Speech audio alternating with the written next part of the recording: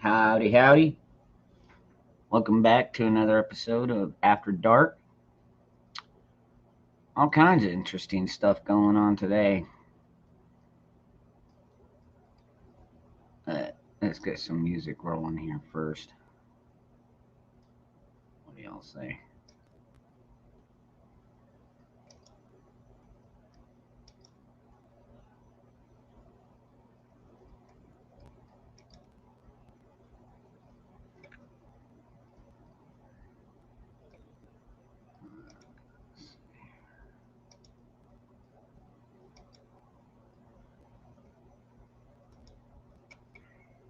All right.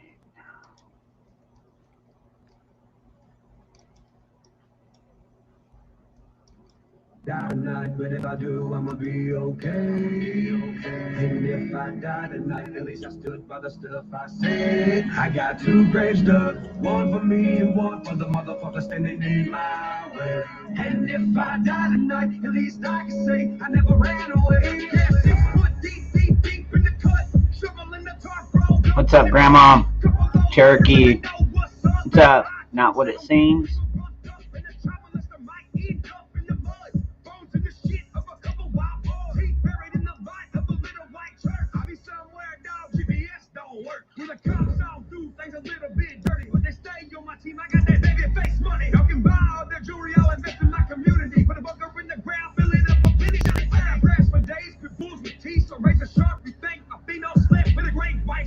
What's that best life?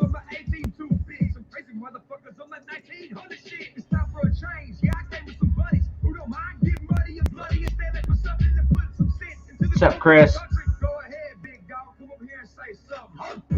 I might die tonight, but if I do, I'ma be okay. And if I die tonight, at least I stood by the stuff I say. I got two graves dug, One for me and one for the motherfucker standing in my way. and if I die tonight, at least I can say I never ran away. You could get it, I'ma fight to the death of me. I ain't never been on the run from an enemy. Heavily armed to the teeth, got an army with me, and I'm ready to die if you wet me. Oh, Blaine. He got reamed anyways. I'm gonna talk about it here in a little bit. Once I get a few more people in here. That was classic, dude. I've never heard a judge yell like that before. He was pissed. Yeah, we can bring it right to your front door. I don't think you wanna go that route. I ain't know the fuck around. I'ma throw 100 rounds. Put your cold body in the fucking ground. Get the point, bitch, when I hit you with the hollow round. What the fuck you talking about? I don't wanna fuck around. I'ma throw 100 rounds. Hey. Put your cold body in the fucking Oh. I might die tonight, but if I do, I'ma be okay.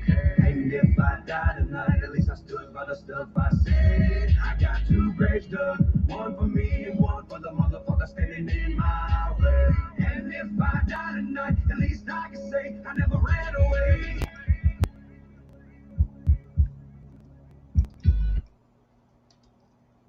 All right, let's see here. Let's see if Cherokee got his. You get your mic settings all fixed up there? I don't know what's wrong with it, big guy. Cherokee got his. See? You get your, yeah, you got echo, dude. Turn off your. Cherokee got his. See? Whoa, yeah. Wow. That's horrible.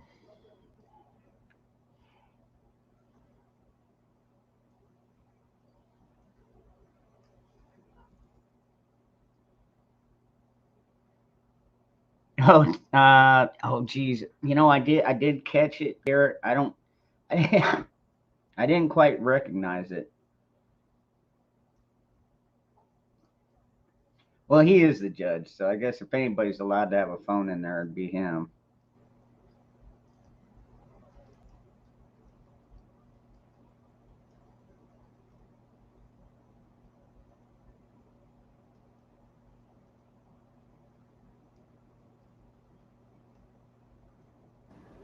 What's causing that right there, big guy? I have no idea, man. Probably YouTube or something turned on. It's I don't better have now. Yeah, but watch. When I switch it, Okay. Where's my And picture? oh, geez, I have no idea, dude. That's weird. I thought you did that on purpose, like, oh, technical difficulties. I went to Cam and I checked it. It says everything is right. What's up, John? So I don't know what happened to it. Maybe you know what I do sometimes when my camera is acting wonky is I'll unplug it for like 10 seconds and then plug it back in. Most of the time that cures it. Well, that's what I've been doing. I did it at Ghost and it still didn't do nothing. Yeah, Garrett, I kind of thought so. Like I said, I didn't catch the whole thing, but what's up, Bradley? John, good to see you. Hey, Hoot Owl. Yeah, more than once. Warned him and then came back and warned him again, and then the defense came out and says if he does it one more time, we're gonna file for mistrial. Fuck him. What's up, Joe? Blue coat. Hey, Sunflower, Don, good to see y'all. Dude, it when Kyle broke down, dude, almost made me want to cry. Dude, having to relive that time, that moment. Ugh. You could tell it was pretty hard on that kid.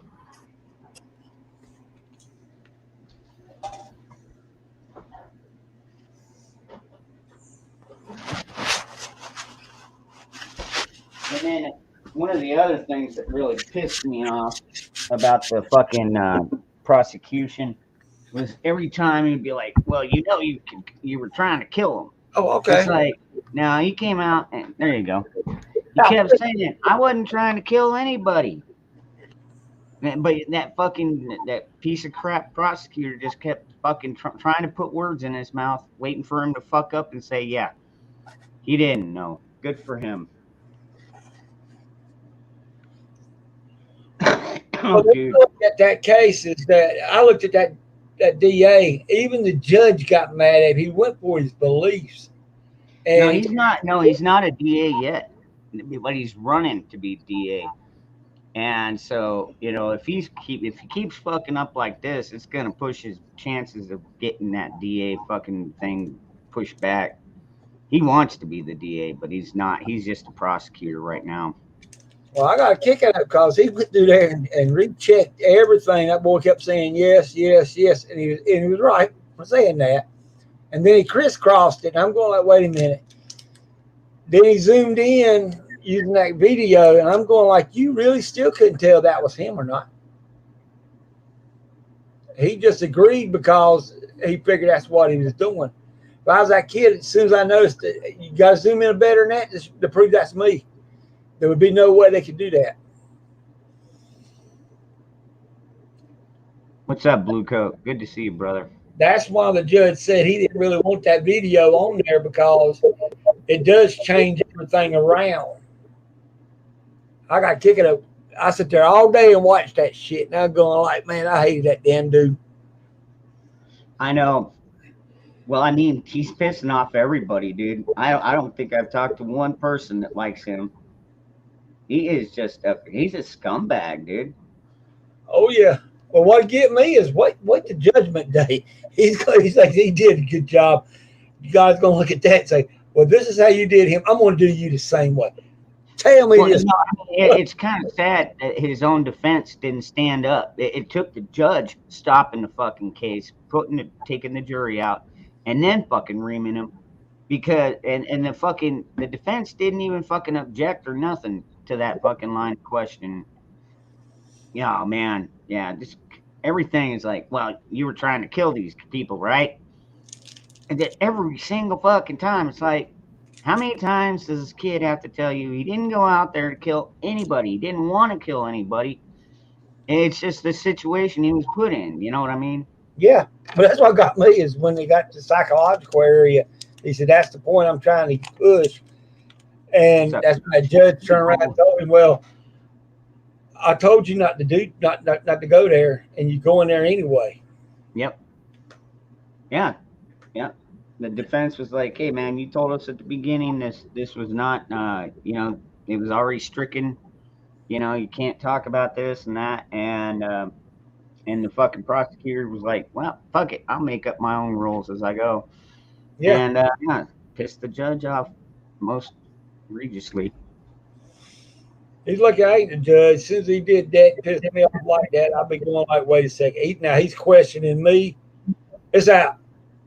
Boy's not guilty. Bye. Come home, boy. That'd been me. Well, I think they're going to let it go, and it'll probably just be an acquittal, which actually would be better, because I think with an acquittal means that they can't go back and try and retry it. You know what I mean? Yeah. It's a mistrial. It also helped him on, if they brought it up when he's trying to get a job, they said there was acquittal. That means the judge already said the boy wasn't guilty. Automatic. But I got to kick it up 7 days, and we got to wait for Monday, maybe Tuesday to get the verdict. Judge said he's tired about it. That's what got me. He's tired of it. Dude, I'll tell you what got me tired of it is the damn prosecution going over the same damn thing. Like today was the worst, man. Just he kept asking Kyle the same fucking questions over and over. Why the fucking defense didn't stand up earlier and object, saying we've already gone over this, you know. Well, what was that other lawyer, that big man that was behind him? Did you hear what he said? That he could actually go ahead and throw it out of court. All right, Sunflower. I don't know how late I'll be up tonight. Probably a couple hours at least, but you know what I'm saying? Prejudice means they can't recharge you. You know what I'm saying? That one guy did tell him, hey, he's been over this much. We could just throw it out of court and be done with it. Should have. I would have.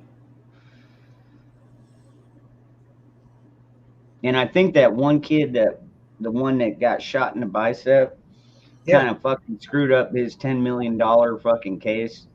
Oh yeah, big time. because he failed to mention to any of the documents that he submitted to the federal or state legislature or whoever you file that shit with. He failed to mention that he had a firearm with him. Yeah, an illegal firearm.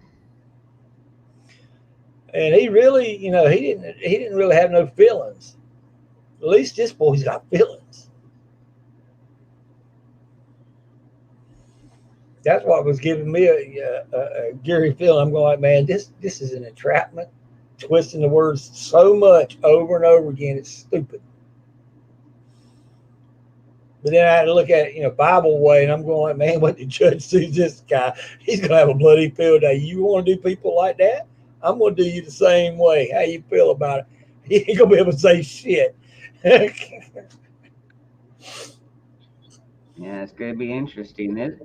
A lot of people are like, oh, it's just a distraction. And it's like, no, actually, this court case could change how certain states, look at self-defense. So what? You're supposed to allow your attacker to shoot you or smack you over the head and kill you with a skateboard before you shoot back, defend your life? Come on, none of that makes sense, dude. Well, he was trying to make that skateboard like it wasn't nothing. I'm going like, man, you can bust a man. You cut him in half with that damn skateboard. Oh, I was watching a bit of a rundown with some of the people from the Five, and they had Geraldo on there. And even he thinks that Kyle's going to walk, but when it comes to like a skateboard, they were showing clips from CNN and MSNBC. It's like, well, a skateboard isn't like a baseball bat. You can't kill someone with it. It's like, oh, the fuck you can't. The fuck you can't. That is just a stiff ass board with fucking metal skates on it. And yes, you smack somebody over the head with that metal skate, you could absolutely crush their fucking skull. This part right here, the side part right here, it's a half an inch. So if it hits across his skull, it's going to open that whole thing up. Automatic. North Carolina, they would list it as a weapon, automatic. Oh yeah. Well, I mean, hell, aren't your fists and your feet also considered weapons? I mean, even the prosecutor was trying to poo-poo the fact that he got kicked in the face. He's Yeah, like, "What about the one guy that tried to kick you in the face?" And Kyle's like, "You mean the one that did kick me in the fucking in the face?" Yeah. yeah, that's attempted murder. And well, why'd you shoot at him? Well, he just kicked me in the damn face. Hey, And then you got all these fucking people coming up trying to take your damn gun. Started with Rosenbaum, that pedophile piece of crap. Got what he deserved. Fuck him. Um, yeah. This prosecution, man, they're on a witch hunt. That's all there is to it. And they know they're losing. oh I yeah, now I haven't had a chance to see the jury. I don't know if they've all got gauges or whatever.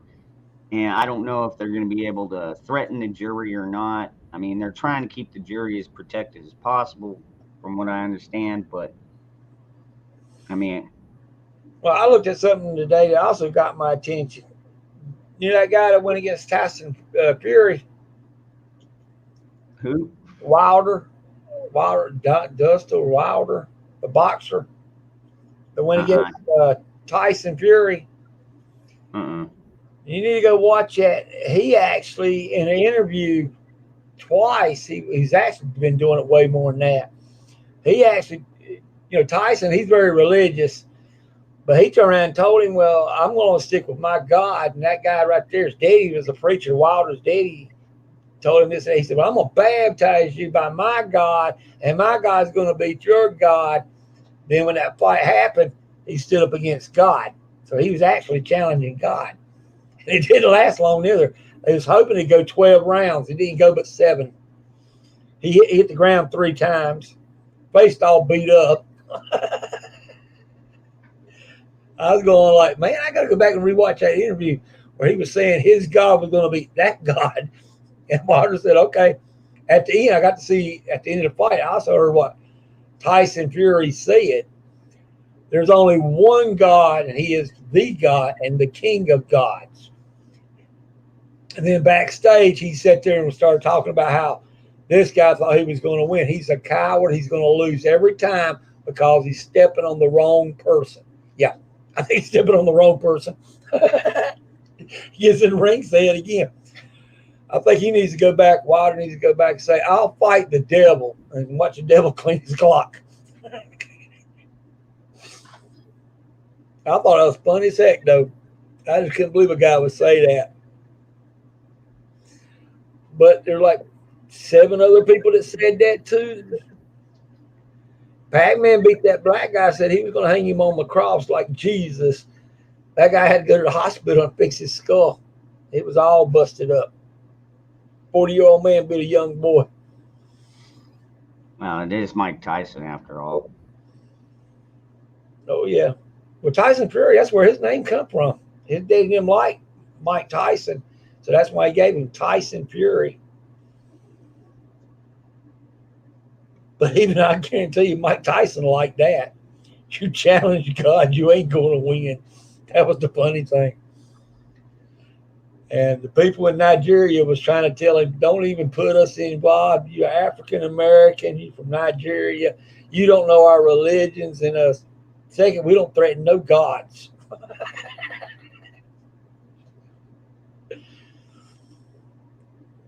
When do you think you're going to get that pipeline down through y'all's area of Joe Biden? Probably never. Knowing Biden. I'm betting on that is going to be where all that money's going to go, right in their pocket.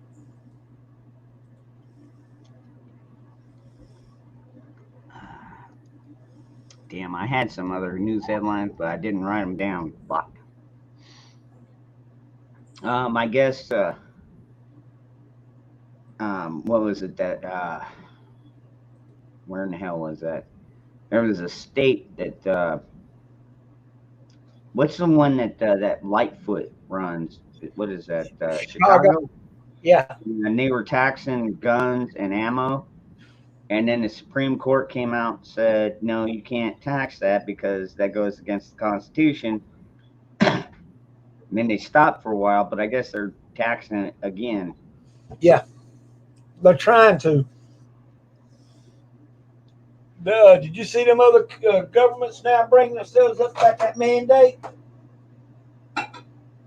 I don't know. I did see Ron DeSantis today. Or I don't know if it's today or yesterday, but he came out in a little press briefer, and he's like, you know what? They're sending these fucking these illegals over to Florida in the middle of the night, not telling us jack shit. Just they pop in, they just pop up. All these flights are coming in with all these freaking illegals. It's like, yeah, all right, so we're gonna work out something. We're gonna ship them up to Delaware. We'll send right back up to Biden. Oh yeah. Well, there are two senators that did file about their mandates and said the same thing. It is completely unconstitutional. And Well, our governor already came out here in Arizona and declared that they're unconstitutional. So uh, what was that one person that was talking about?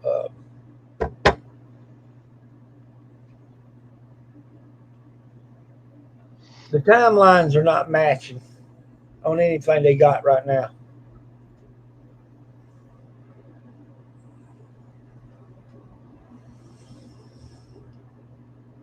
And all that I heard today, other than that, I had a cousin, she's passed, and man's trying to find out when the funeral is. And I have to go to the Catawba Reservation and bury her this week, sometime this week. That's going to be interesting.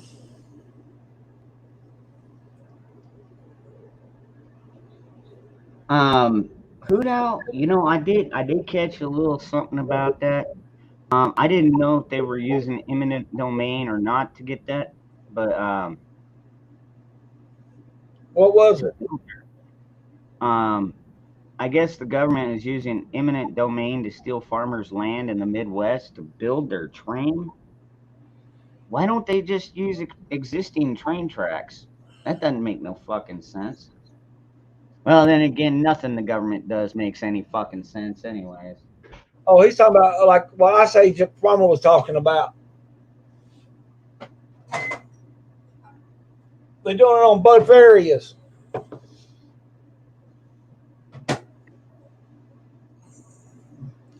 How y'all doing in the chat room? I finally figured out that camera. It's got a setting on the box.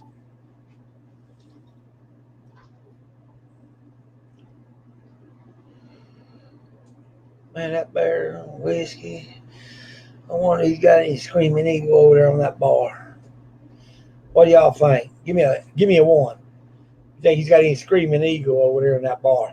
He about like $50,000 bottle of whiskey.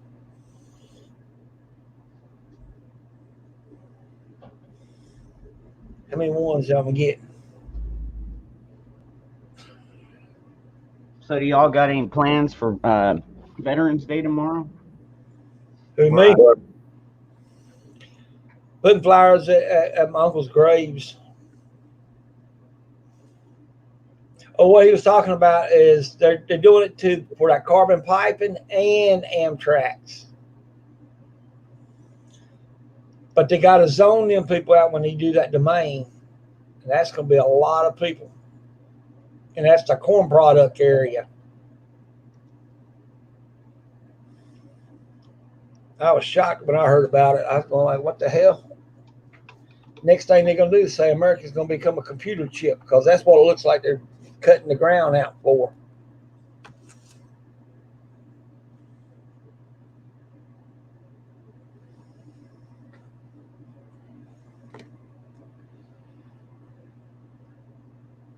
Well, Hutch got mad today, and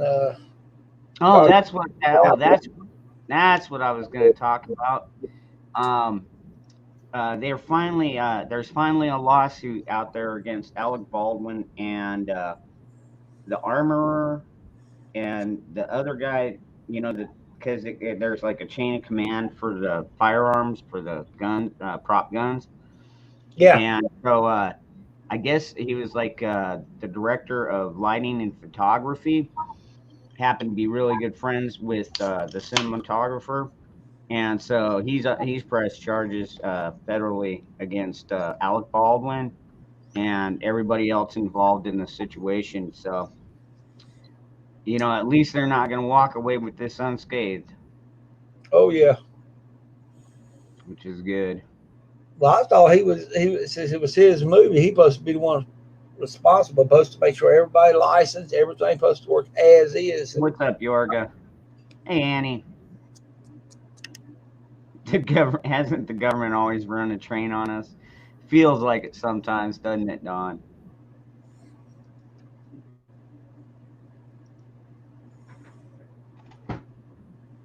Well, we got shortages everywhere, but yet a lot of stuff has got shortages because they just put them in stores and they still got stuff inside the stores and inside the warehouses. They just wait until the right time to pull them out.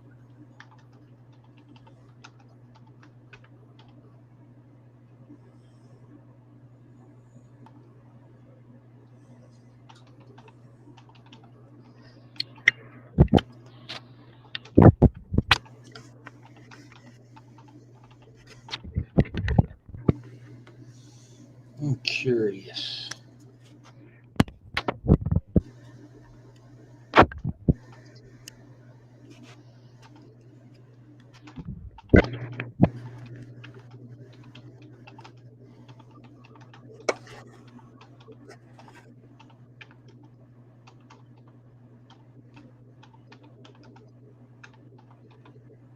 Okay.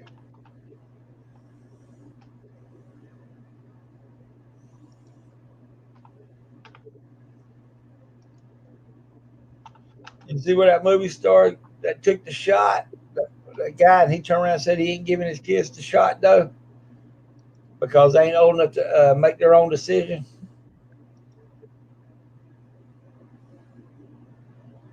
Oh, wait. Max.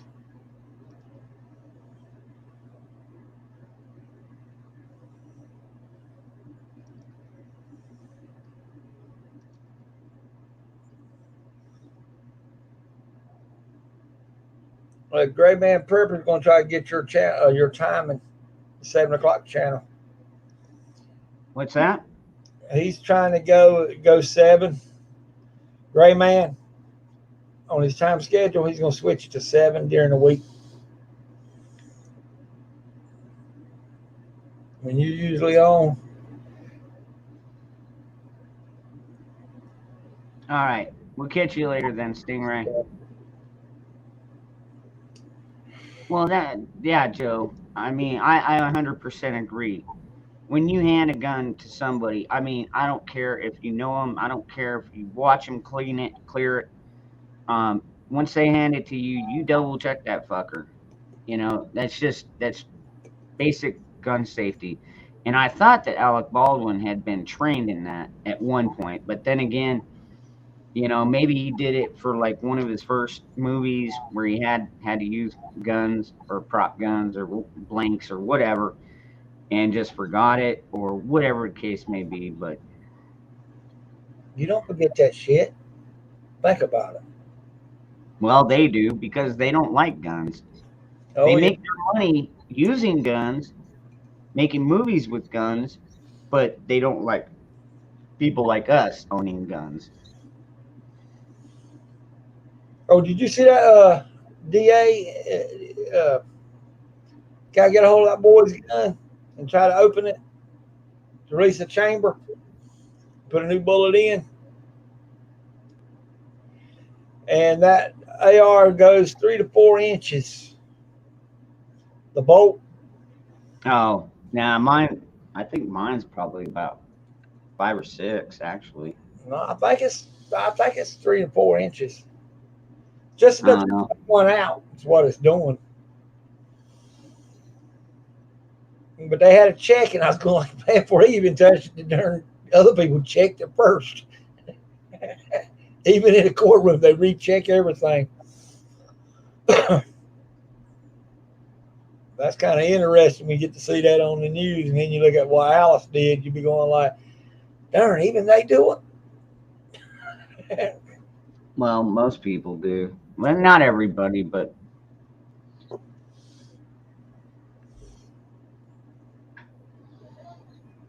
yeah, Joe Morgan. And see, that's how I roll. You know, like I know exactly what condition all of my firearms are in, and they're pretty much in hot condition. All I mean, besides the flipping like a safety switch, you know what I mean? Well, I'm gonna have to get off. I'm gonna have to go because I got to do some things tomorrow. Yeah, I got you, man. Yeah, Well, Bushido, that's true. Yeah, you don't have to rack it all the way back to make sure it's loaded or to see if it's loaded. Yeah. appreciate You, you having me on my camera. the only thing is, the only thing about that Bushido is, I was watching a video today about the three last tragedies that happened. One was just an actor who thought, you know, because it was just a gun with blanks in it, it wouldn't mess with him, put it right up to his temple, fired it, didn't realize that there was a blast, and, you know, it still has powder, unburned powder and shit. And it ended up crushing his or cracking his skull. And yeah, he ended up dying from that. Then this last one where they had live round, and then the one with Brandon Lee was okay. They had to do a lot of investigation to get to the bottom of this. So what they were doing was on the Crow. I guess the director wanted to get a close up of the front of the revolver with you know, all the hollow points in it. You know what I mean? So what they would do is they would take live rounds and then they would dump them out. And then what you're supposed to do is take the casing with the live primer in it and put them in the gun, fire them off, and then you go in and you put the bullet back in. You tap it back in. And apparently they forgot to check the primers. So when they fired it the first time, what it was is it ended up being a squib load because there wasn't powder behind it. It was just the explosion from the primer. But it was enough to force the bullet into the chamber and it got stuck in the chamber. Well, the next time they went to use it, they used a blank.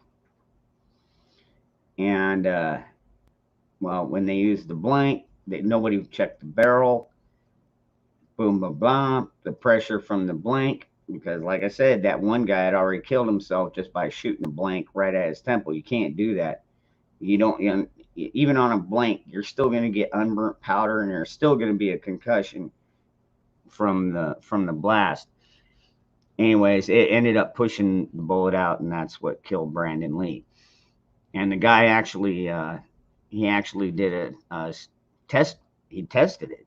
He tested his theory with the same gun or similar gun, and shot it into a couple of the what do they call the blocks, that synthetic gel blocks.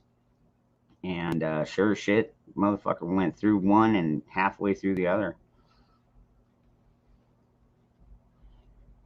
But yeah, you need to check the bore too. And you'd think that, like, if they had like a professional armorer on the scene of that movie, she would have known all that shit. But then again, did you see what that bitch looked like? Did you see some of her fucking posts? And dude, jeez Louise. The only reason she got that label as armor because her dad did it for years. But her dad knew what the fuck he was doing. She had no fucking idea.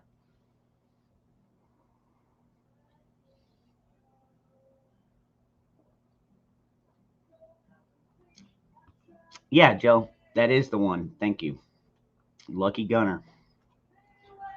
But it was a good video. He talked about, you know, some of the different ways that people die. Now, normally when people die on a movie set, it's because they're not harnessed off when they're, you know, suspended way up in the air, something stupid like that. You know, that's most of what causes those kinds of incidences, but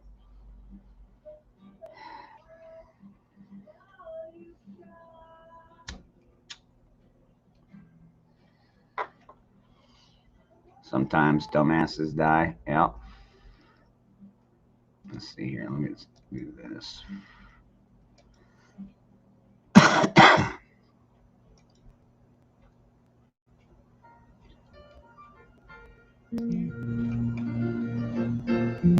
Taking your way in the world today takes everything you got. Taking a break from all your work sure would help a lot. Wouldn't you like to get away? All those nights when you've got no lights, the check is in the mail, and your little angel hung the cat up by its tail, and your third fiance didn't show. Sometimes you wanna go where everybody knows your name, and they're always glad you came. You wanna be where you can see the troubles are all the same. You wanna be where everybody knows your name. Roll out of bed, Mr. Coffee's dead. The morning's looking bright, and your shrink ran off to Europe and didn't even write. And your husband wants to be a girl. Be glad there's one place in the world where everybody knows your name, and they're always glad you came. You wanna go where people know people are all the same. You wanna go where everybody knows your name.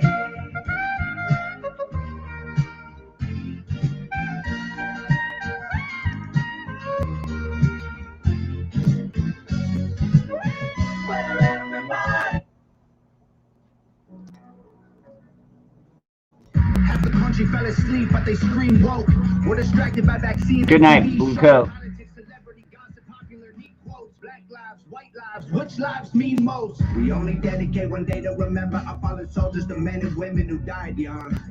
But if you come out the closet as Caitlyn Jenner, you're a hero and you get a whole Pride Month. The most dangerous pandemic's propaganda from these clowns. Only mask that's gonna save us is duct tape on their mouths. Don't speak. We don't need the defund police, need the defund the media who lies to their teeth like Big Pharma doesn't cure it, dog, cause every patient that gets cured is a customer lost. And big oil runs the world, the only wars that get fought are with the countries who have natural resources they want. Heard him claiming if a white man braids his hair and likes rap, he's appropriating culture. But if a white man acts too white, he's white trash, he's a racist, he's a bigot, he's a monster. Hey, Terry. Let's just have the conversation. Not every liberal is. I got your email. I responded back. The government wants everybody fighting with their neighbors because they know that if we get along, we'll probably go against them. They can't stop us because we're ready to fight, trying to brainwash us. But we won't let freedom die. The whole world's brainwashed. Everybody pick a key and start a riot in the street. The whole world's brainwashed. Us against them and then you against me. How did monkeys become people and people turned into sheep? They put fluoride in the water that's Tom, good to see you, my brother. What was best for us, I find it hard to believe, because they've been selling us cigarettes since we was 18. Fake news, fake woke, distract and divide. You're either right or you're left, or you're black or you're white. Big tech don't need a microchip to hack in your life, because the phone inside your pocket is a tracking device. And I don't know what I'm more sick of, rappers or Joe Biden looking like he ate 100 Xanax for dinner. Because censoring the president and kicking him off Twitter is a bigger threat to freedom than foreign ballistic missiles. You don't trust the police or the government, but you want people giving up their right to own a firearm. Why would you be comfortable if police and the government the only people on the planet with the right to buy a gun? White privilege getting amplified to reinforce division. It convinces white people that they're favored by their skin, and black people getting angry because they're told they're treated different. So the conflict is between us and never with the system. Let's just have the conversation. Not every liberal is dumb, not all Republicans. What's up, Stan High? The government wants everybody fighting with their neighbors because they know that if we get along, we'll probably go against them. They can't stop us because we're ready to fight, trying to brainwash us. But we won't let freedom die. The whole world's brainwashed. Everybody picking teams on a riot in the streets. The whole world's brainwashed. It's us against them, it ain't you against me. Step 1, train the people only to consume. Step 2, infiltrate adults with the news. Step 3, indoctrinate the children through the schools and the music and the apps on the phones that they use. Step 4, separate the right from the left. Step 5, separate the white from the black. Step 6, separate the rich from the poor. Use religion and equality to separate them more. Step 7, fabricate a problem made a lie. Step 8, put it on the news every night. Step 9, when people start to fight and divide, take control. This is called situational design.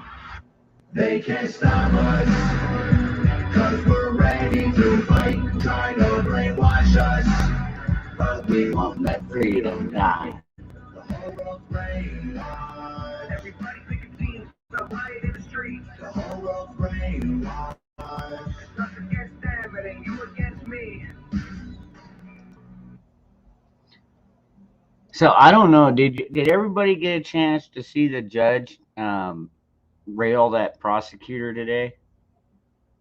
I don't know who all watched it. I know I did, but I mean, I've watched it like 2 or 3 times, but it was just awesome, man. I've never heard a judge yell at a fucking prosecutor before, but he was livid.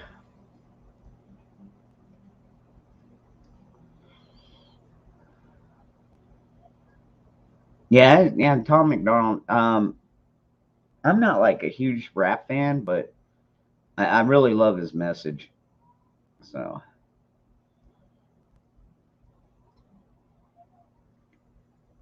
Magic, good to see you.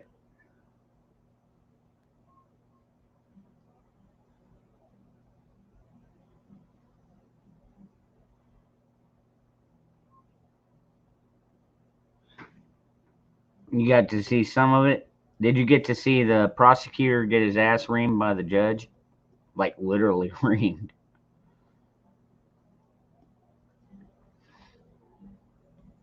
I think I'm going to play it anyways just because it was just so much fun. There we go. Got my fair use disclaimer up there. Let's see.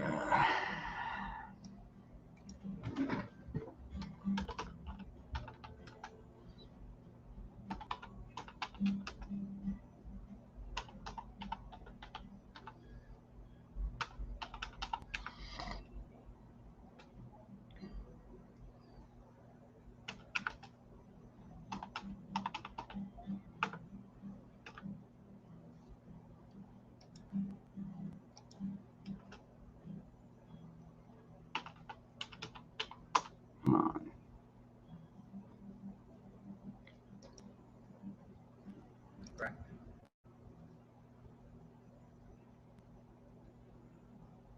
Let's see. I don't know if this is the right one or not. I'll try it though. It's kind of a short one, so I might be able to get away with sharing it. Let's see here.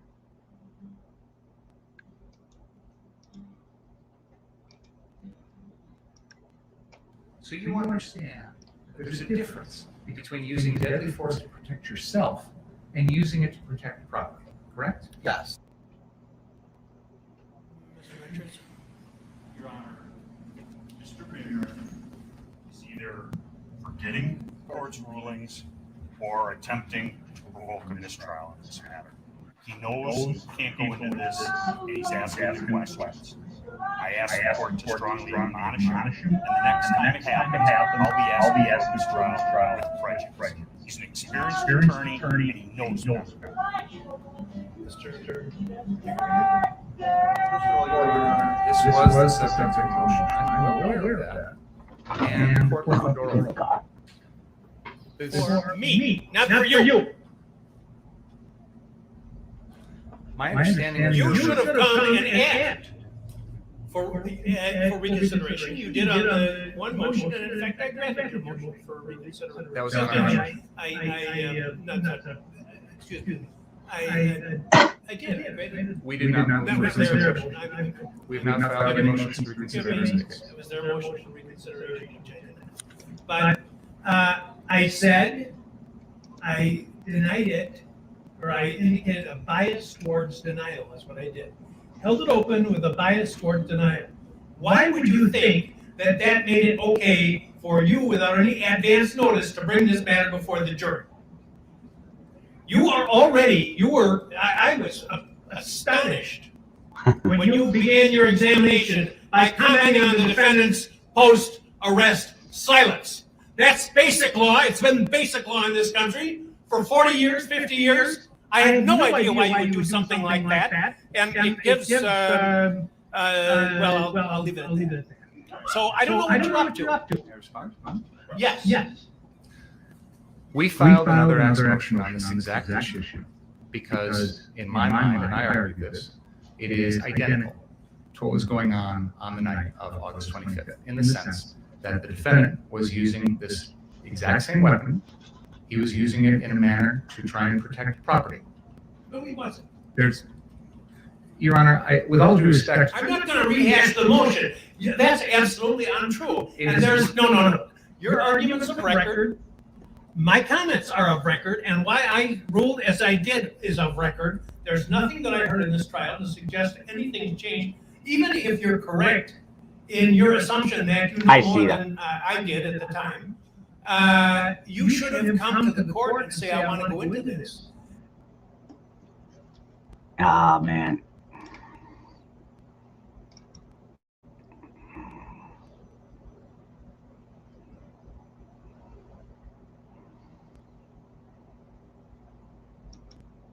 I think this is the one.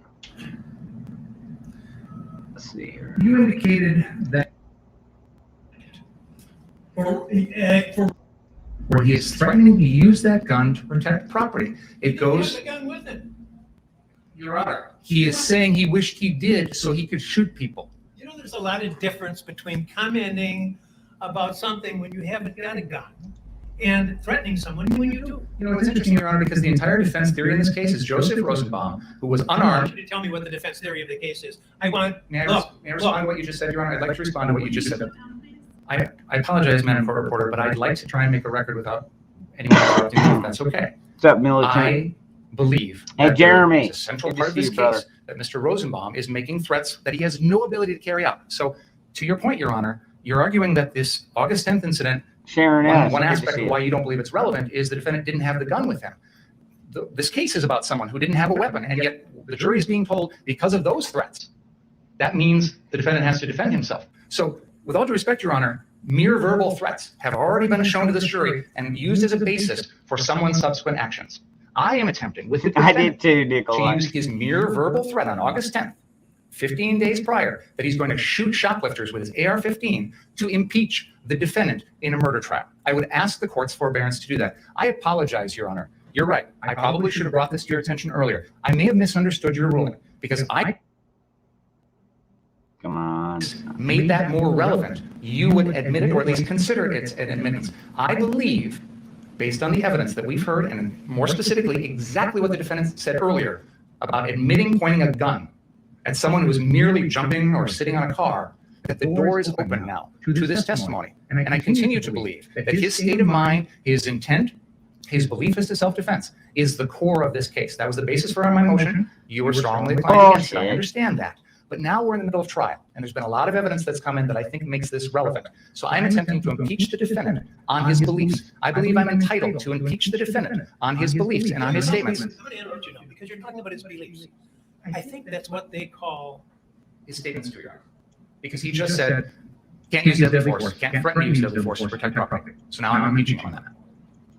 Your Honor, the court has seen no reason to change its ruling. And just so this record is clear, in spite of the lengthy statement by Mr. Binger, before we started today, the court specifically stated in Mr. Binger's presence, there's been nothing, just. You're talking about his attitudes. His attitude is he wants to shoot people. Now, I've admitted that kind of evidence in other trials when it's been appropriate. Oh, I said I heard nothing in this trial to change any of my ruling outside the presence of the jury to do so. So don't give me that. That's number one. Number two, this is propensity evidence. I said at the time that I made these types of areas when the judge, you knew very well, hours ago, I said I heard nothing in this trial to change any of my rulings. So why? Testimony, Your Honor. Pardon me? That was before the Don't defense get testimony. brazen with me. You knew very well. You know very well that an attorney can't go into these types of areas when the judge is. Oh, I freaking love it. Don't get brazen with me, you little bastard. He's gonna ruin his fucking DA seat. I'll tell you what, because right now he's fucking, he wants to be the next DA, and man, when he loses this case, oh god, yeah, well, Already ruled without asking outside the presence of the jury to do so. Don't give me that. That's number one. Number two. This is propensity. I said at the time that I made my vote, and I'll repeat again now for you. I see no similarity between talking about wishing you had your AR gun, which you don't have, so that you could take fire rounds at these shoplifters, and the incidents in these cases, which are not. Anyways, that was yeah, that was a lot of fun. That was cool, man. I was like, yeah, go judge. I'm telling you, when well, right off the bat, I always thought this judge was going to be fair. You know what I mean? Non-biased, and he's holding up to what I thought. So Yeah, the prosecutor's just railroading him. well, yeah, absolutely. It's a witch hunt, like I said. I mean, when he came out, fucking started arguing or started talking to Kyle. Well, you took your AR-15 out there so you could kill people, right? And Kyle's like, no, I was out there, trying to protect and clean up and help people that were in distress or anything like that. And man, and he just wouldn't get off it. Just kept, well, every time he mentioned the gun, Badgering. Every time. yeah. Well, it's because they know they're losing. I really hope that they get an acquittal. That would be nice. A mistrial would be okay, but an acquittal would be better, I think. Yeah. Oh man, that prosecuting attorney just made me mad today. Oh then when man. the judge jumped in the middle Well, of him- apparently he pissed off the judge too. So Yeah. I was like, go, Judge, go. Go, Judge, go.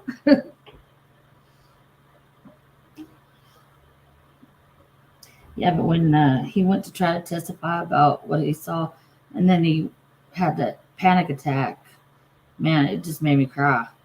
oh man, yeah, me too. No, that like seriously, that was not fake.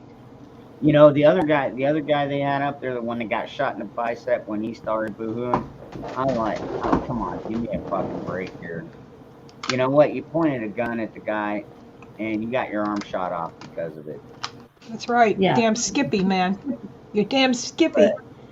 But man, fucking Kyle, man, when he started reliving that moment, man, you could tell it was genuine. He really didn't want to kill anybody, and most of I us know. don't. But man, that But that prosecutor, I know. God, I hate that son of a bitch. Like I was using my fucking dry fire training. It's like, God, I wish somebody just put a bullet in this fucker's skull. Right. Uh-huh. But you know what? Maybe we can destroy him by other means. Ruin his career. I like that. Never let him up on the stand again because apparently he doesn't know how to listen to the rules of the court. So Well, and you know that he's this is all political for him. He's trying to go for like district DA or somewhere higher up. He's going for DA, from what I Oh, is understand. it DA? Yeah, okay. I just heard it on Fox News that they were talking about it. But any of the other news stations have painted Kyle as a killer. Oh, I Pissed know. me. I watched the clip of the 5. They were showing some of the other CNN and MSN. Yeah. Yeah. Hey, Joe, you have a good evening. Hi, Michelle. Hi, Michelle. Hey. What's going on? Nah, just What is discussing, going on?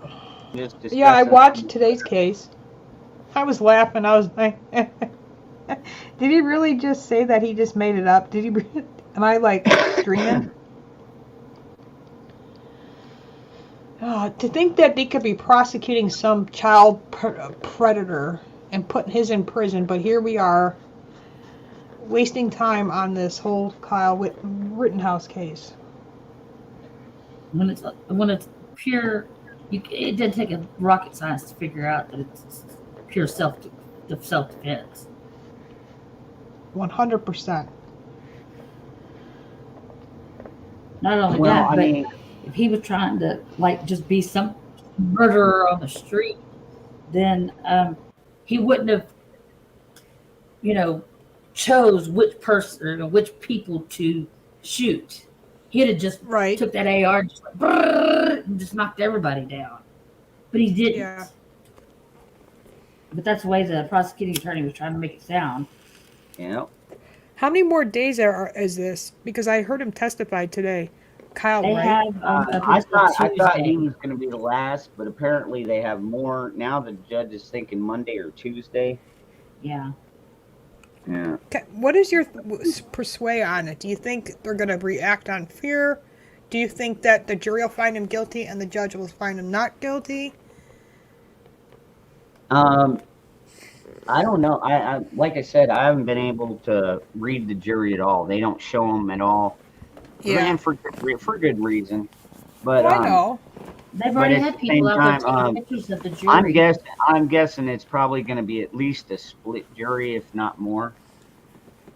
I got a feeling that they're biased. Like, anti-guns, anti-Second Amendment, anti-American.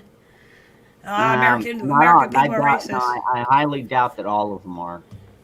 You've got 12 people up there. True. I think 18. Yeah. Well, 12, but 18. Well, yeah, you got the alternatives. They Yeah, already had to boot one person because he told a fucking joke. I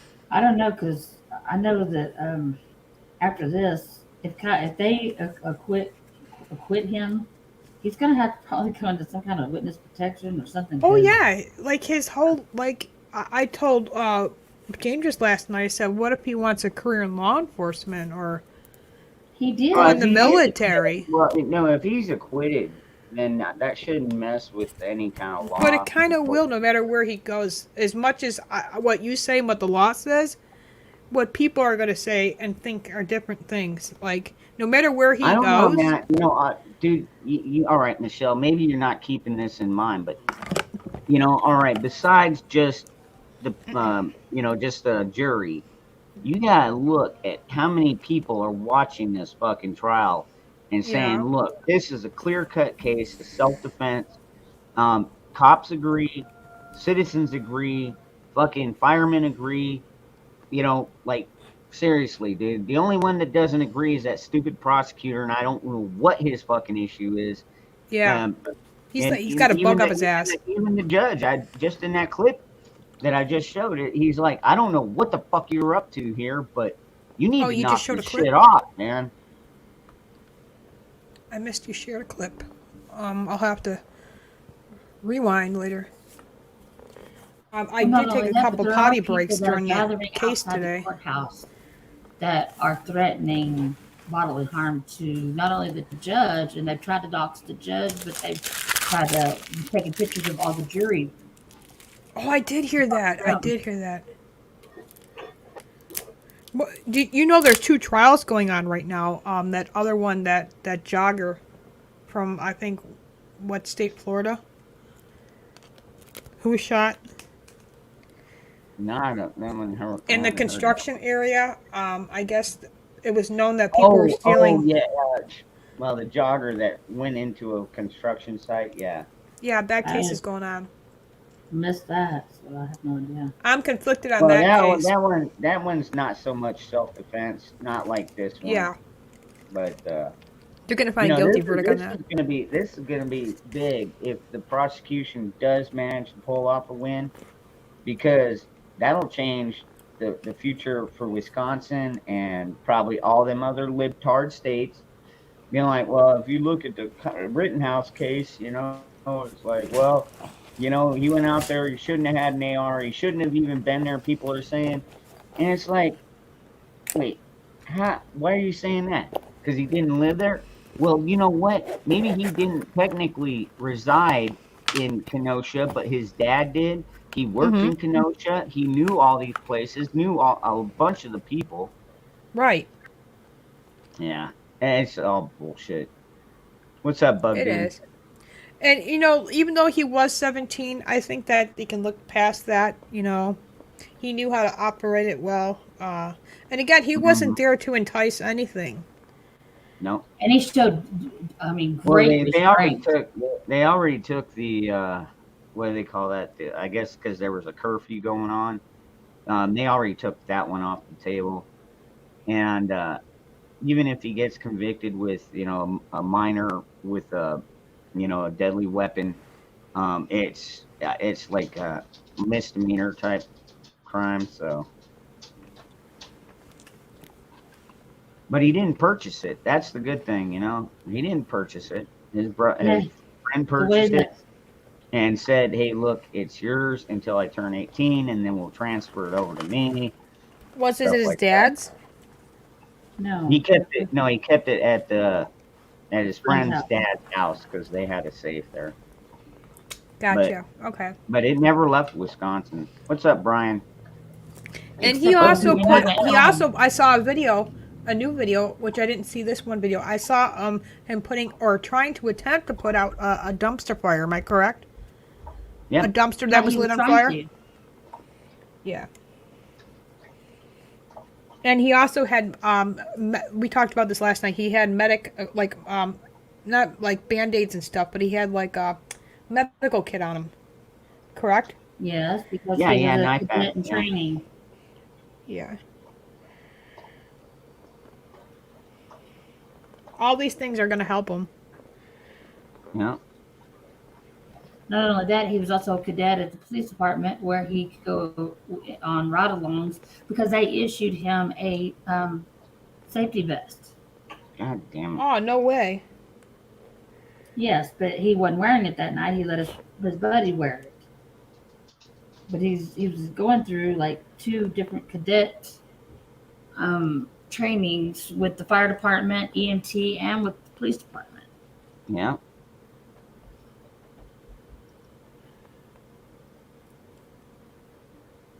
So yeah, he's such a killer that he was going through all of this training. What to be a better killer? Whatever. Oh, I just met a prosecutor. It makes me mad. Yeah. Me too. Oh, I don't I see hear how ya. they could, Bug Dude. Because, like, I mean, he already described it in his testimony today. You know, he bought it with the express understanding that it is basically it is under his friend's name. It's going to stay under his friend's name. He's not going to use it unless he's out there with his friend, which they were at first. They got separated later, but at the same time, you know, it's a good thing he had it. Yeah. Yep. And What's up, Hawkeye? the one guy, was it the guy that was on the ground that pointed his gun at him and then he just shot back? He Well, was no, on the no, ground. the guy was no, the one guy that got disarmed was standing up. And Okay. at first he had his hands like this, but he had his gun in that bag in front of him. And Kyle started to point his gun in his direction, but saw he was unarmed, and so he kind of lowered it. And then next thing you know, this gun comes out. Kyle raises his gun, and boom. Yeah. You know, you think about too, if he does get found guilty, like I said last night, what does that say about the whole judicial system and just Oh, it means it's totally fucked. people like you and I? That could happen to any of us. I know Yeah. it's not like Well, we I would mean, be down there like at a seriously, I mean, the protest. fucking prosecutor was trying to say, what, you're not allowed to shoot somebody until they shoot at you first or shoot you first? Oh yeah, Fuck yeah. that, dude. That prosecutor is so full of shit. God, I can't stand him. Oh, I hear you. That's why I said wall on to these district attorneys, man. They're going right to hell. Some of them. And basically, he was saying, well, he has to be, pretty far away to shoot you instead of right at your head. I did catch that part. It's like, what? I've been trying to do laundry What? all day, listening into You're it. gonna wait. You want me to wait till I am shot at, or I'm, Yeah. harmed in some way before I shoot? What? I'm just surprised, like, because the judge, I try to catch his body language. It's not always easy to read his body language. But I'm just trying to think just for just a moment, like, he's got to be, like, just sitting there, like, what, like, seriously, like, what is going on? Doesn't the jury or that judge have a right to call just at any time, at any moment, a mistrial? Or not the word mistrial I'm looking for, but, like, I can't think of the word. No, I think you're right, because even the defense came out and said, look, if he pulls this, because he was warned twice today, and and then they took a break after he railed the prosecutor, and then when the defense came back and everybody came back from their break, the defense came out and said, look, if he pulls this shit one more time, we're gonna push for a mistrial with prejudice, which means that they cannot go back and prosecute him again for it. Yeah, and I'm sorry, all the witnesses of the prosecutor have been actually helpful. For the most part, yeah. Yeah, for the most part. I mean, good words to choose.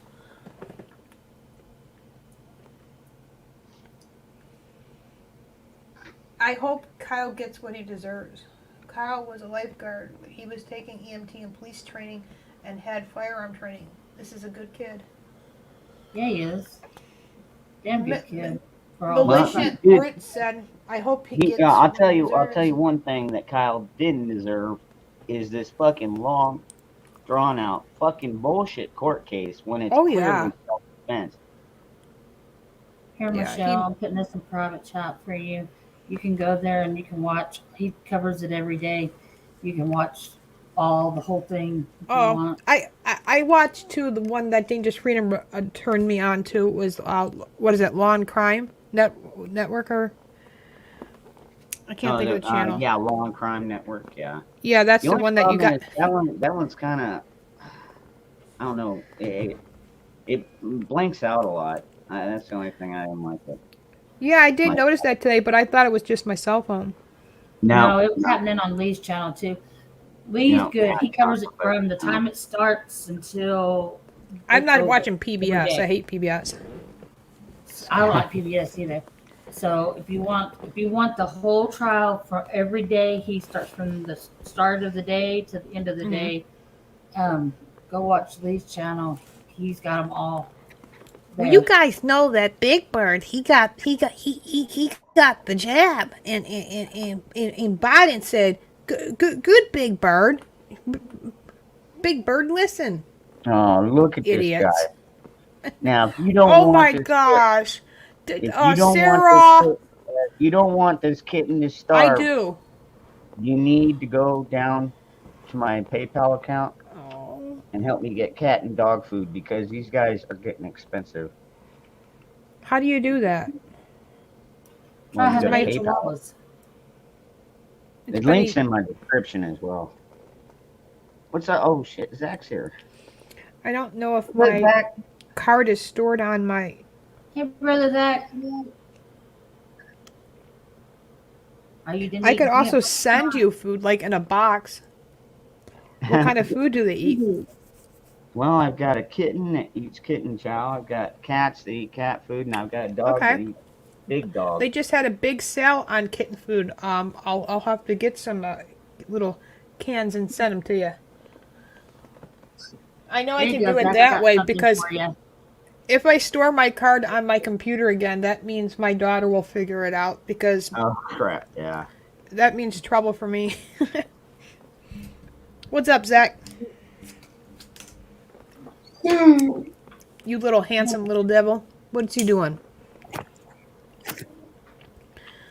Look how handsome Zach has gotten, ladies. I mean, he is definitely maturing to be a very handsome young man. He's going to get some ladies and charm the ladies.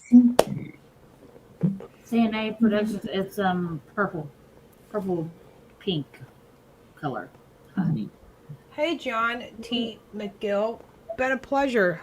How have you been? You guys ain't gonna find Pro-Life American anymore. It's done, gone, deleted. Poof, gone. You're gonna have to find me over. I'll pop in over here and say hi to you guys once in a while.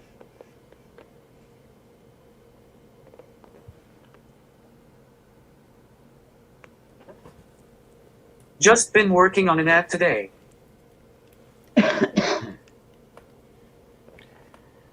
Stop, Michelle. His head's gonna explode. Whose head's gonna explode? Zach's head? Come on. Yeah, he's already. Zach, tell these people when where to go. Now he's got to share his peanut butter.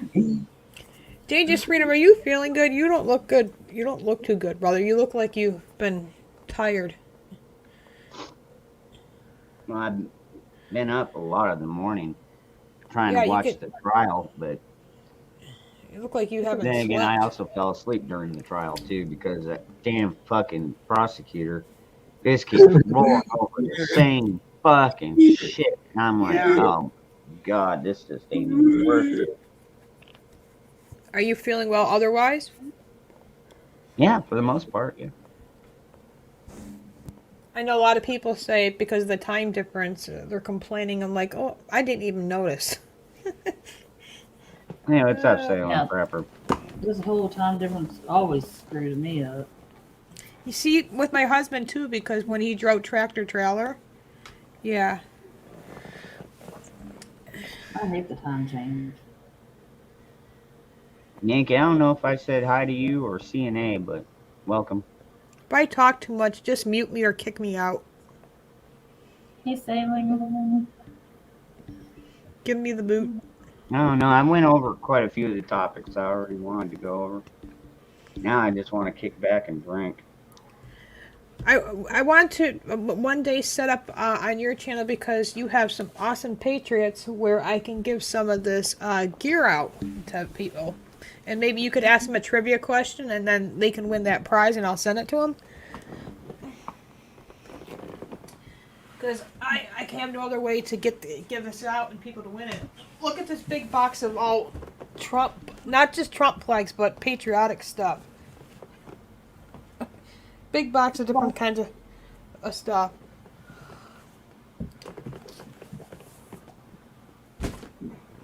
That's cool.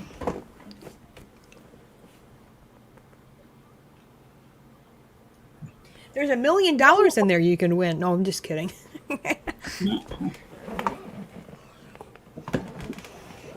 In that case, no, I'm just kidding. In that case, right? I think we all should just go to Mexico and come back and get that. What is it? How much is he saying they're going to get? 4,500? 450,000. Yeah, almost $500,000. Holy shit! Yeah, holy I shit. got that wrong. Holy shit! Is he on crack? Well, never mind. Let's not answer that. Yeah. Well, you know, it's not his fucking money, so what does he care? Right? He wants to bring them up here so they can vote illegally. What's his reasoning of getting him this amount of money? Because, you know, like I said, sometimes I hear from Sarah and my Well, daughter. you know, you give them a little bit of a, you know, a little bite of the apple, and they're gonna vote A for bite of you the apple. forever. That's like a shit. Supposedly it's for the immigrants that have lost their children or don't know where their children are because they were separated. Yeah, separating my ass. Yep, means that's sold. what I'm thinking. Sold. I don't see it passing. I really No, don't. but- not right now, but a but couple just years the ago. fact that they put it out there is bullshit. It's but- stupid. Yeah. It's a lot Just of money. another reason to bribe people I to think- come over. Give that to the friggin' veterans that are sleeping in the streets, man. Get them a home. Absolutely. I 100% agree with you, Michelle. Give it to the damn veterans, dude. There's children that are You know, 14 give years it to old. all Americans, dude. Yeah, You know, there's if you children took- that you are took sleeping it on the and gave it to streets. if you took that money that they're looking, whatever, millions, billions, trillions, whatever, they're looking to spend on all these fucking illegals, give it to the Americans. I mean, we could get a $25,000 paycheck, every fucking family. Mm-hmm. You know how many homeless children there are because they'd rather sleep on the street than go back to their abused foster home? It's Yep. messed up. Yep. Yeah, people don't like talking about that the system in the foster care system is messed up because there's so much sexual abuse there. Oh. Sorry, anybody who hurts a child Physical, like mental, that and deserves emotional. one thing right here. Poof. Yep. Well, no, that's too good. They need to be hanging. No, not even that, because then we get Kamala in there. Yeah. And I definitely, I mean, Biden might be bad, but I have a feeling that she would end up being worse. Well, Yes. you do know she is going to be the president for at least 2 years to a year because he's not going to make it. Probably. If not, they're going to impeach him. Like Major Taylor Greene is going after him. It's like, lady, you have no idea. Yeah, impeach Biden, but do you know what's coming after that? Making it much worse. You know?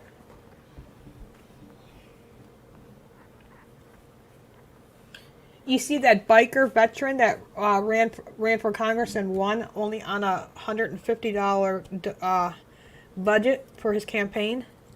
Yeah, I heard check about out that. the- I also heard that it actually ended up being closer to 9,000.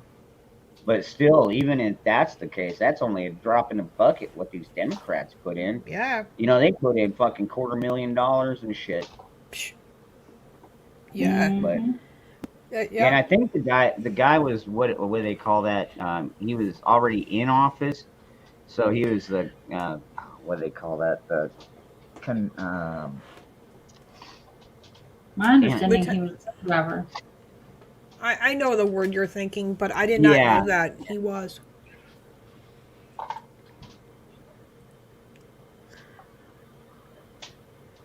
Yeah, I saw a video about him. incumbent. I unfollowed Yeah, he was the incumbent. Yeah. I unfollowed a lot of Republicans the last couple days.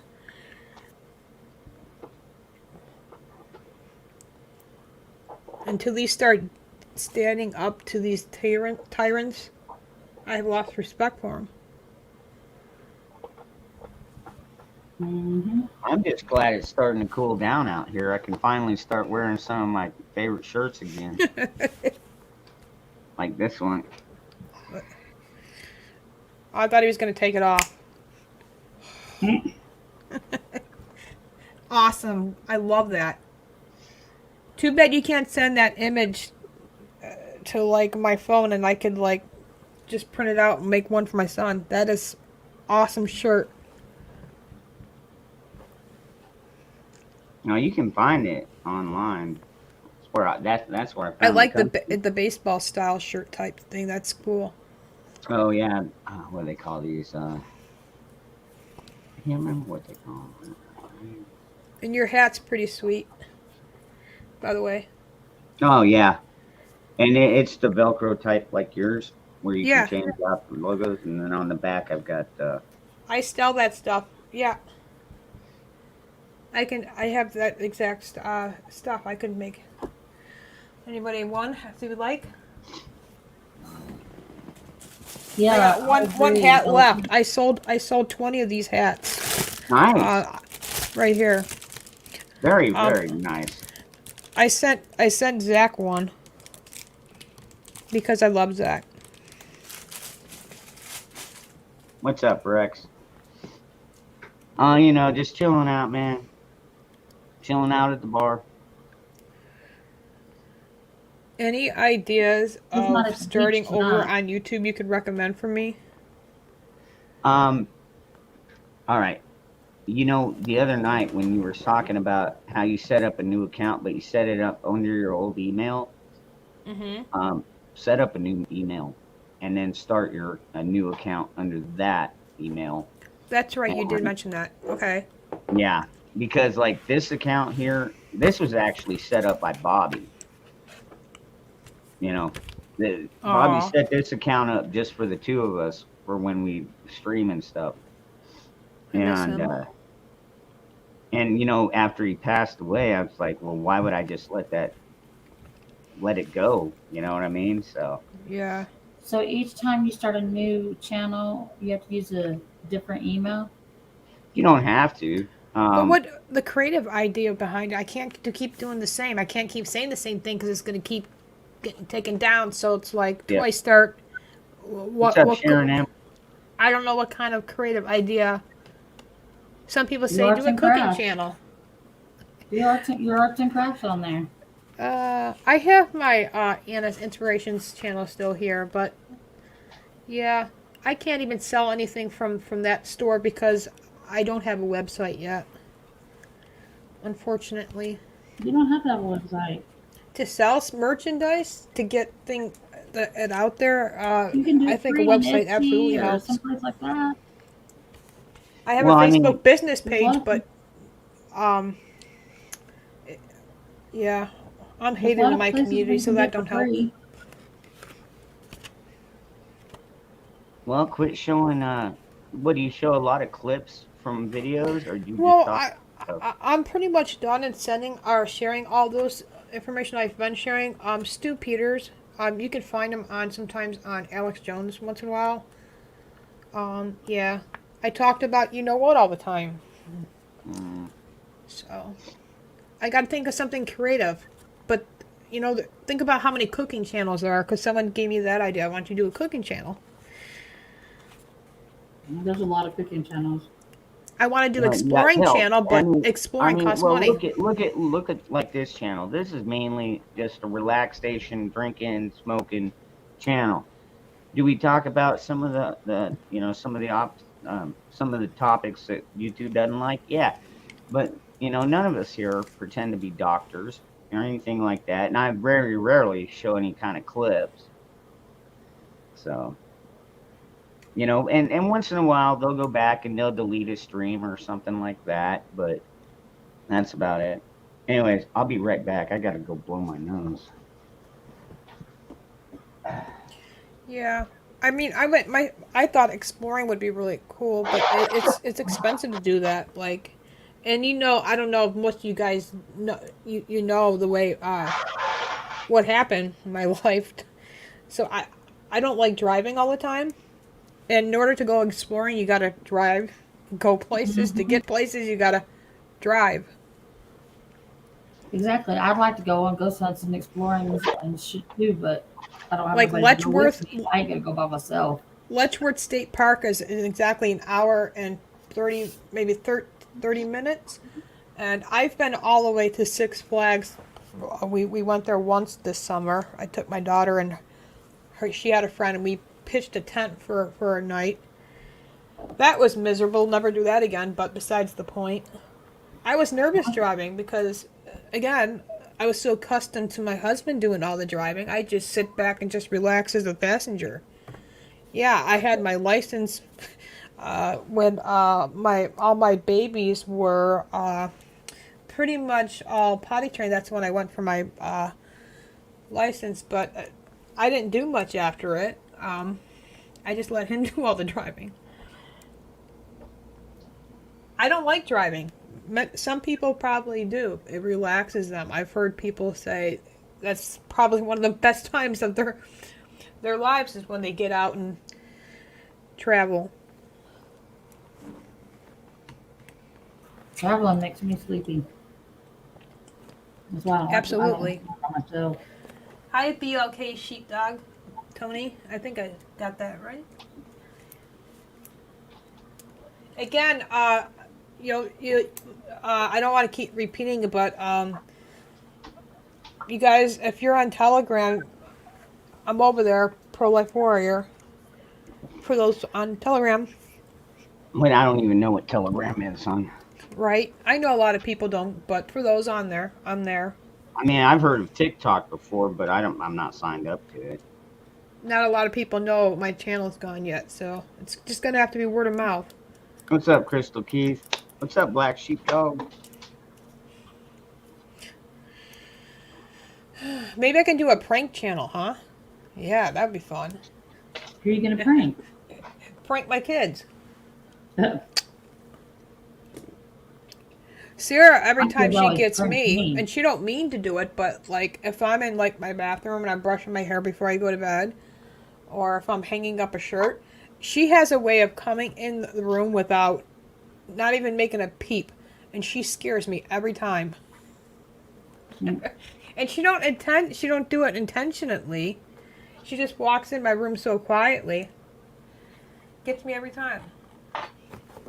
My oldest son used to play pranks on me all the time. Just, you know. I've seen some because he funny thought it was prank funny. videos on families where they do it to each other. Pretty funny. And they do it in goodwill for humor, you know? Well, yeah, my son did too. I like one time I come home from work, and I worked 12-hour shift, working in the oil field, and I came home and I had like a potato in my boot. I had Oh no. noodles taped to my bathroom mirror. I had a Snickers taped to the chain on the ceiling fan. I had just like all kinds of stuff that he found in the kitchen that he taped everywhere. Like I had stuff on my clock and everywhere, all over my bedroom. I want to bubble wrap the toilet seat on my Oh son. God, no! You saran wrap it. Saran No, wrap you it. saran wrap it. Hey, Crystal Keith, I'm doing pretty good, man. Just chilling out, man. Fucking after watching that trial, that court trial today of Kyle, I was just like, wow, man. All right, that puts me in a better mood. I had to skip some of it because I had to go shopping for my mom. She's got COVID. Mm.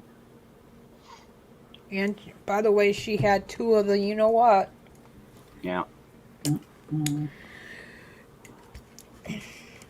Felt like it was kicking her ass for the first couple of days, but she's all clear, and so she'll be able to come over for some turkey. Gobble gobble. What in the hell are you doing down there, cat? You know, I am in love with that kitten. It is just too cute. Yeah, she is. She's adorable. Until she jumps up on your lap and uses your leg to climb up. My daughter Sarah keeps begging me for a kitten. I'm like, Lucy said no. Who's Lucy? Oh, your dog? Yeah, my dog differs. Bella too. Every time the neighbor's cat would sit in the basement window, and because we got a fenced-in yard, this is a previous owner, by the way, and that cat would just sit in the window, and my dog Bella would just keep barking at this cat, and I'm like, you're so stupid. And that cat's just sitting there laughing at you, like, you dumb dog.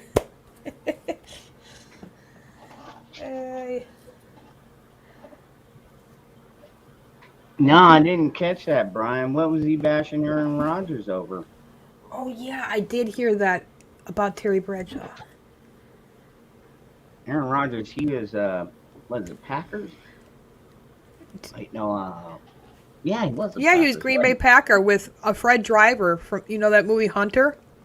He played football with Fred Driver. I don't know if you know what that TV show Hunter is, but What's up, Rocksteady? you know who I'm talking about, Fred Driver. Hunter, No. the TV show. Nope. I don't watch TV. Wow, who doesn't know who Fred Driver is? He used to be, I don't know what position he used to play, but he used to play Green Bay. I don't know. The only ones I ever really knew were Arizona, and that was back when I actually gave 2 shits about the I NFL old? before they went woke. I boycotted them now. I boycotted a lot of places now.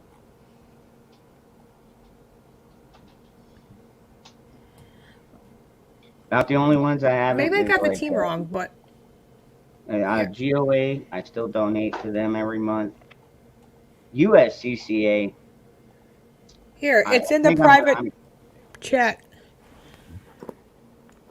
I don't know. I've been paying them for like 2 years on this insurance. It's like $30 a month just to carry my firearm, and it's like, I mean, it's nice to have that extra insurance feeling in case you ever have to use it, you know. But depending on how this court trial turns out, you know, because Kyle didn't have any kind of insurance on his, you know what I mean?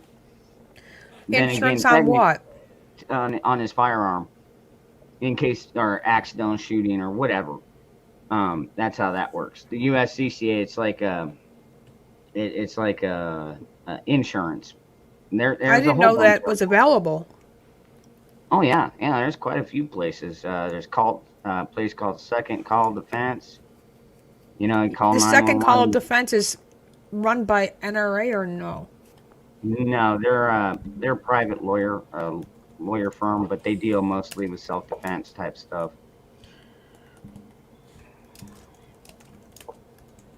What's up, Willie D? But anyways, you know, it's like getting to the point where it's like I've been paying this insurance and I haven't needed it, and I'm like, well, You never know, brother. I need to cut any overhead that really isn't worth it, and I've gotten to the point where I just, you know, I mean, I still carry my gun with me, but at the same time, you know, I don't plan on ever having to use it. So How is it in your state with concealed carry? Did you have to go through like hoops to get it? no, we got constitutional carry out here. I keep forgetting that. You keep telling me that. Duh. We don't have that in New York. No, we have to you know don't. 5 people, and they can't be a former employee, can't be somebody you date, can't be a boyfriend, can't be a girlfriend, can't be your spouse, can't be a cousin, can't be your auntie, can't be your uncle, can't be your brother from another mother.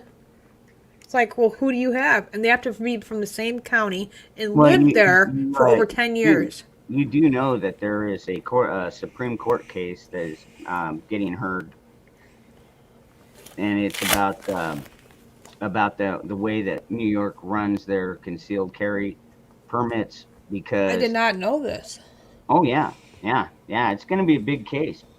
It really is, because if the Supreme Court comes out and rules that the way New York is running their licensing scheme, and I'll call it a scheme because Oh, the it only is. people- Absolutely is. the only people that get them are politicians or people with money.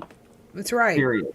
So, Yeah. that'll be a big one, and then other states will probably, you know, I mean, if they get sued, then they already got a Supreme Court case that they could back up, you know, go back to. So, There's a whole list. I should show it to you. Kentucky.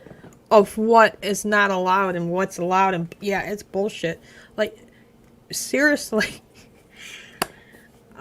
Like, it makes it impossible to find 5 people from that same county. I mean, not this county, but the district too. So yeah, can't be a former employee. Like I said, can't be a neighbor even. Like, who the hell am I gonna ask? Elmo and Big Bird and Ernie? They're from my town. Just kidding. Well, at that point, that's when you ask Franklin, Benjamin, Roosevelt, Yeah, and you know, my all brothers. the other, That's right. yeah, because that's the only people that. Oh, look at that little handsome. They Look agree at with that you, little- brother.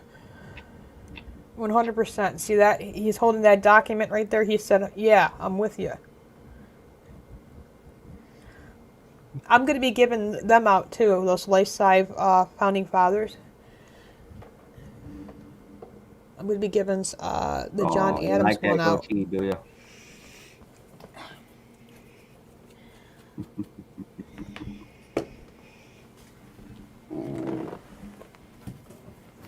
She's chewing on my goatee.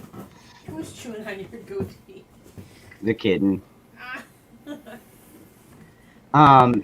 Well, you know, honestly, you don't have to carry insurance out here either, Sandy. I just did it.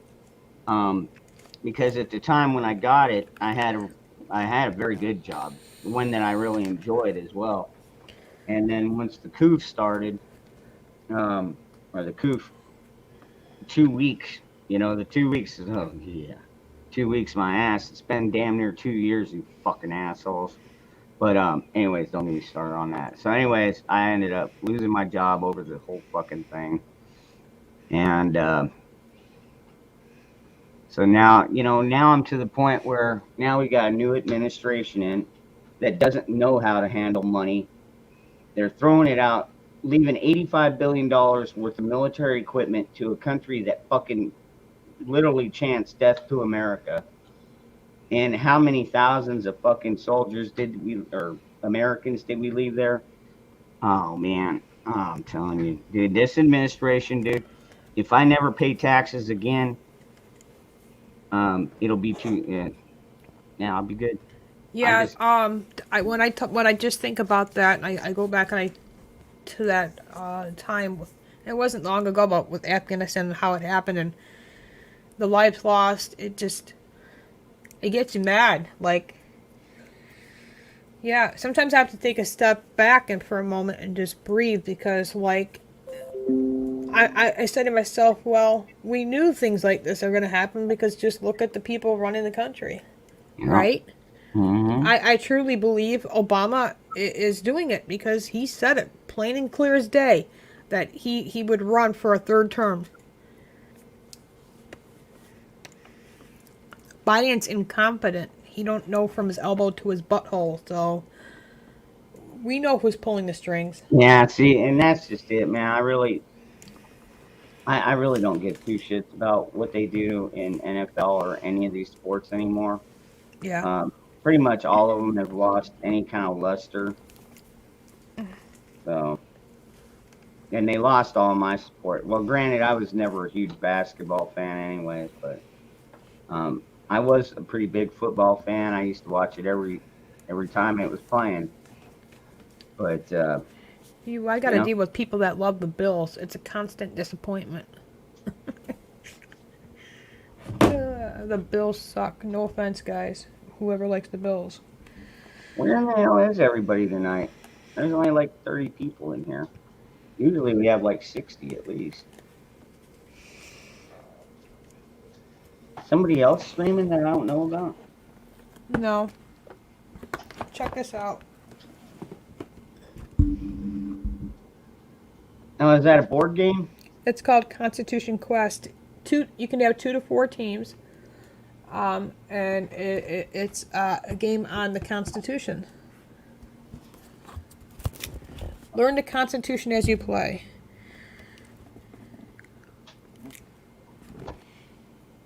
Made in the U.S. That's a good plus. That's a plus. Yeah, that would be pretty fucked up if it was made in China. Right? That was a good comeback. Hawk is still alive? Good God, he's been on. I only had 2 people on my live stream earlier, but then again, nobody got notified. That's true. I didn't. And it was all of a sudden, by the way, because it was a Bible study lesson, so. Oh well. That's what they make replays for.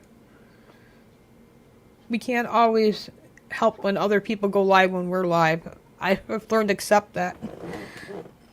Yeah, that's true. It's hard.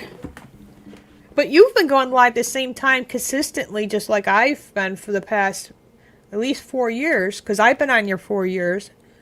And every time I see you go live, you're pretty consistent on timing. Give or take, yeah. Within an hour or so, usually. Maybe it's just a slow day, man. I don't know. I remember those days. I miss Bobby. I miss the laughs. I miss when he used to really get fired up and get into it. Like, man, I'd like to see you go head to head with some of these demon rats.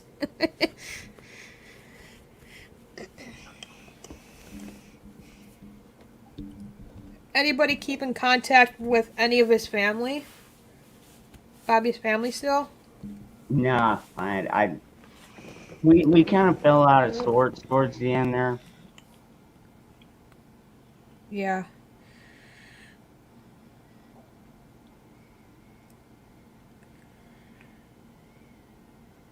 Salty cracker.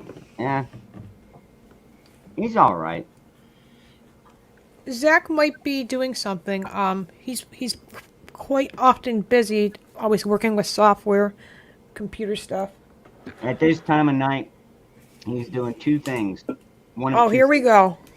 He's gonna He's say either- it. He's either drinking margaritas or he's trying to open his Milky Ways.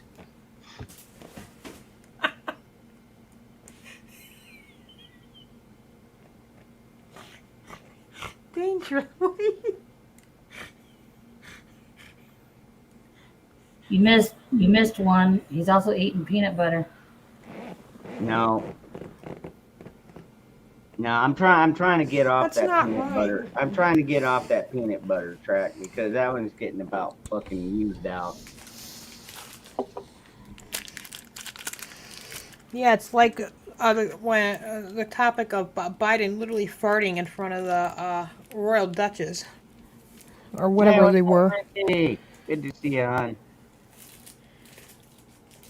You know, I need to find someplace close by that is.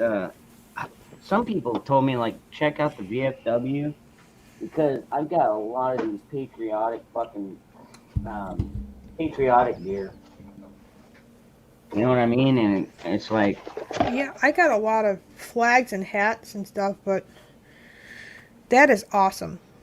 You were talented. I tried watching a YouTube video how to do that, and I'm like, yeah, forget it.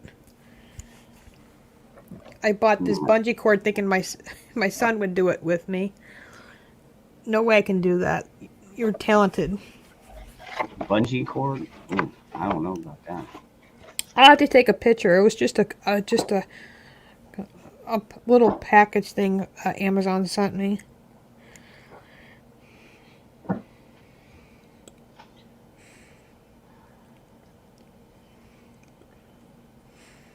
That moron pissed me off. Are you talking about the Kyle Rittenhouse case, Christy, or? That's the only one I could think of because he pissed off a lot of people. He pissed the judge off. That was so cool watching that judge fucking ream his ass, though, dude. I was like, good. Fucking get him. Get him.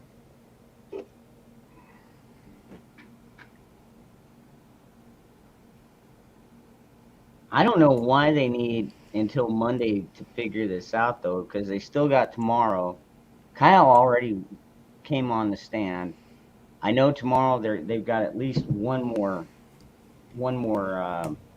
witness or whatever, or I don't know actually if it's a witness or what. I'm going to go to the craft room and log into the computer and talk to you guys in the chat.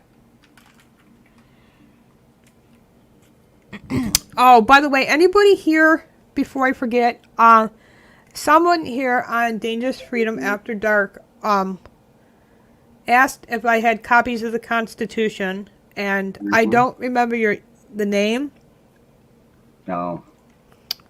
So if anybody here would like a copy of the Constitution, I'll be back and I could give you guys my number. The best way to get a hold of me, my email, because is not by email no longer. You're going to have to text me, call me, and I'll get those out right away.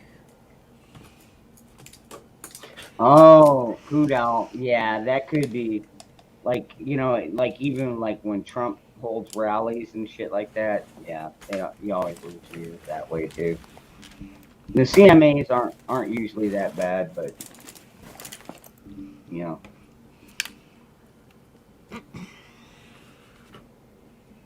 it'd be funny if Tom McDonald got a country music award. I think it'd be funny I think it would be awesome to make you a custom shirt, Dangerous Freedom. I'd have to know some things that you would like. Like your favorite things besides guns. Okay, I like the American flag always facing forward on at least the right sleeve, if not both. On the right sleeve, if not both. Okay.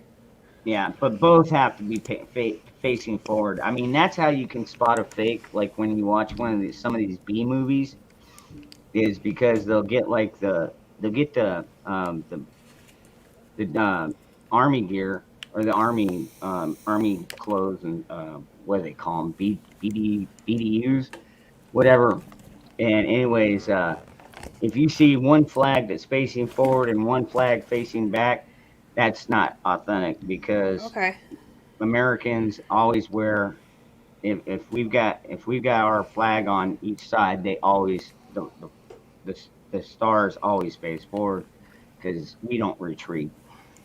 I'll have to when I go to the craft room. I'll show you on camera the new a new flag patch I got. I'll be back on, guys, in a little bit. I I might not be able to come on the panel, but the chat for sure. For some reason, someone sent me this microphone. I don't know where they got it from, but it does not work very well. So, and my Apple computer, if I speak through the webcam, and my daughter Sarah, her room's like right there. She'll just start complaining whatever we're talking about is too loud. So, Hell yeah, anti-Jack. Damn right these colors don't run. I'll be back. Hey, Cashew, thank you. Brian, yeah, no doubt, really. Who gives a crap about award shows anymore anyway? Anyways. Oh, tomorrow is a federal holiday show. Oh, I didn't even think about that. Yeah, because, yeah, they take every day off. They even get Martin Luther King Day off down here, I believe. Fucking ridiculous, man. Sandy M, I've got one of those too. They call it, it's right here, actually. I got it right here. It's called the Citizens Rule Book. He sends one out with every order you buy from him.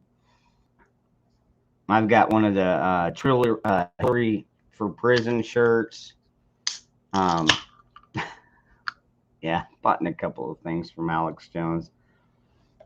He's actually the one that kind of got me into, well, not necessarily just the prepping, but he's the one that helped pull the wool off my eyes. You know what I mean? Because most of the time I was just busy working and not paying attention to what the government was really doing with anything. And I just expected them to do their job properly. And then, then I was injured for a couple months and started watching YouTube. And I was like, wow, there's a lot of shit going on. Man, this government's fucking corrupt as fuck, dude.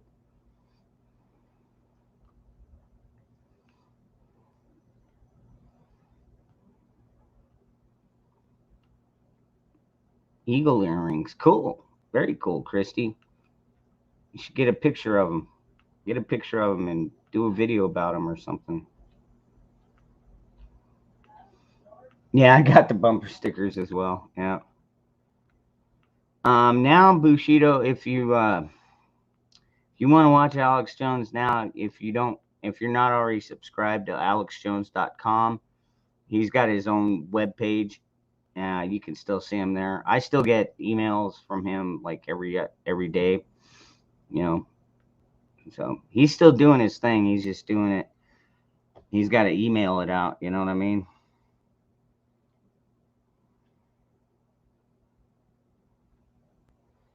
You tagged me in a community post about my Halloween con. Okay. I haven't seen that yet. I have to look that up.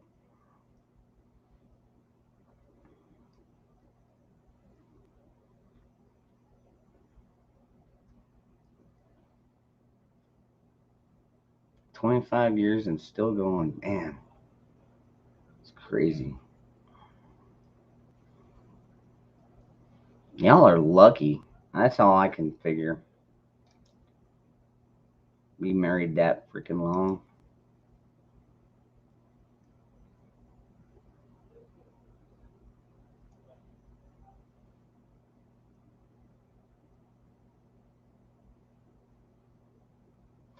Well, I don't know, Christy. I don't know how the whole tagging thing works. So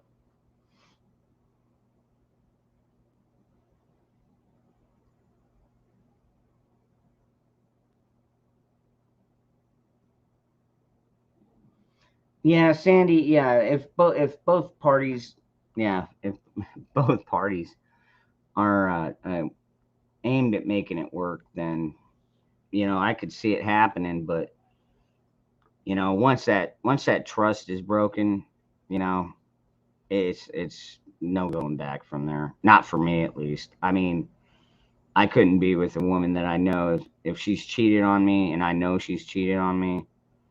Um, yeah, there's no way I'm gonna have the same trust with her ever, and it destroys the relationship immediately. What's up, Zach?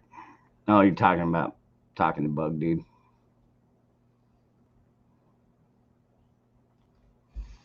Oh yeah, that's right, Anti Jack. I forgot about that. Yeah, he does ban video too.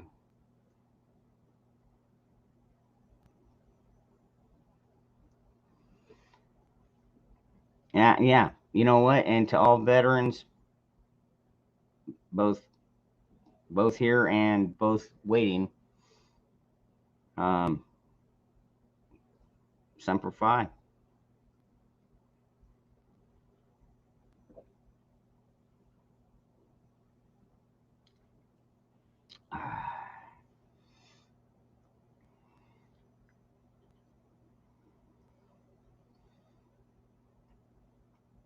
Well, look at this. I got 3 people on here, and nobody's saying shit.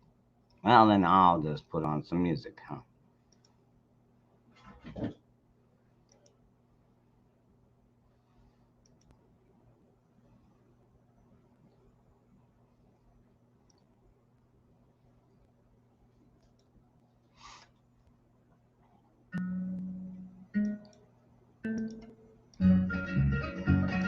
I keep hearing you're concerned about my happiness. All the thought you're giving me is conscience, I guess. If I were walking in your shoes, I wouldn't worry enough. For you and your friends and worry about me, I'm having lots of fun. Counting flowers on the wall, that don't bother me at all. Playing solitaire till dawn with a deck of 51. Smoking cigarettes and watching Captain Kangaroo. Now tell me, I've nothing to do. Last night I dressed in tails, pretending I was on the track. Long as I can dream, it's hard to slow the swingers down. So please don't give a thought to me, I'm really doing fine. Hey, Virginia. You can always find me here and having quite a time. Counting flowers on the wall, that don't bother me at all. Playing solitaire till dawn with a deck of 51. Smoking cigarettes and watching Captain Kangaroo. Now don't tell me I've nothing to do. See you, I must go, I know. What do you think you're doing, kitten? Anyway, my eyes are not accustomed to this light. And my shoes I need to go for about 30 minutes. hard concrete. I must go back to my room and make my day complete. Counting flowers on the wall, that don't bother me at all. Playing solitaire till dawn with the deck of 51. Smoking cigarettes and watching Captain Kangaroo. Now tell me I've nothing to do. Don't tell me. What's up, Zach? I need to go for about 30 minutes. You need to go do what for about 30 minutes?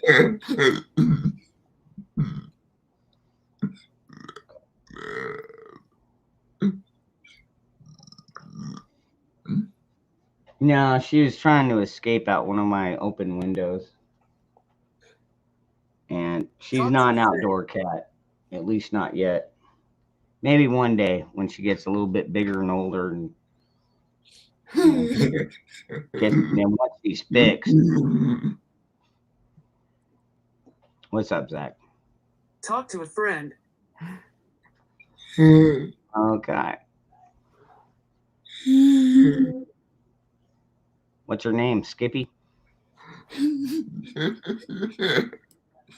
Maybe Jiff?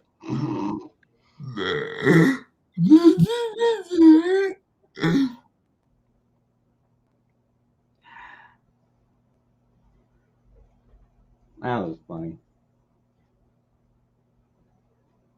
There you go. Yeah. Yeah. Pick on Jenna.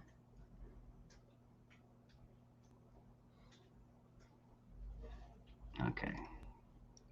I've nothing to do.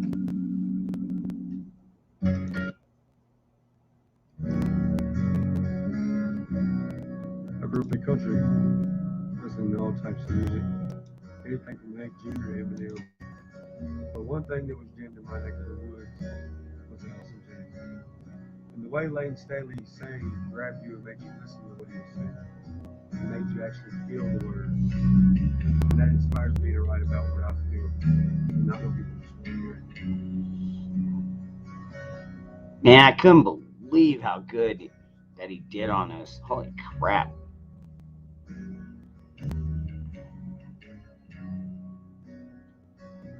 By the way, this is Ryan Upchurch, everybody.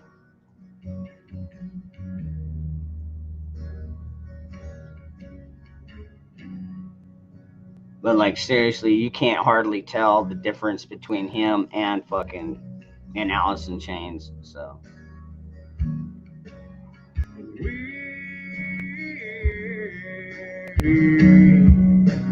Chase Smith's pretty lies,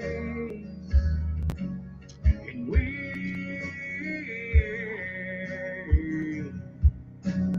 face that at the time,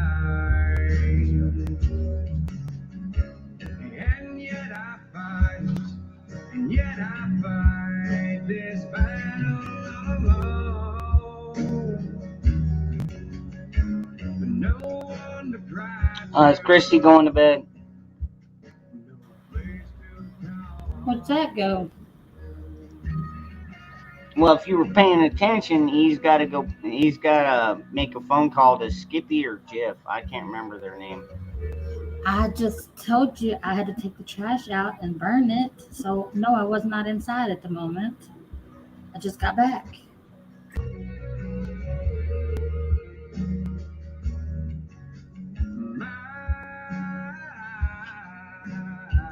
I know, man. Right? I'll tell you what. For fucking cover, he does kick ass. For what? I'm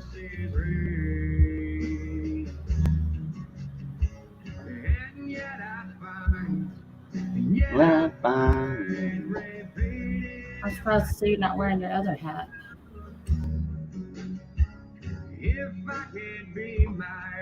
that have bling on the front? Oh, it must be because of the green screen or something, because your hat, it looks like it's like got lights on it or something. I'm telling you, Anti-Jack, and you know what? Kyle Rittenhouse falls into that category. I mean, if you ask me, Kyle Rittenhouse falls into that category of fucking heroes, man. So, he may not have served, but man, you know what? You know what pisses me off the most is they need to get at like a professional self-defense. Somebody like Rick Gore over there at Good Luck America. Get him on the stand and let people know what happens when you're encountered in a deadly shooting or a deadly altercation. Your senses go fucking boing, gone. Tunnel vision. You get tunnel vision. Your hearing kind of goes to shit.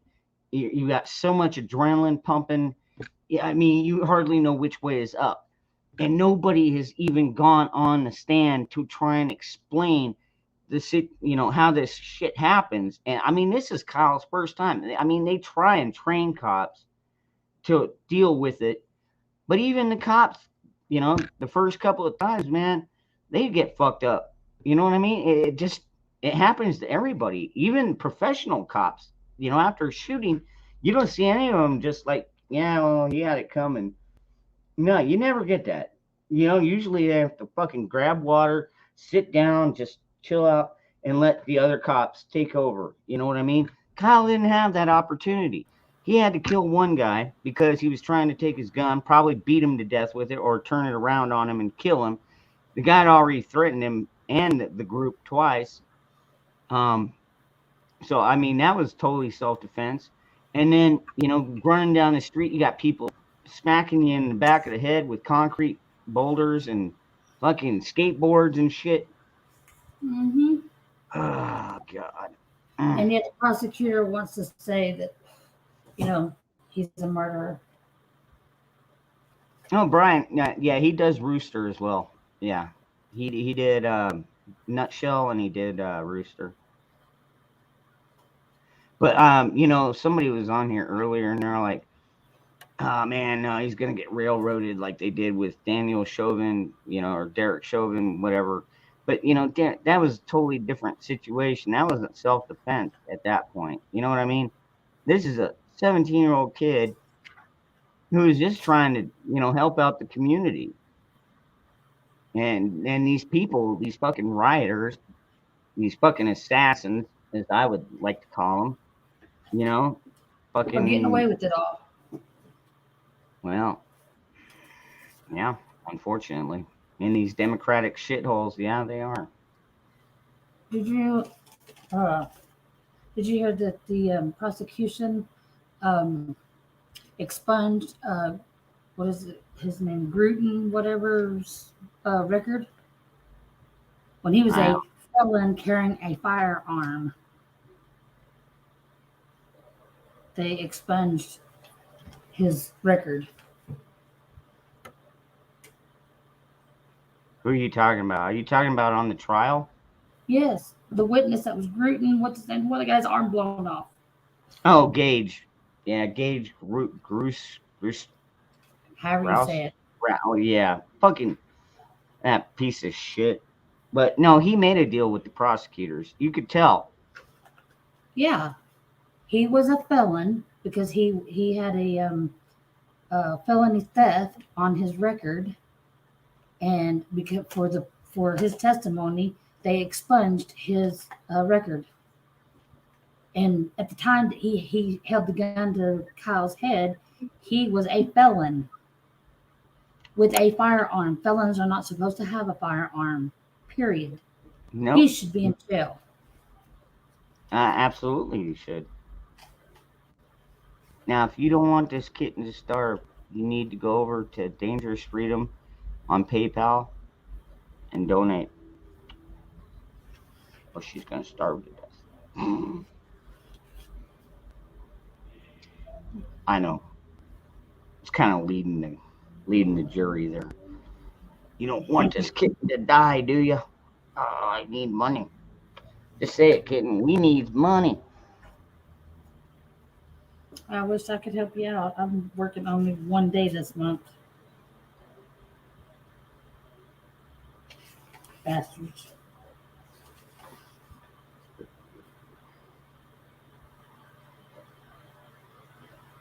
I don't even think it. Kentucky paid her. I don't even think it was 2 days before. I think it was the same day.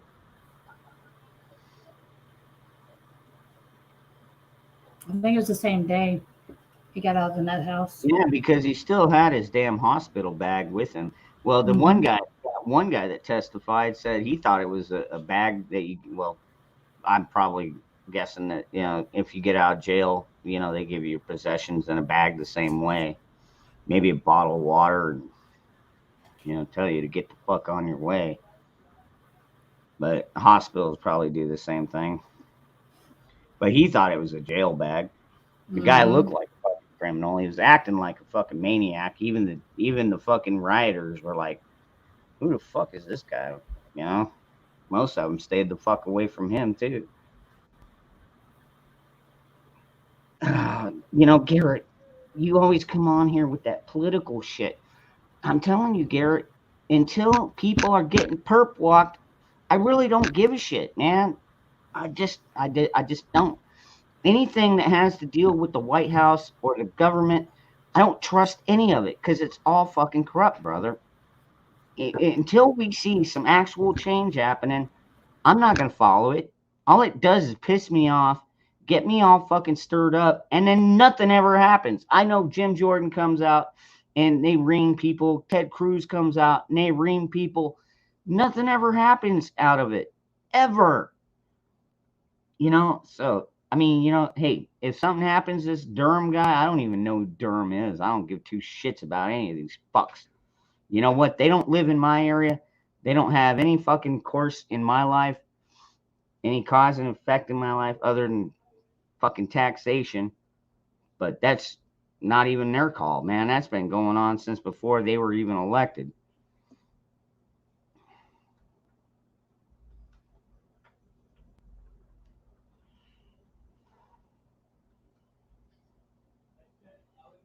Anti-Jack. No, she doesn't get stoned. You know, but our government, dude, Garrett, that's a very touchy topic with me. I have a very huge disdain with them. They haven't done anything to promote the betterment of our country in decades. Trump was the last one, and then Biden pretty much came in and undid everything that he fucking did. It's absolute crap. And that's why you're seeing more and more states coming out saying, fuck you. You know, like I was watching that clip about Ron DeSantis just the other day. And he was like, well, you know what? They're sending all these illegals over here on planes in the middle of the night and just expecting us to deal with them. Well, you know what? We're going to ship them up there to fucking Delaware. Let them go to your home state. And then when you go back for your fucking little retreats, you can have all these fucking illegals up there. Let them pay the taxes on those bastards. The illegal fucks. Oh, God, they piss me off. Garrett, are you trying Hey, to Uncle Bill.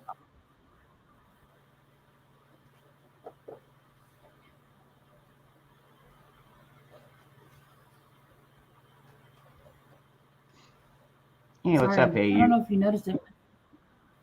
You're cutting in and out. I don't know if it's me or you or who.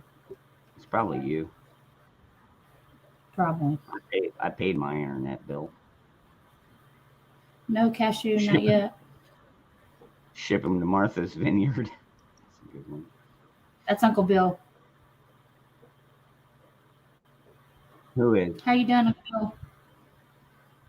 Who's Uncle Bill? Flipping Nickel Productions.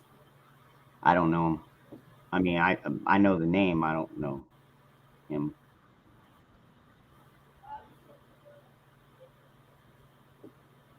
He's got good content. Yeah, Sandy M. That would be a better one. Yeah, just ship them all to DC, but then they'll get a direct cut. You know, because that's where all our tax money goes, anyways, except what the state takes. Ah, man, I need to take a breather. Here, I'll tell you what. I'll turn on the kitten cam. Every time you go to talk, you start cutting in and out and freezing. Is that the same for y'all or just me getting that?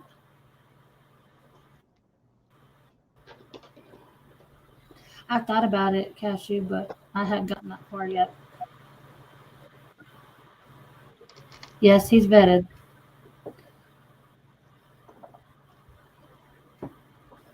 Like I said, he's good people. No,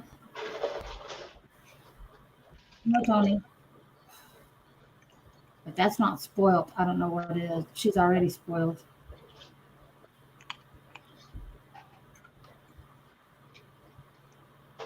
I'm glad you're doing good, Uncle Bill. It's been a while. Yeah, North Carolina girl was telling me about Etsy opening a shop to sell my paintings and stuff, but I just haven't gotten that far yet. I made one for Zach today.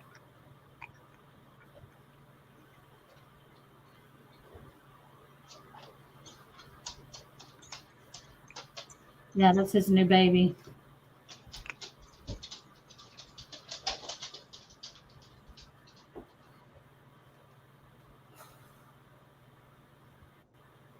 My babies are prettier. I mean, cuter. Just kidding. Yeah, right. There, Brian. I doubt that'll ever happen.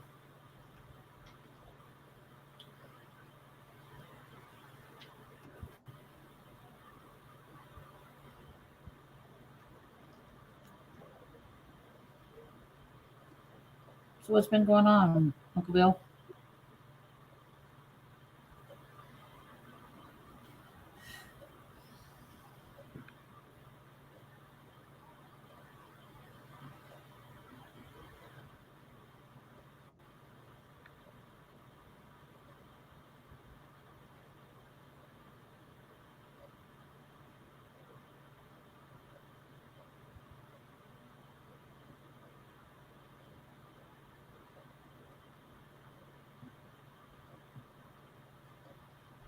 Hey, Eddie James.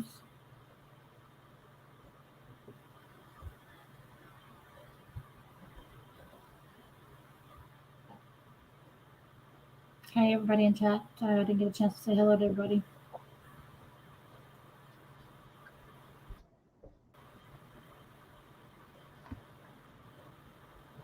Ah, Nope. Never surrender, Uncle Bill. Just keep on keeping on. Hello, Virginia.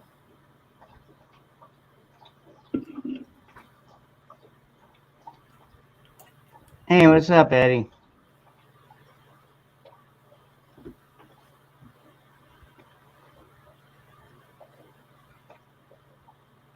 Uncle Bill, I saw our old friend today. After 3 days that I was, at a certain channel, all of a sudden she pops up with a wrench. What's up, Tony? Hey, Andy Jack. Rex. Brian. And Hoot. Oh, I've got a good one. It is a good song. Some of you may recognize it, some of you may not. What?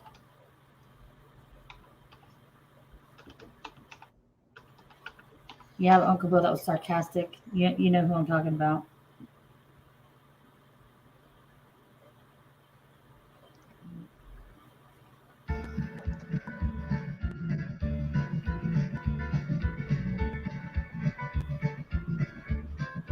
Where is everybody tonight?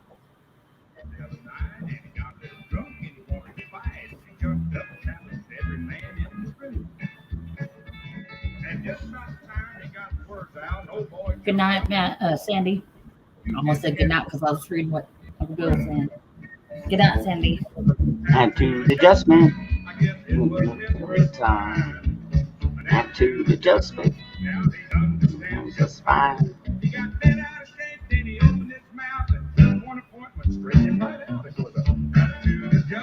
No, this is James Jr., bro.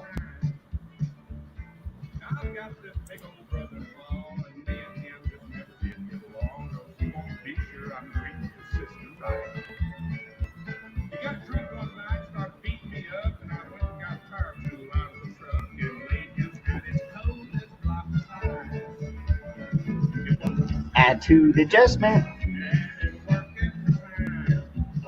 Attitude adjustment.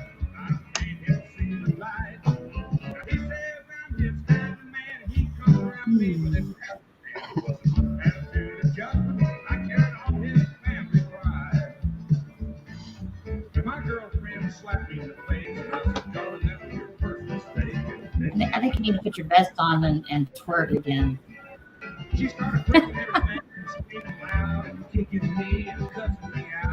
Come on, Danny.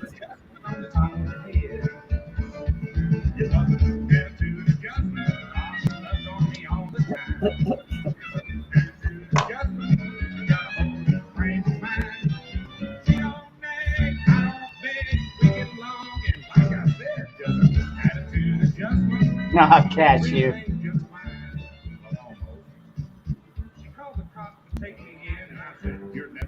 Thank you very much, Cashew.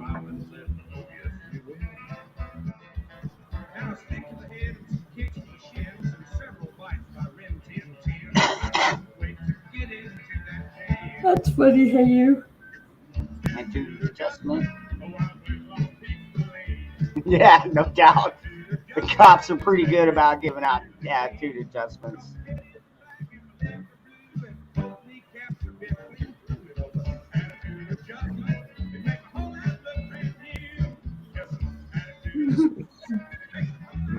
Oh my God, Zach is back.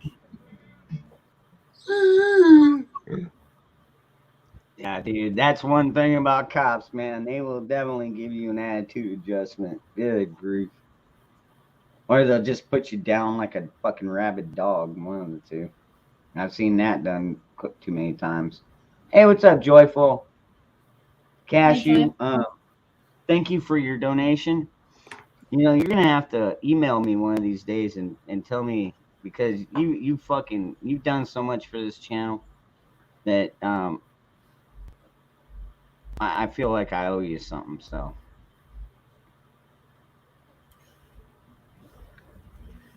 just email me, give me your address, and go Get from up here, there. Uncle Tom. Yeah, it's not in. Yeah, it's not in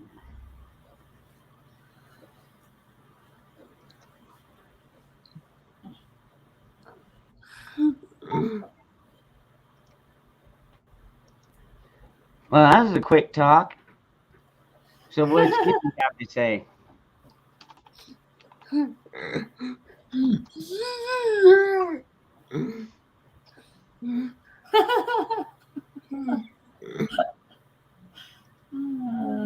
That's hilarious.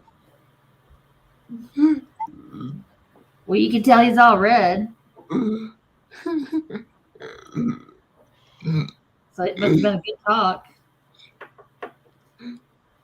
Have you talked to Kay lately, Zach? I haven't heard or seen from her in a little over a week now, I think. Just want to make sure she's okay. Well, she's back with James, right?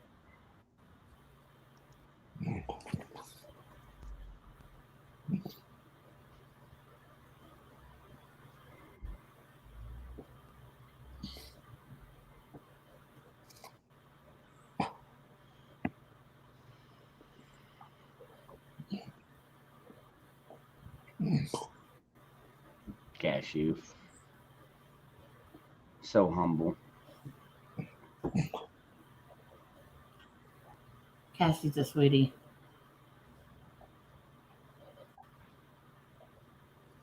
Zach headphone sex. Rex. Oh God. 1-800 masturbate to a midget.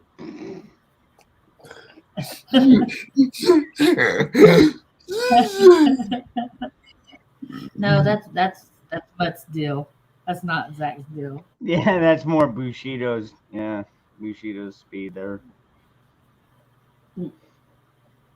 Speaking of which, you heard Bushido's story. You heard about Bushido's story, right? What happened to him the other day?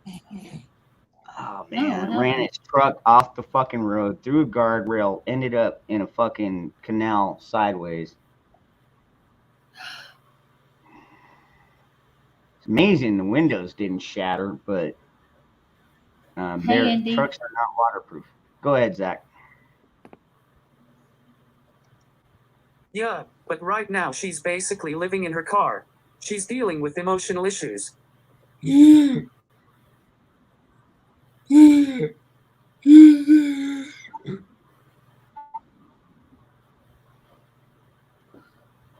What was that broke up? All right, Ellen. Hey, you have a good night. And I try and stay positive. I do.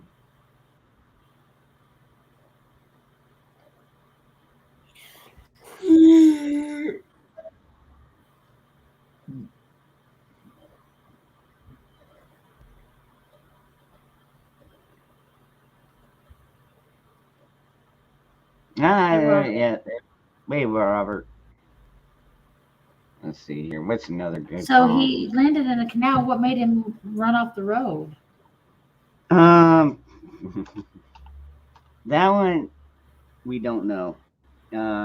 He said because of the time change when he was driving to work, it was darker than usual, and he missed the turn that he's used to because he couldn't see it.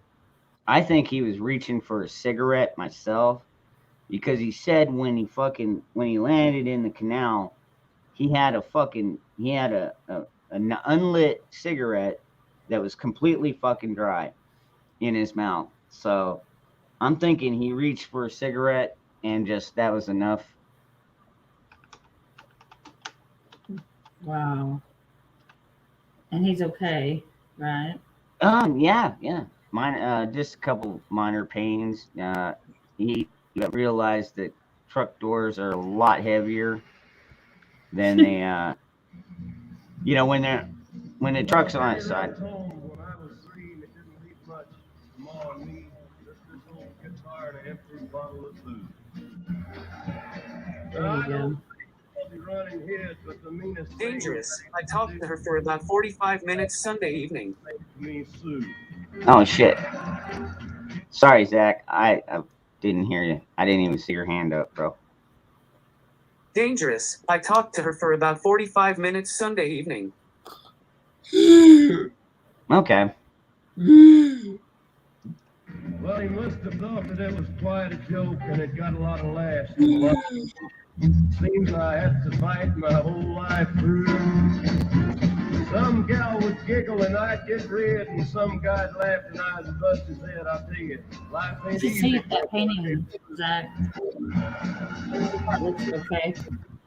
Well, I grew up quick and I grew up mean. My fists got hard and my wits got keen. Roamed from town to town to hide my shame. But I made me a vow to the moon and stars. I'd search the honky tonks and bars and kill that man who gave me that awful name. Well, it was Gatlinburg in mid-July, and I just hit town and my throat was dry. I thought I'd stop and have myself a brew. At an old saloon on a street of mud, there at a table, stealing stud, such a dirty, mangy dog that named me Sue.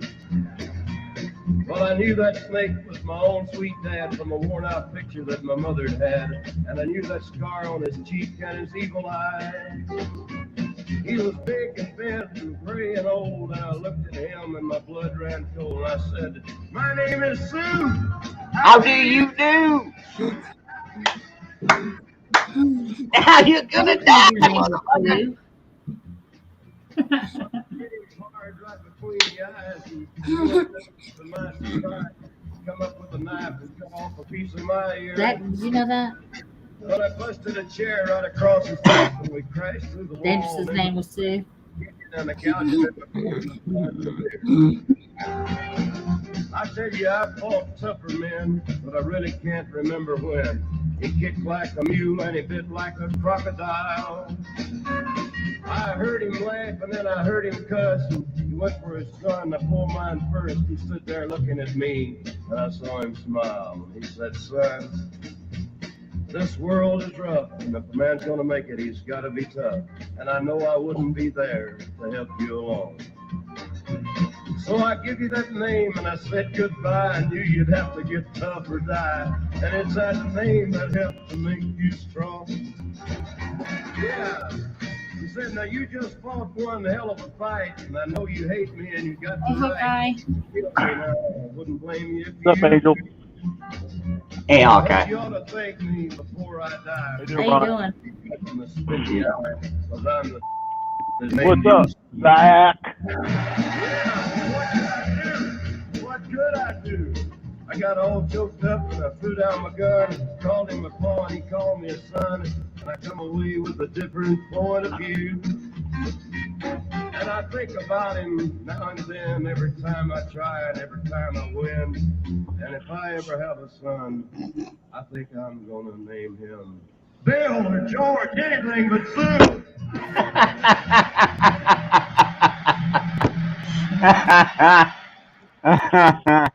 Right. Oh, jeez.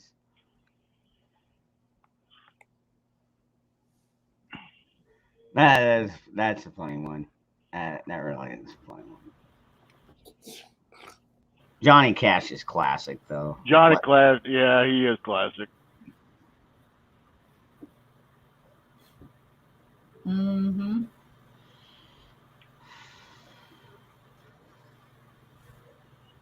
So how you doing tonight, Hawkeye?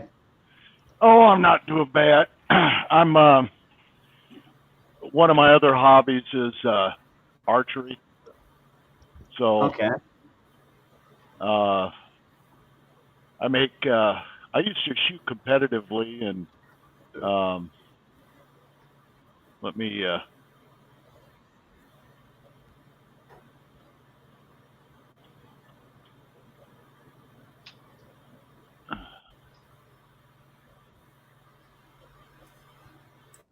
there's a bow press. I make my own strings, Oh, nice. so I make my own bow strings. Here's some bow strings, and What do you I'm make them? What do you make what's them that? out of? Do you make them out of deer sinew or what? No, no, no, no. These are for compound bows. They're 452X. It's a special material.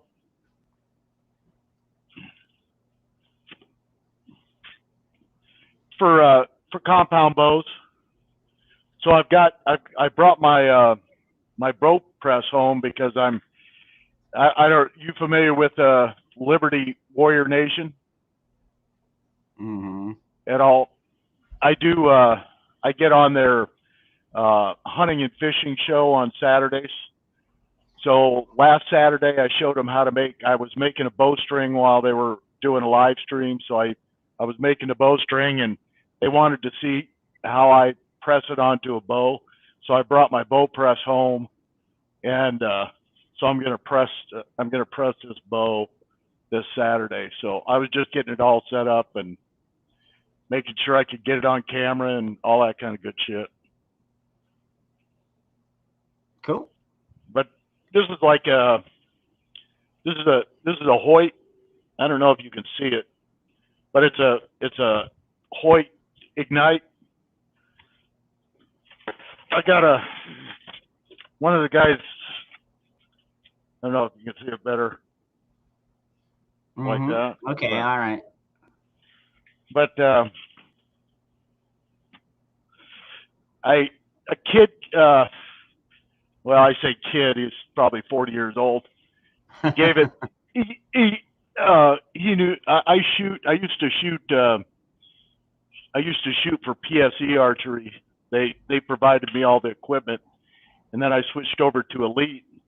And I've never had a Hoyt bow before. And this kid dry fired it, and he just decided he didn't want to learn archery at all. So he gave me the bow, and I said, well, shit, I'll make some strings and put it together and show people how, it's a nice little bow. It's be a good little hunting bow. And Hoyt's a real good brand, so one of the top brands. I can't say that I'm too familiar with bow hunting. I'm not saying that I've got anything against it. I mean, it's quieter. Just I've just been more into guns. Yeah, see, we here in Iowa, you can only hunt. Well, you can hunt with a muzzleloader for a week, and then you can hunt with some of the rifle cartridges, like the 45-70. Mm-hmm. Some of the smaller, some of the lower powered subsonic cartridges, but you can't hunt with high powered rifles here. Only shotguns. So, and I just don't have fun hunting with a rifle anymore, just because it's just not hunting to me anymore. I mean, it's just target practice, So So that's why I took up bow hunting. I'm 64, Well, so you know, I well, took see it up. now I can understand it out where you live because you get to shoot them. You probably only have to go in there, buy a permit from the fishing game, and boom, you're allowed what 2 or 3 deer or elk, whatever. No, usually just one. And it's See, it's a like lottery. down here where I'm at, like I've said in the past, it's a raffle system, and if you're not in the club, you're probably not getting picked. I put in 6 years. I put in 3 years in a row one time, never got picked, and then I waited a year and I put in again, didn't get picked, didn't get picked, didn't get picked, and after the 6th time, I mean, I got my money back. It's like $50 for a tag.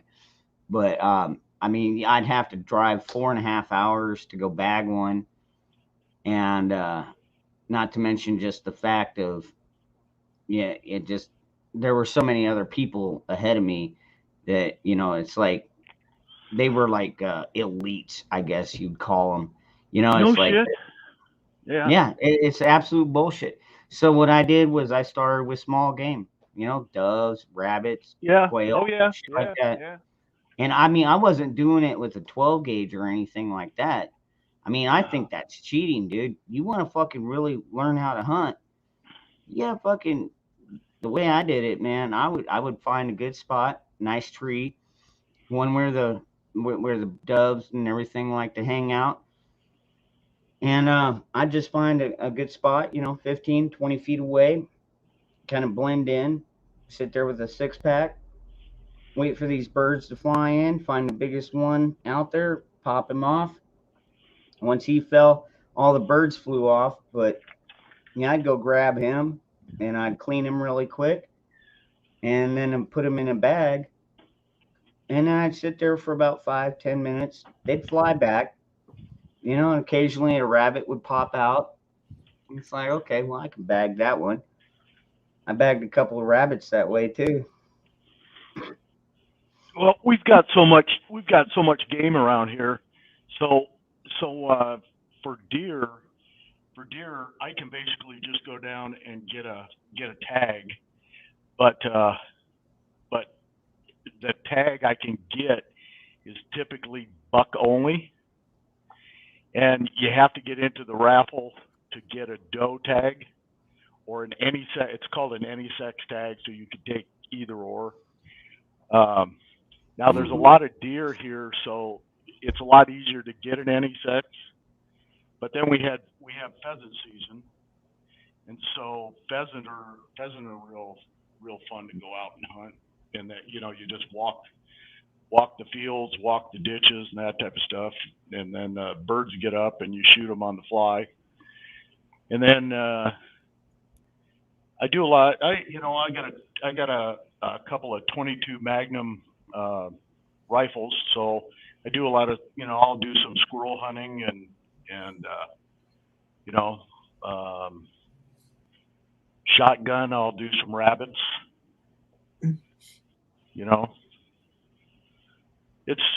I love to hunt. I love to hunt, love to fish. But it's that time of year, so it's real weird because we just had our first frost, and that it's very rare that we have leaves on the trees at this time of year, and we still got, hell, the leaves haven't even dropped off the trees, and we'll probably have our first snow before we can even rake them. Yeah. I have no idea, Tony. YouTube does a lot of screwy things, brother.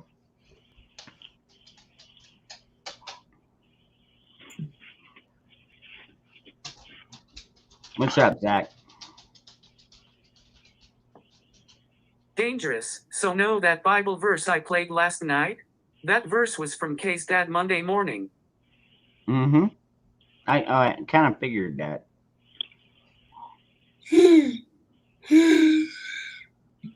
Oh, you want the kitten cam again? Okay. There she is. Oh, look at that little critter. Would you get a new kitten? Yeah, a couple weeks ago, my son brought her home, supposedly just watching it for a friend. And after about the first couple of days, I was like, first of all, a friend doesn't just drop off a kitten and say, "Hey, you take care of this cat for a while." And now it's been almost a month, and it's like, yeah. So her name is Stormy because she's hell on wheels, and she's like a fucking hurricane running around here. But she's absolutely adorable. I wouldn't trade her for anything. So do you think she's a house cat or do you think she's feral? She's definitely not feral. She's already litter box trained. She wants to go outside, but she's too little right now. She hasn't even been fixed. And she's too small. There's little cracks. I mean, I've got my backyard fenced in with a chain link. So, my bigger cats can't get through it. They have to jump over it. And my dog can't get over it. But there's little cracks like where the gates kind of meet up with the fence, and she could still fit out there. So I don't let her outside. Not until she's old enough I can get her out, get her shots, and get her fixed. Which that's part of my funding down there in the Dangerous Freedom Park. It's not just for food and housing for these cats and everything. It's their upkeep in the long run. What's up, Zach? Now you got something to say. Who Dowell? Actually, he owes me $300, so I'm going to be bucking him. Who's that? That one asshole that.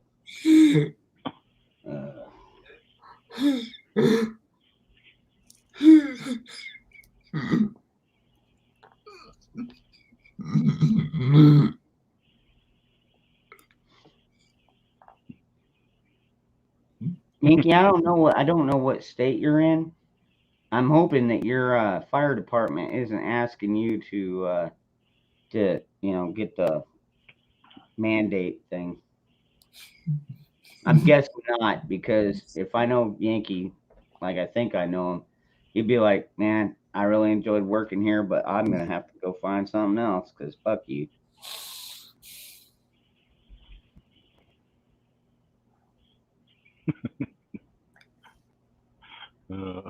Kitty Wild Preserve. It's a good one, Cashew.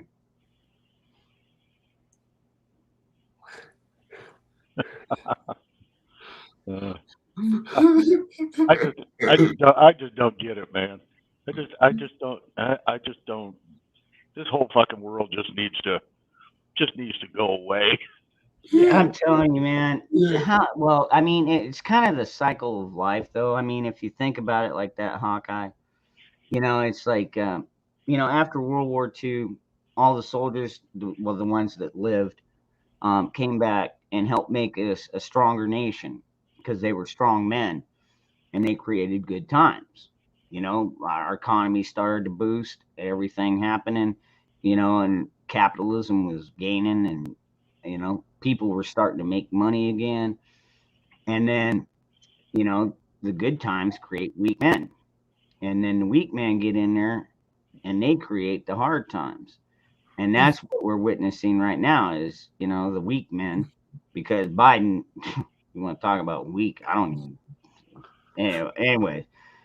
And then it's the hard times create strong men. So it's about time that we start to see the strong men coming out. And what I always say is, to be a strong man, you don't have to be a bodybuilder or weightlifter or anything like that. Being strong starts right up. This computer that God gave every single one of us. If you don't have common sense, you are weak. But people that have common sense, people that have woken up, people that notice this. Well, some of them were smart enough from the get-go. They saw it coming, but there weren't enough of them. Now we're in such a dire strait now that people have no choice but to either realize, hey man, this is really fucking dumb, you know, figure out what the fucking problem was. Well, basically, the Democrats, the media, everybody else fucking lying to them, and they do it fucking at will. They straight out lie to people, and people still buy into their bullshit. Until we can break enough people away from that bullshit, we're gonna keep seeing it, But I think it's coming to a point where more and more are seeing it, and I don't know, man. I don't know if we can make it to 2024. To be honest, I'll tell you what. I'm a patriot, and part of being a patriot is being a prepper. I've got plans. I've got many plans just in case. But yeah, it's getting to be a rough place, man. And I mean, America is like the last bastion of hope for a lot of these countries. Like my brother Daniel Broberg out here, he's in Greenland, and he's like, dude, if America falls, we're all fucking doomed. And I tend to agree with him. If America falls to this fucking global crap, the whole world is fucking done. But I don't think there's enough Americans that will allow that to happen. I think you're going to see the Patriots stand up on a greater scale, I guess I should say, to make sure that does not happen. I mean, hell, even during the Revolution, only 3% fought for the Continental Army. Fought for the Continental Army. And we still fucking won. I mean, we're tenacious. You tell us we can't do something, we're going to do the exact opposite just because you fucking told us we can't do it. Or you tell us, oh, we have to go out and get this. And it's like, no, I don't. I'm going to be a pureblood the rest of my fucking life. Fuck you. I ain't getting nothing put into me that I don't want in me. You can just fuck off with that. Anyways, that was my little rant. Rex, it's a damn bookshelf behind me.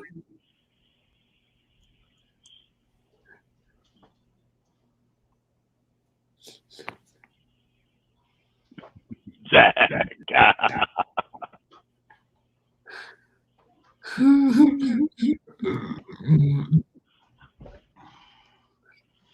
Hawkeye, I got a question for you, because you're an avid hunter and gun collector and gun enthusiast.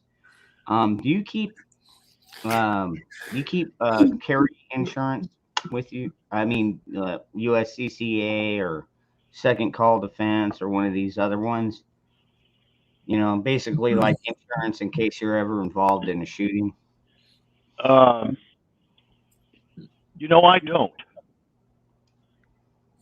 don't. And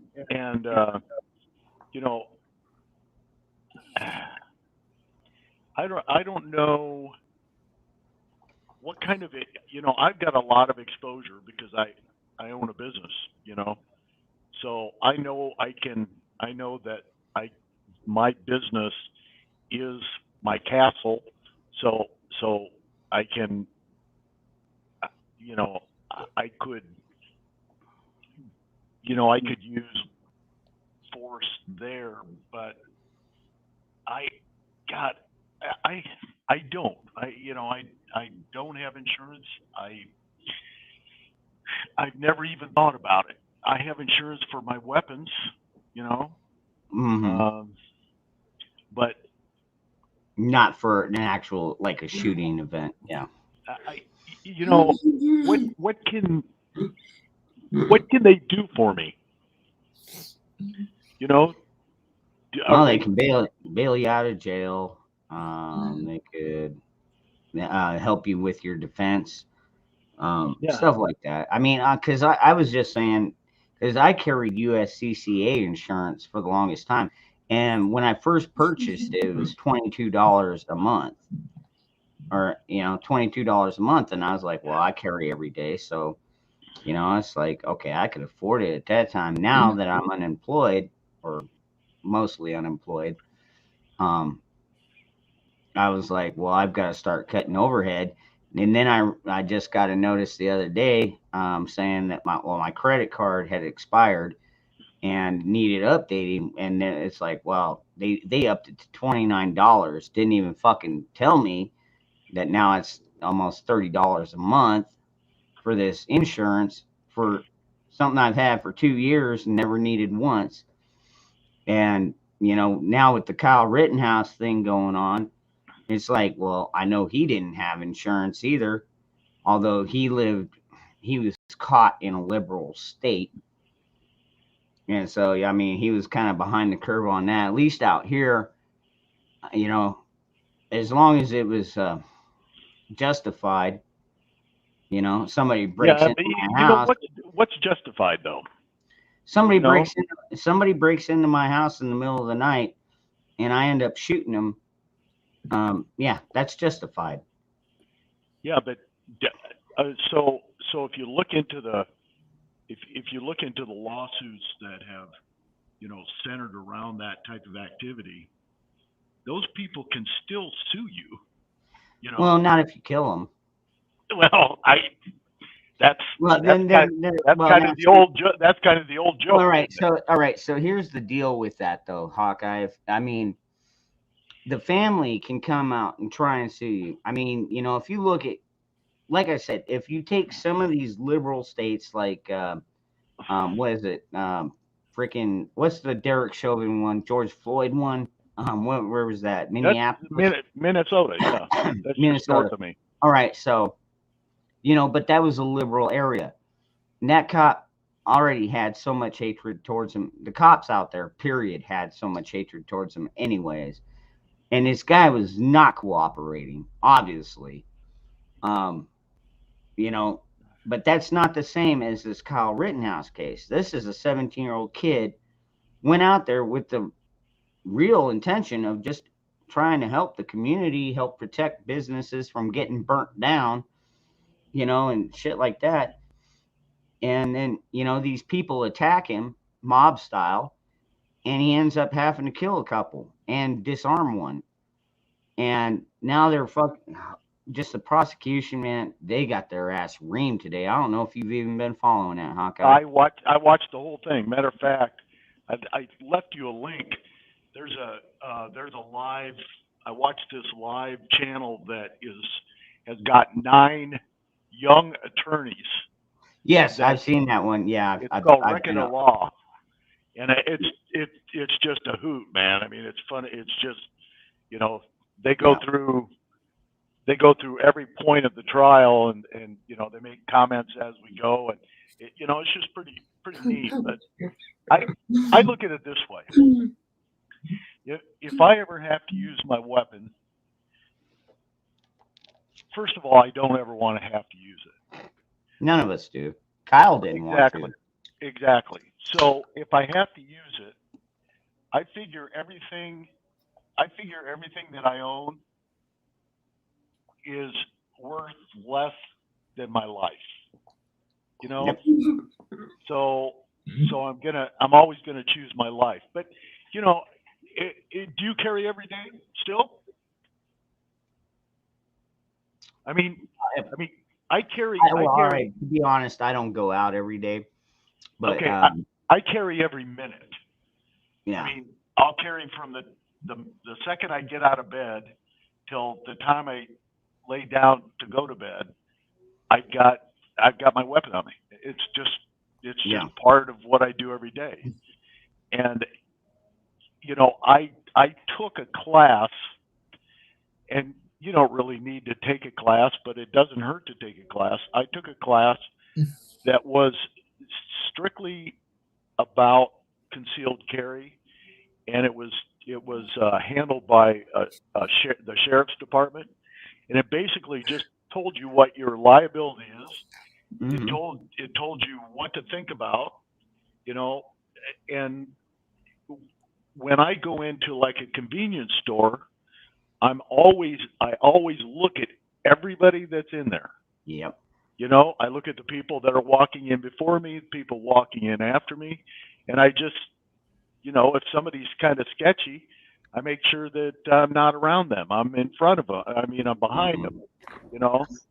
And I know that sounds like it's, you know, paranoid, but it's more of just being smart about your situation. Situational awareness. Situational awareness, exactly. Yeah. And you know, I've talked with my family about what would happen if somebody entered our house and what I would do and where I would go and where I would draw the line and then where I would draw the second line and where they need to go and blah, blah, blah.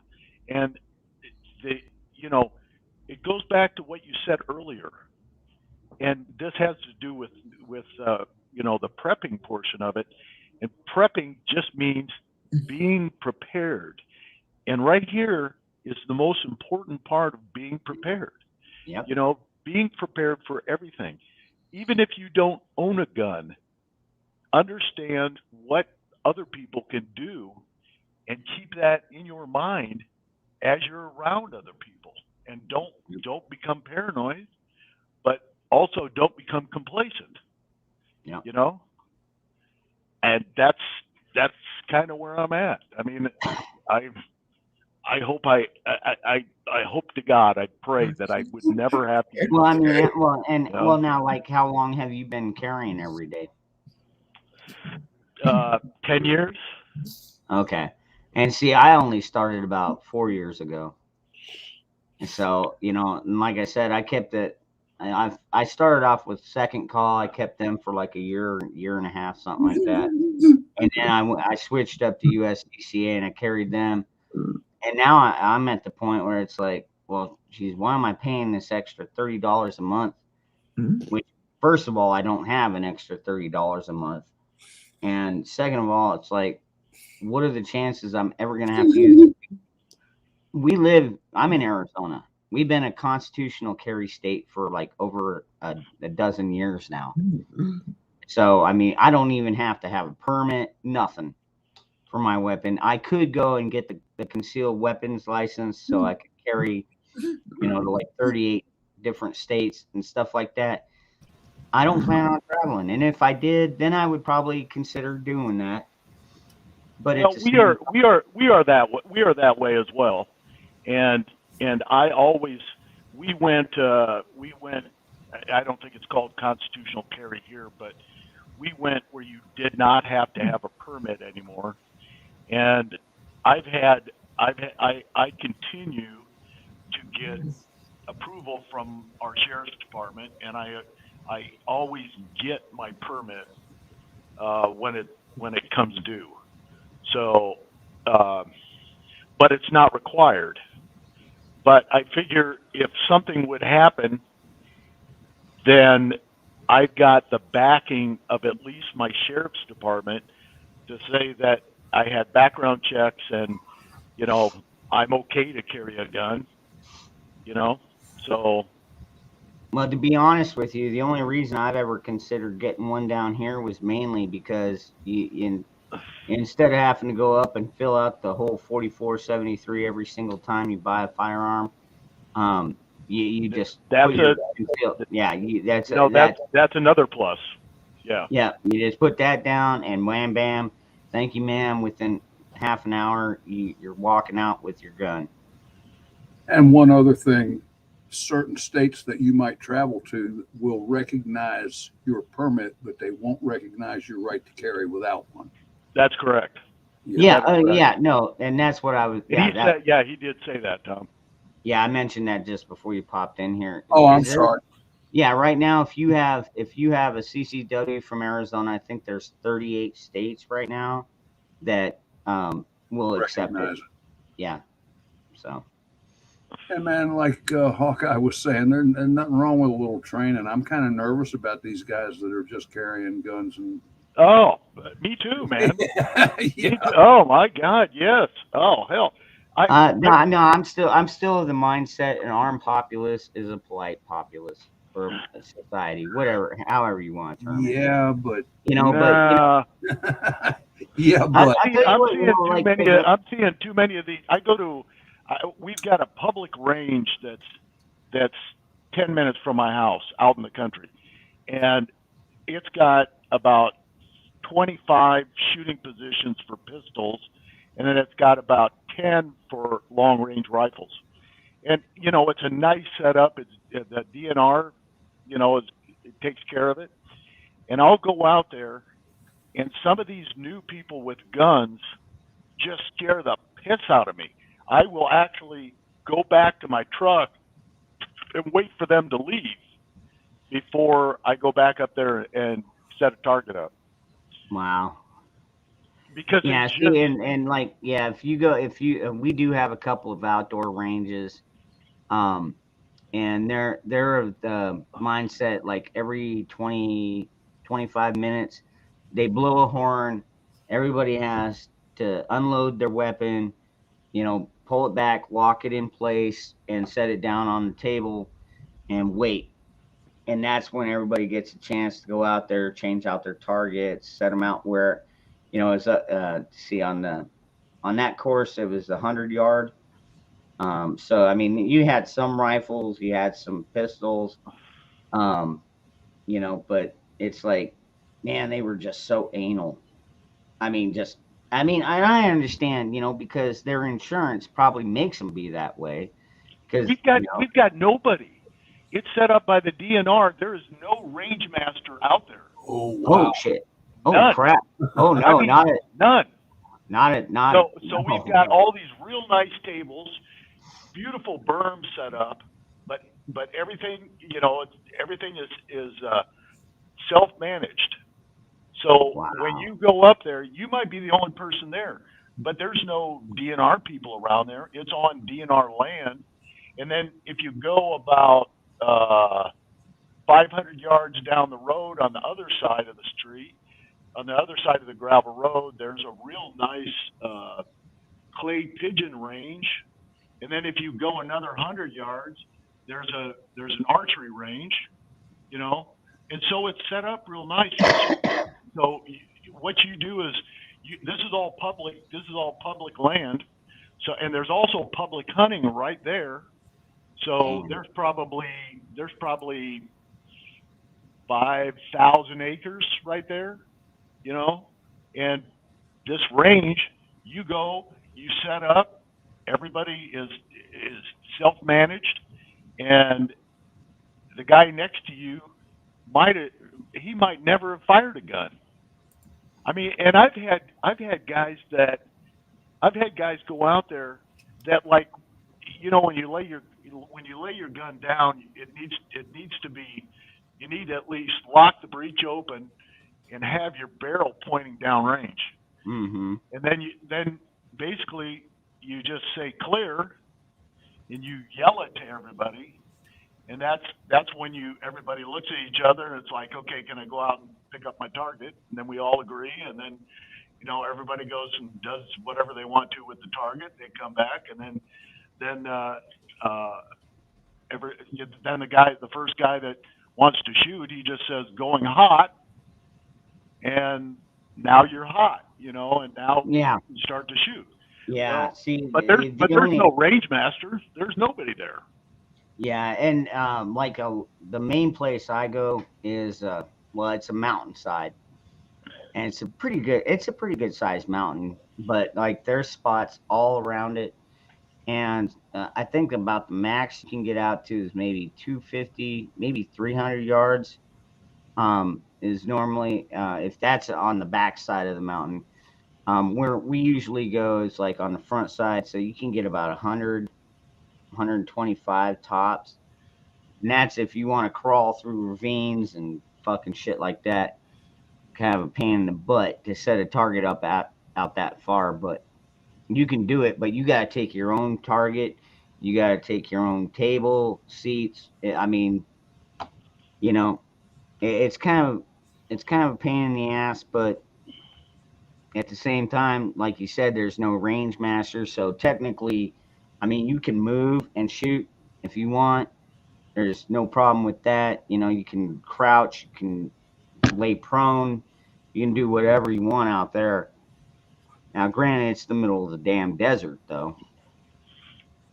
So,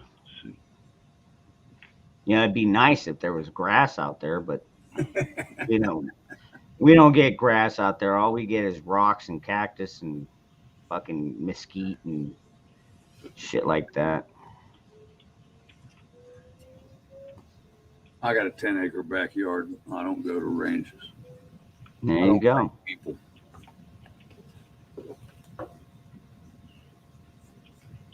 That's pretty cool, though, man. I wish I had something like that close by. I mean, we do have indoor ranges. It's like $20 an hour, and you could shoot pistol, rifle, shotgun, whatever.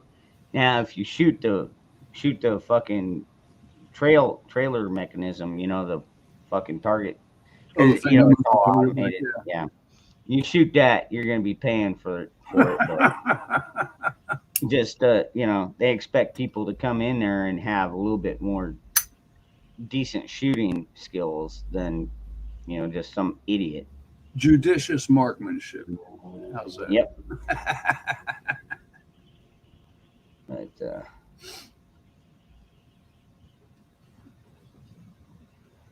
I used to go to a bow range down in Maryland. They had converted this old bowling alley to a bow range, and they had the targets. You could push a button and a target would come up the alley. They had wheels in the gutters and shit. And it was pretty nice.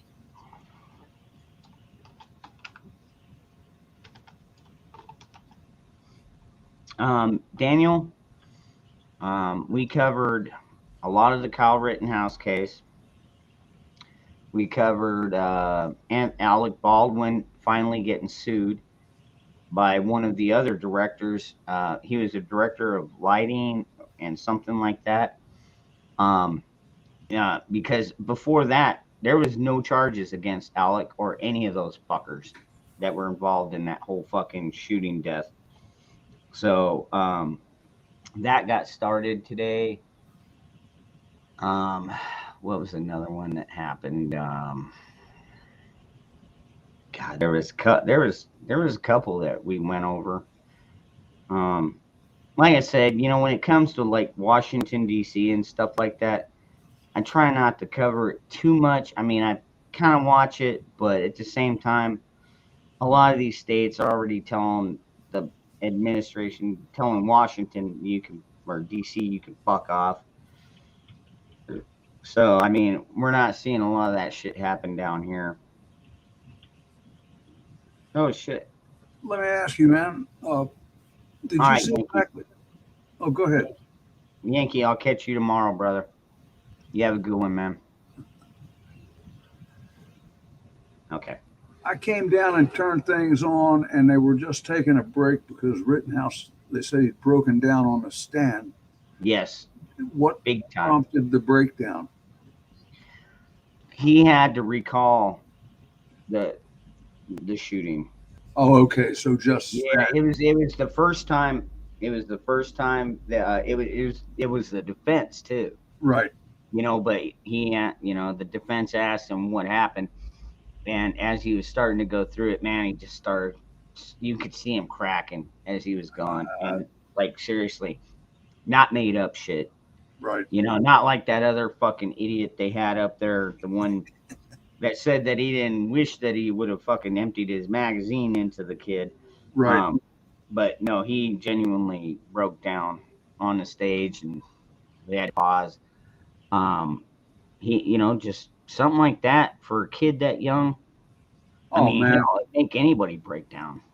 Yeah. I had to shoot 3 fucking people. I had a angry mob after me. I mean, that's scary fucking shit, dude. That kid did better than most adults would have had to do. I don't care if you've even been in the military. And he was superb. I mean, he handled that prosecutor. I saw after he came back from the break, I guess maybe I saw an hour and a half, and then I had to leave. But man, he had that prosecutor, just in the palm of his hand. He was handling that dude. That dude wasn't in control of that case at all. Nope. And dude, that's what pissed. That was one of the things that pissed me off about the prosecutors. Every time he talked about taking an AR out there to kill somebody, and Kyle had to repeatedly say, "I wasn't there to kill anybody. I was there to help people." Yeah. And God, this prosecutor. And then I loved it when the judge, he'd fucking have to remove the jury and then fucking yell at that fucking prosecutor. I mean, I have never seen a judge fucking yell at a prosecutor like that. But that prosecutor was an arrogant fucking prick, and he still is. I think Kyle's walking. I hope he gets a full acquittal. Well, I do too, and I wonder if these prosecutors don't realize, hey, this is not going anywhere, and they may be trying to force a mistrial. I think that's what they're trying to do too. Yeah, because they realized even the witnesses that they called in, except for the one guy that had an illegal firearm, was a felon, concealed carrying a firearm, totally illegal in every state that I know of. Usually holds a 5 to 10 year sentence on it. But no, they made some kind of deal with that fucker. But when defense got a hold of him, he didn't know how to answer. The prosecution couldn't help him out. That dude committed perjury at least 3 times while the defense was questioning him. Yeah, looks like so. And they might be pushing for a mistrial because maybe then well, now the defense came out after the second time the judge yelled at him and literally yelled at him. He's like, if you do this again, I'm going to call for a mistrial myself if the defense doesn't. And then after the break, the defense came out and said, look, if he does that shit again, we're calling for a fucking mistrial. Oh, okay. But he said mistrial with prejudice, which means at that point they cannot go after him again. Right. So, I mean, we'll have to wait and see. But, like, seriously, that prosecutor, what a fucking douchebag, dude. God, I can't stand it. And, he's running for DA.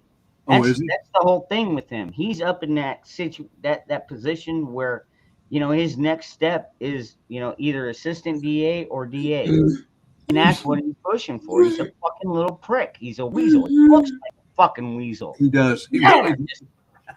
Oh man, I'm telling you, all day I was like, "All right, motherfucker, let me at him." And I've got my eye target. It's just a laser round. But man, I was that fucking weasel.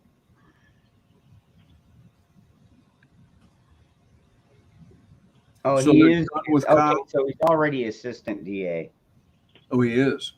Okay, so yeah, his next position would be DA. Okay. And trust me, we don't want fucking assholes like this in there. I'm just glad that judge is fucking standing his ground. I mean, he did more for Kyle than his own fucking defense team. Yeah. The defense should have been objection, Your Honor. Objection, Your Honor. He's leading the witness, talking about he took his AR out there to kill people. No, he already explained that's not the. But he just kept saying, "Oh, you're gonna kill this. You tried to kill all these people." Like, I didn't go out there trying to kill anybody. And the defense doesn't fucking object to shit. Fucking, he got a really poor defense team. But I think he's got a clean enough case to where he's going to walk anyways. I hope so. I'll be right back. See if the jury has any gonads. I need to go take a breather. Yeah. Calm down there. Zach, did you have a good day? Yeah. Good.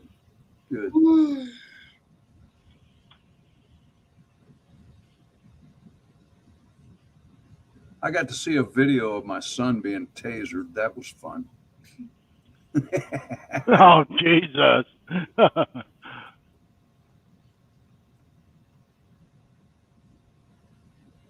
He's a paramedic and recently joined a city SWAT team here in the state. And being tasered was part of his training. Can you see this? I can't see anything but your shoulder. Oh, okay. I'll wait till. Here's a picture of that range I was telling you about.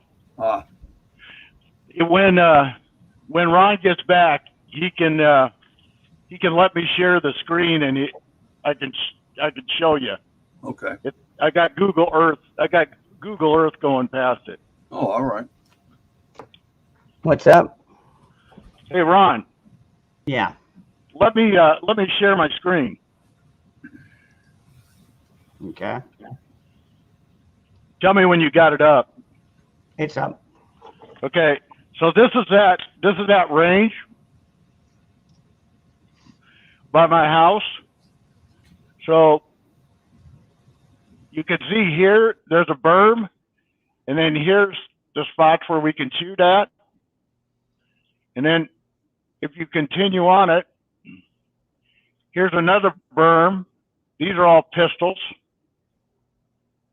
And then if you come down here,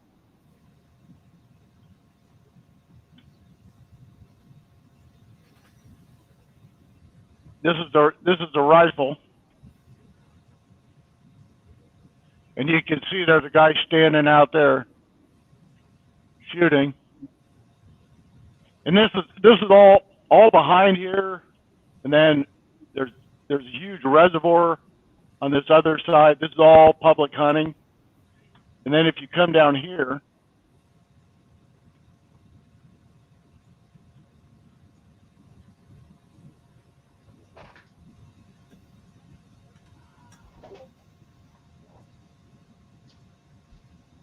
like it's at right in here is where they have the archery range and the range for the shotgun. But you can see what that's like. You know, you can see what that is like without. You can imagine being in this all by yourself. And they come and they open the gates, so it's not like you can go there, you know, in the middle of the night. And there's regulations here, you know. But these are the three areas that you can shoot. And it's a nice public range. Nice setup. Yeah. But like I said, it's you gotta be with the public, and the public is not very safe, especially all these new people. These new people are not safe. I wouldn't in the past 2 years, I wouldn't give you a nickel. I wouldn't go hunting with one of them. I wouldn't want to be in a firefight with any of them. You'd probably get shot before the enemy did. perp did. Hey, Survival. What's up, Survival Living? How you doing, brother? I'm good. I'm doing great, guys. How's everybody going? I see Mr. Tom there. He had a little snicker going on there, especially with the firefight speech there. I fully agree, 100%. Dangerous, good to see you, brother. Hello to chat. I cannot see anybody, so I'm on my cell phone. Zach, brother. So they have an infused IV drug called peanut butter-itis. I'm just saying, brother, you might get your fix. But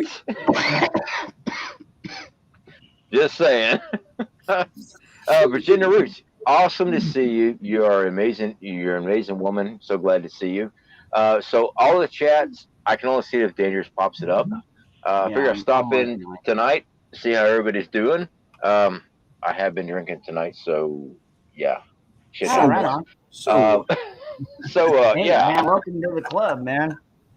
Hey, man. I was celebrating tonight. Me and my wife were sitting here. We're playing music. We're playing John Denver and everything else because, yeah, we're country hicks, and thank God we are. So yeah, I was like, you know what?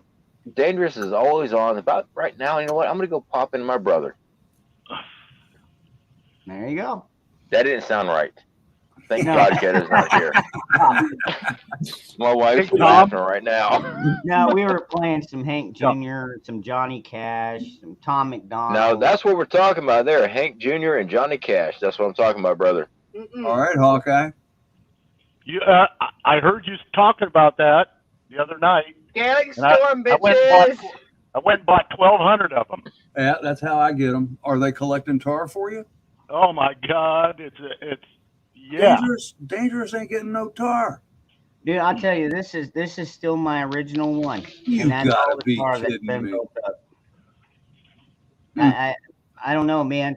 But I was talking to Moose, man. Maybe it's the tobacco we buy because it's not like cigarette tobacco. And What? You got tar in that one. I got pipe tobacco. Dangerous, you got tar. Here. geez, look at that. See, I don't get that. Michelle, I think you got an echo, hon. See that mess? That's like 4 cigarettes, man. Or maybe it's the filters I use. I don't know. I think it's your filters. Survival living. I got to tell you, man. I called my wife down to watch one of your videos. It was the one where you started the fire with the bow. Yes, sir. And she stood there and she said, he can't do that. I said, you just watch him. And she was just fascinated, man. She enjoyed that. Awesome. Awesome. I don't do my own video promotion on other people's channel out of respect for everybody. Dangerous, with your permission, can I drop a little something? All right. Well, actually, at Cash, you already dropped your link, so, but. Okay. Yeah, well, out of respect for other creators and stuff, I just don't do that because I don't like when they come over here to my channel and stuff like that. But on my videos, there's a one wood challenge where I actually go through step by step. I grab a piece of wood and I cut it. I make everything from the bow drill down to the spindle and the tinder and set it on fire using the whole step. So, check that out. Yeah, it is possible. It takes, anybody can do it. Any YouTuber can do it. I just got finished doing the Pathfinder course up there in Ohio with Mr. Dave Canterbury. And one of his favorite phrases, any YouTuber can start a fire with a bow drill. Absolutely. Absolutely. What it takes is dedication, patience, and practice. Yeah, that's what it takes. So yeah. I mean, check that video out and show her that one because it's a little more in depth and stuff. But yeah, that's awesome. I'm glad that she actually watched it. Oh yeah. And I just pointed out, look at that redneck. I know. She started out in total doubt, and it was great just to watch. That's quite all right. That is 100%. When I first heard about friction fires years ago, I looked at it, I'm like, no, there's no way. When I first came across friction fires, I'm like, no, you need a lighter. You need a big lighter. And by the way, Hawkeye, good to see you, brother. I did not holler at you when I first come in, man. I do apologize for that. Good to see you. And we got Pro Life Warrior, by the way. Good to see you, my friend. How you doing? She's doing good if she can get her damn echo turned off. Is that better? No. I'm sorry. You had your hat down. I do apologize. Yeah. Not better. No, Hawkeye, I'm glad you got those things, man. Yeah, still not better. All right. well, let's go one at a time and see who's got the echo. We already know who's got the echo. All right. So I'm testing 1, 2, 3, 1, 2, 3. I don't hear an echo. It's Michelle. She's trying to get it straightened out. Oh yeah, it happens. What's up, Cola? Where does that go? I'm munching. So, by the way, the United States got hit by another cyber attack. Just saying, by the news. Zach, where are you at? I'm just curious, brother. Nah, he's in Colorado. Yeah. Well, I'm just saying, internet expert, computer whiz, programming, and everything else. I'm just saying, Zach, where you at? No. You know what I'm laying down. Yeah, I get you. Yeah, I don't think it was Zach. Oh, by the way, Dangerous. So, I did get your text with the and picture on the keychain. Yeah. Perfect. Mhm. Perfect, brother. Just let me know. Hit me up so I can send you a PayPal on that, and also the keychain for my the bracelet for my wife. So hit me up on that, man. It's perfect. Yeah. Loved it. So yeah, hit me up on that, man. We're definitely gonna send me a PayPal, whatever it is that you need. Send me your link and stuff, man. We're gonna take care of that. All right. I don't wear bracelets, brother, because my watch is in the way. I just don't. And see, I don't wear a watch. That's all. I just. Oh, I got this new stuff in, But- dude. Check this stuff but- out. Hold on. If you get up with a company that has a watch, you can tie in your paracord bracelet with a watch. Now we're talking. Just saying. Yeah. That's an idea. So, anyways, I got this new stuff in. It's called Anaconda. Oh, that turned out really nice. I like that. Oh yeah, that's nice. Yeah, I'm look at my little gecko. He's like, oh, I'm gonna go up there.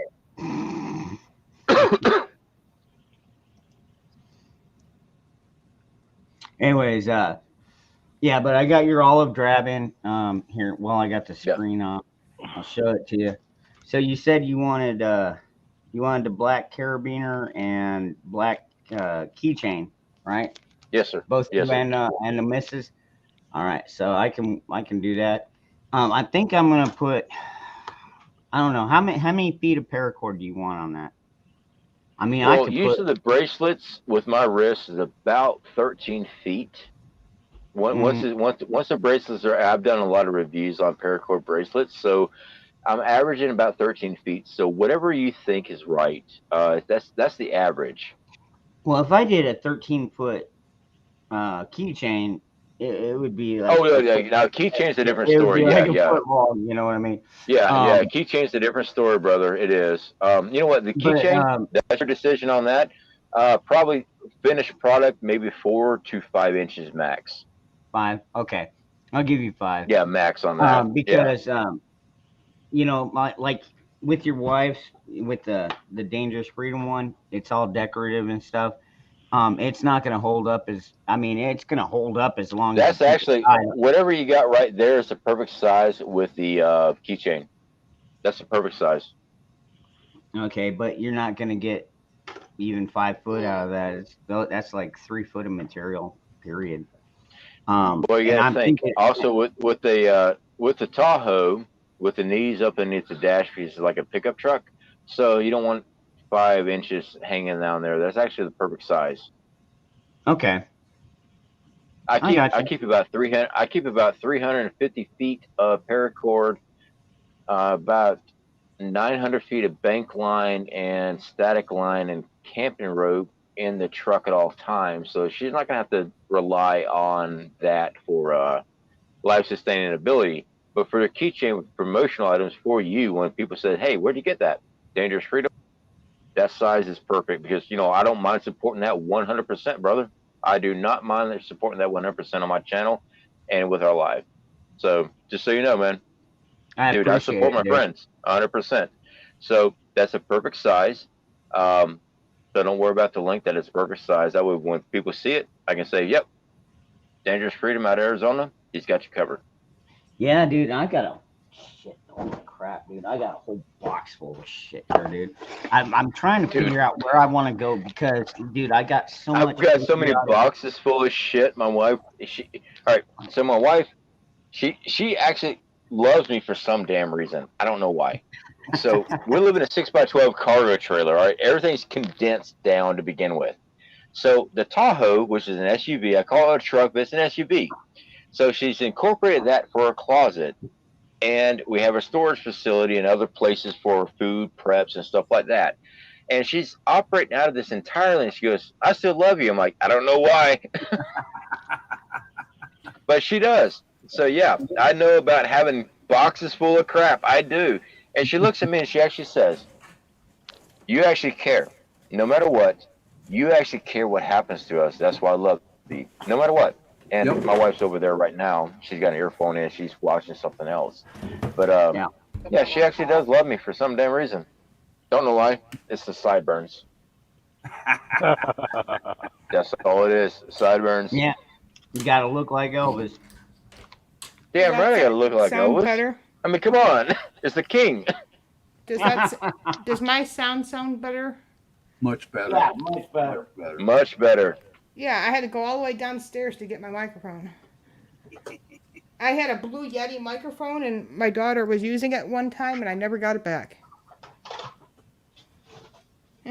That's the problem with quality and giving out a loan. She's only a 14-year-old kid. Yeah, it happens. She means well. I love her.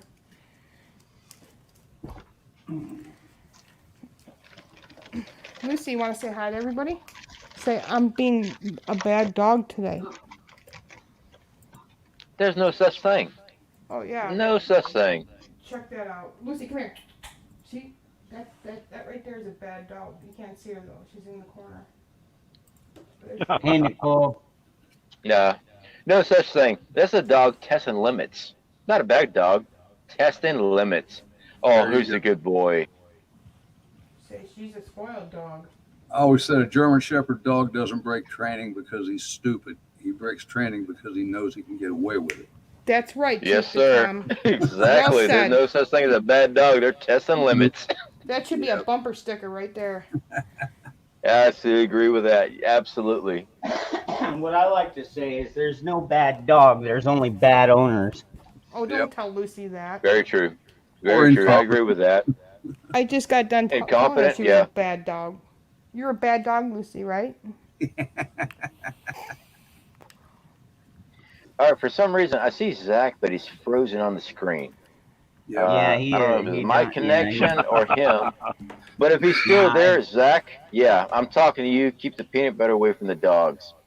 Nah. I'm waiting for a finger to pop off at me. But brother, I love you. All right. Do not say peanut butter around Lucy. Shh.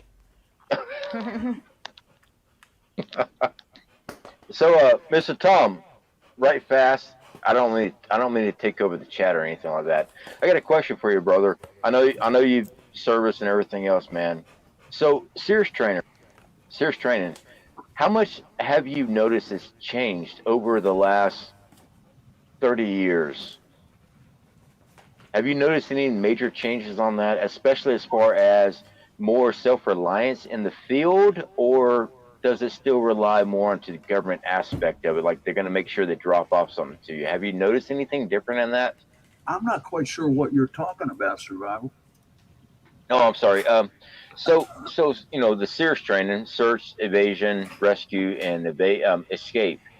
Sears training. A lot of branches here lately has been like even the Air Force has it now, and the Air Force never had it for a long time. Years ago, like in the Army, Marine Corps, they were more of self-reliance built. All right, you were dropped off, kind of like Rambo scenario. Here's a knife, go do what you need to. And I've been noticing more and more that they're more on looking for rescue as far as trying to provide self-sustaining while they're out there. And I know part of rescue is part of Sears. Have you not? I mean, I asked that. Have you not noticed anything? Been leaning more to please help me compared to what it was back 20 years ago or 30 years ago? You've got the idea I was in the service, and I wasn't. Oh, my apologies. I thought you were, brother. I do apologize. I do apologize. Yeah, I'm flattered, but no, sir, I never served. I was just a little bit too young for Vietnam. Okay. And then when I got old enough. No disrespect at all, man. I had a lot of family, and my wife's had a lot of family and stuff, generations stuff that got drafted and stuff like that. So no, don't apologize for that. No problem there at all, because we all know about that war. All right. I was former military, and I'm just seeing a lot of things, and I didn't mean any disrespect at all or call it anything. That's not what I meant. You just have this persona about you that you see things. And I do want to, you know what? Let's rephrase this. Your wisdom. Because the fact is, you've seen more things than we have. All right, I turned 43 in January. You've seen more things than I've ever seen. Okay. What do you think about how things are reacting? Do we seem to be going more, give me, please help me, compared to where we were years ago? Like, all right, I got this. on my Yeah, own. I'll go out and I'll work for it, take it for myself, whatever the case. You know, it's going Yeah. past. Please help me to I'm entitled. Oh, hey, Tom. Okay. Tom, you and I probably are the same age. I just turned 69 the other day. Okay. I'm almost 65. Okay. So what's going on right now went on when Carter was president. Oh God. No shit, man. We had gas lines. So I lived in Indianapolis at the time. We had to Yes. No. go in long fucking lines everywhere in the nation. The first house that I bought was 18% interest Yep. on a friggin' house. Yep. It was, the inflation was through the fucking roof. I mean, it's just like today, except you don't have a. We thought Carter was going to be a pretty good president because it was We had a lot of faith. in it. nuclear. He was a smart guy. He was a nuclear physicist on a sub. So, but yeah, these times look a lot like Carter's times. We were restricted buying gasoline according to your tag number. If your tag had an even number at the end, You were allowed to go every other day. Yeah. And I can remember, and I laugh at myself now, but it was like, I don't give a damn if gas goes to $1 a gallon. Just make it available. Yeah. Yeah. Well, yeah. I mean, all right. So both Hawkeye and Tom. Sorry, Dangerous. Didn't mean to cut you off there, brother. So both of you have actually seen. I'll tell you what, you dude, I'm the bartender. You can't cut me off. Okay. Well, brother, I try to be very I could cut respectful, you 100% off on if somebody I else's stream, wanted man. to. I could cut any of you off, Who likes but this? no, don't worry about it. Go ahead, bro. So you guys both are at the same age there. I'm 20 years below you there. So you've seen and you have actually you have stories that you can actually recollect really fast. Depression days, rationing. All right. I'm not saying World War II as the era there, but you have enough bloodline as the year-wise goes. You can actually talk at the time to talk and actually live and see the effect of this stuff. What are your thoughts, if I can throw this out there, what we're seeing now in the society, how we're seeing, one, the minimum wage jump up, the production value that's coming in, and should we be expecting something? Because me personally, I'm looking at the history of it, and we're fixing to get a massive, back in the day, Alabama type of song, Depression days, is what my thoughts are. You guys are right there at the right age that you can talk about your history with your mother, your father, your grandparents, compared to my grandparents that lived through that. But your recollection is right there compared to mine. So what do you guys think? Well, our age group didn't think anything of working, 2 jobs, working our asses off, working the fields, 12 hours. It was all about, providing for your family and making money. And Yes, sir. it didn't matter. And it was a lot of it was just survival shit. I remember days where, I was just making enough. I couldn't even afford health care. And I can't afford health care. Yeah. And ever since that fucking stand, and we respected our elders. Yeah. We respected Yes, women. We respected our society, our community. We respected that, regardless of color of skin or whatever. I don't believe any of this racial shit. Growing up in Indianapolis, I knew a half a dozen guys that I would consider racist. Other than that, nobody. Everybody was in the same boat. And man, when you're in the same boat, you all row the same way. Yeah. Now everybody's in different boats and they're rowing in every freaking different direction. You know, it just, you know, we value work. I mean, I'll tell you what, there's a lot of them. I wish they would just row the hell off of any coast. You can go north, you can go south, you can go east, you can go west. I don't care. You don't like it here, you don't like America, get the fuck out, dude. We don't want you here anyways. Don't send them to Canada because I actually got some really good friends in Canada. They're trying, so don't put that crap up there. So you know, send them I don't know, some island we can like sink later. And I knew my great grandfather. Send him to Mars. He came from Belgium, and he was a lumberjack in Minnesota, and he was the biggest guy I've ever seen. I mean, strongest guy, and he worked his ass off for little nothing, but he was happier than hell about it. You know, we were grateful for what we had. We didn't ask for anything free, nothing. I mean, back in the day when Tom and I were young, if you took government assistance, that was shameful. You felt that it was terrible. I mean, you felt bad for them and for yourself. You know, and I just I don't get it. No, dude, the whole entitlement thing is really what's screwing it up. You know, because these fucking liberals, they learned how to play the system. I mean, you see these. I mean, I think we've all seen the videos of these black women that come out, and it's like, oh yeah, I'm getting $2,500 a month plus, you know, $1,000 in food stamps, and you know, she's wearing all this flashy gear and shit, and her boyfriend's a fucking crack dealer, you know, and shit like that. And, you know, just playing off the system. Dude, it's not just those people that you're talking about. Nope. It's people right in this group. It's people right in this group that we know about that are taking money because they can. They're getting money from the government. All right. Granted, I was laid off. I was let go because of the last coup.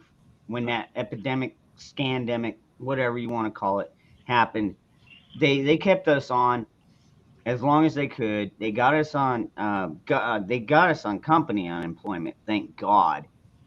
And that way, when it finally came to the point where it's like the 2 weeks turned into 2 months, and it's like, all right, we were reduced to working 24, 28 hours a fucking week and trying to use unemployment to try and compensate for the hours we're missing. Well, a lot of people, they were letting supervisors that had been there for 15 and 20 years go before they let me go. I was like, holy crap, they let Eric go? Holy crap, that guy's been here for like 15 fucking years. And anyways, I mean, I don't know. I'm sure it was an intentional thing. I'm just figuring it was all intentional. They want this great reset. And that, you know, they've been planning the shit out for a long fucking time. What they don't understand is American tenacity and the people that, like us, they're smart enough to see through the fucking cracks. We see what's going on. Go ahead. I see you got your hand up there, Survival. Oh yeah, Ron, right fast, man. I don't want to cut off Tom because that question was also to him as well. So Hawkeye, I do agree with you on aspect of what you're saying, and dangerous too. So let me real fast talk about the assistance. So I do agree with Hawkeye there that we were raised that when you got those things, you actually had to apply. It was a shameful act because we were raised. I'm 40. I'm fixing to turn 43 in January. I was raised. You bang steel, you make it happen. So when my first son was born, I got custody, and my second son was coming. I was in Oregon. The freaking daycare was as much as what I was paying in daycare by the hour. So I actually had to apply. All right. So I had to, and I'm like, this sucks. But I still had that drive inside me that says, no, all right, I'm going to make something happen. All right, this sucks. So what I need to do? I'm a skilled welder, certified out the ass. Let me look around while I'm doing this other thing, and I made something else happen. Yeah. I finally got off of it. As far as dangerous, that was just talking about that way. We're just talking about on the unemployment. You got laid off because of what just recently happened. I can't say the word because you get flagged really fast. I understand that 100%. You got nailed. I got nailed. My wife got nailed on this. When this whole thing came across, we all got nailed. All right. I was making more money on just like they always said. Yeah, you make more money on unemployment. The only problem is so that I don't have a problem with that at all because you got nailed. Your job got shut down, or we give you unemployment. The issue is like Hawkeye was just talking about. It's a different scenario than what you were, Ron, and like I was. It's the individuals that, like when I was in Oregon, I got laid off from a job. All right, I was working prevailing wage, so they laid me off, but they went and backtracked like 4 months before that prevailing wage job. All right, prevailing wage is only a couple months. You make good money and keep on moving. That's what you do with prevailing wage job. I was making $53 an hour, building a school in Salem, Oregon, welding my ass off. And once the job was done, you're done. Well, you can file for unemployment, but they went 4 months back to where I was making before. Well, at that time, $12 an hour. So when I got my check with $99 a month, $99 a week is what they're paying me. I'm like, oh, hell no. But when you're laid off, it's a different story. What we saw, and I think Hawkeye was hitting on this, what we saw is people are just like, well, the government's going to pay me to just sit on my rump and not do anything. And those guys or gals would rather draw that and not even attempt because they look at the numbers and say, well, I make close to what I would make if I'd worked. So you know what? Screw it. You know, that there is, that's not productive. That was an easy way out, in my opinion. So let me give you a different scenario here. Hold on. Can I go first really quick? All right. For me, yes, I agree with you. Dude, I was like, oh man, I'm laid off. But at that time, everything is like, oh, you got to wear a mask. And then now the jab came out, and it's like now they want you to do that. I can take care of everything. You're fine. Okay. Luckily, the governor out here finally removed all the mandates and stuff like that. But at the same time, there are still certain places that still require you wear the mask and stuff like that. And it's like, first of all, I'm not gonna live like that. And second of all, this new administration, I don't want to give them a damn dime. So if I can still pay my bills and get through life and not have to worry about fucking taxation anymore, I'm not going to give these motherfuckers a fucking dime. They're not getting any of my blood. They're not going to destroy my blood. I'm a pure blood, and I plan on staying a pure blood until my dying day. Okay. Hey, Dangerous, I'll be right back, brother. I've got to get, I live in a 6x12 trailer. So I got to lay down the bed and everything for my wife because she's got to work in the morning. I'll be right back, brother, in like 15 minutes, okay? Okay. All right. Sounds Mr. good. Tom, I'll probably miss what your response is on this. I might hit on it if I come back. Guys, I'll be right back, okay? All right, man. We'll wait for you. All right, cool. Yeah, we can wait.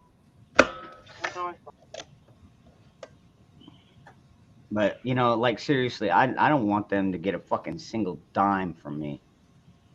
Not even a fucking penny. Man, I hate this new administration so fucking badly. Well, I mean, they're in there corruptly anyways. They stole their way in there. We all know it. And I'm not even afraid to say it. I don't give a fuck. Oh, I totally agree with you. Totally. And they're not trying to hide the corruption either. Nope. Like they're not trying to hide their hypocrisy. Nothing. The whole problem with that is the way our system's set up. All you have to do is get the electors. Okay, so it doesn't matter who you voted for. It doesn't matter anything if the electors vote for that individual because they represent the people in that area, then that person is the president. Regardless, I agree I was the first one to say that Trump was going to win in 2000, in his first election. This second election, because of COVID, I was worried about it because he was getting big crowds, but there were a lot of people out there that were kind of on the fence because of the whole, the whole virus situation. So when so as much as I dislike the current administration, just like I disliked the Obama administration, he is the president, and I'm going to respect that. I respect the office. I don't respect it. I don't respect him. I don't respect any of it. But it's not just them. It's all of government right now. Yeah. Well, no, because right now government is being ran by the damn bureaucrats, brother. It has been forever. Not forever, but forever. For as long as we've been alive. Yes, absolutely. Okay. That's forever. When fucking George Washington and them guys first won the revolution, there was no bureaucracy. Hell, oh my God! Yeah, of course there was. They had cotton, they had liquor. All these guys had slaves. I mean, not all of them. Well, was it 3 or 5% of plantation owners had? But they were all big businessmen. Yeah.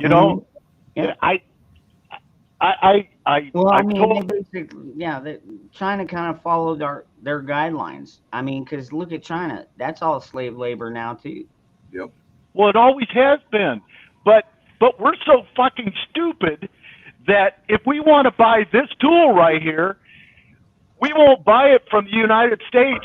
We'll buy it from fucking China and spend a third of what it costs, and it's not even a third as good as what it was here in the United States. Yep. I can't buy a fucking tool. I can't buy a part for any of the cars that I work on that's worth a fuck if it's made in China. Right. Nope. So what did we gain? All we gained was paying somebody 30 cents to make this thing instead of $3. And that 30 cents, I might as well throw it away. I don't get it, man. And that's on us. 4 times and it's going to break. That's on us. Yeah. That's on us. You want to buy big screen TVs? We used to have Zenith. Zenith was made in the United States. A TV would last you 20, 25 years. I've got a TV that's over 40 years old, still running down in the basement. Just a little portable that was given to me for my high school graduation. Now you buy a TV set, it's going to last you 3 years, maybe 5 years. If you're lucky. And you're going to throw it away. And you're going to throw it away. German, yeah. Nobody fixes anything anymore. You used to have television repair guys. You used to have radio repair people. People don't. Now you don't fix your cars. You throw them away. Buy a new one. Trade them There's something wrong with that picture. That's the biggest fucking problem we got. Period. It's just and our bureaucrats go right along with it. Yeah. We're a throwaway society to them. There's people that want to work, and there's people that don't want to work. And I'm not present company. Totally respect you, man. And I'm not talking about you at all. I'm talking about in general. We've got people that want to work. We got people that don't want to work. That's the two groups. It's not racism. It's not anything else. I tell my kids, if you're gonna talk the talk, you better fucking walk the walk. If you're talking about global warming, I better not see you taking a trip to fucking Europe, and I better not see you driving around a big gas guzzling car and taking vacations and spending all your money on all this bullshit. If you want clean water, then don't throw shit in your ponds and lakes. Yep. Bullshit. It's well, like, like I said in the past, it's like there are certain laws on the books, you know, like the EPA, they don't allow, you know, people just dumping toxic waste into waterways, you know, because, you know, they're going to make the fish turn, have 3 eyes, and make the frogs turn gay, you know, and all that shit. And not to mention poison all the fucking towns below the fucking water stream. You know, there are certain things on the books that I can agree with, but Absolutely. but Tom for the Tom most can part, Tom can attest to it. but at the Back same when time, we were kids, there was more trash on the road. People didn't think twice about just throwing their trash out on the road. mhm. People didn't think twice about throwing their shit in a lake, In the river. Yeah. you know, in the river.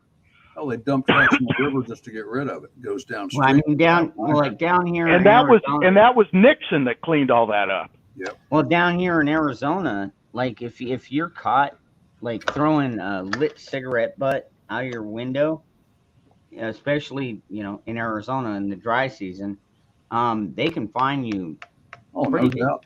pretty badly. Yep. They do the same thing with cactus too. You know, it's like cactus are like our national bird or our national treasure. You know what I mean? But yeah, no, I get where you're going with Hawkeye. Tom, Yeah, well, I think it was you all when I first started coming in here. My dad died when I was a real young boy, and I ended up being raised by my grandparents. And those folks actually lived through that depression. And around here, things didn't get bought new; they got fixed. And those folks eventually had a little money, but they lived poor. You didn't know that they had money because of the way they lived, because they were scared that depression was going to happen again.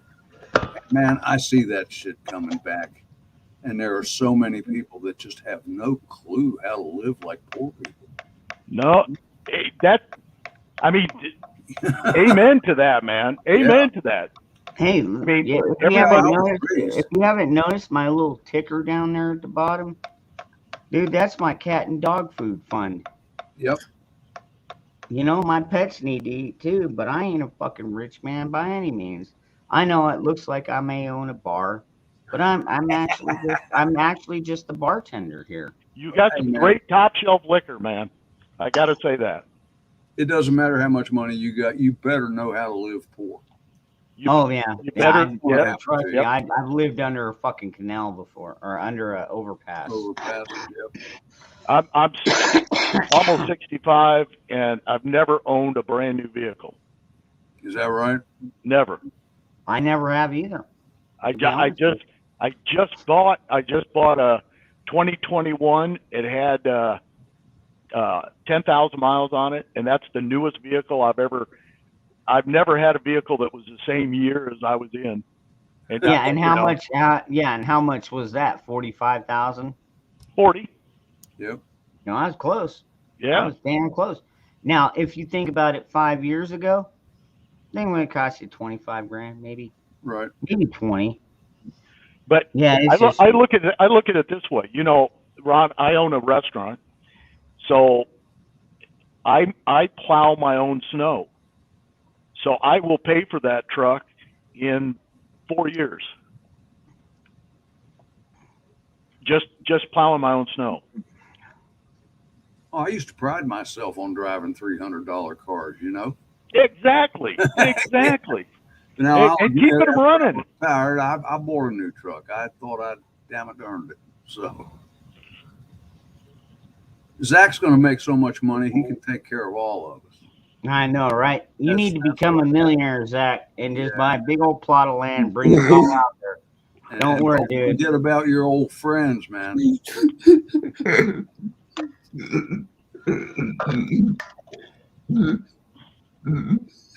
I remember the second vehicle I bought. Well, my first one was a Chevy Nova. It got wrecked. Had to get a new one, and I ended up working at a Burger King.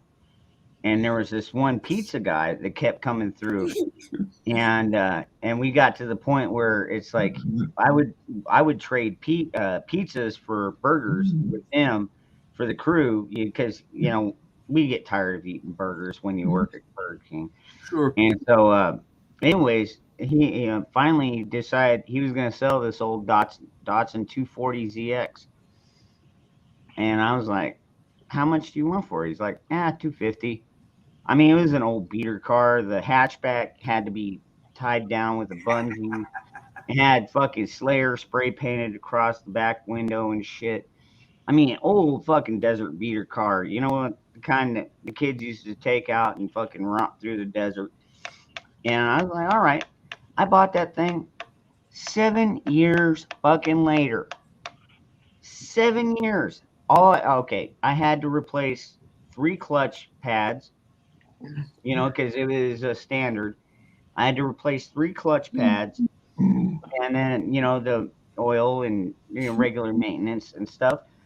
I kept that thing running for 7 years, ran great. Nice. Them fucking old Datsun engines back then were fucking the shit, man. They were sewing machines, man. Yeah. They were the best. Man. Oh my God, they were great. I had a and then I got a B210. I ended up getting a DUI, and I ended up selling it to one of my in-laws, my brother-in-laws, and God, what a worthless piece of crap he is. But anyways, within 3 months, he ran it out of oil. The thing broke down on him, and it's like, wow, really? All you had to do is regular maintenance, but no, he couldn't even maintain that. So what do you do? Go ahead, Zach. After that, I went with trucks.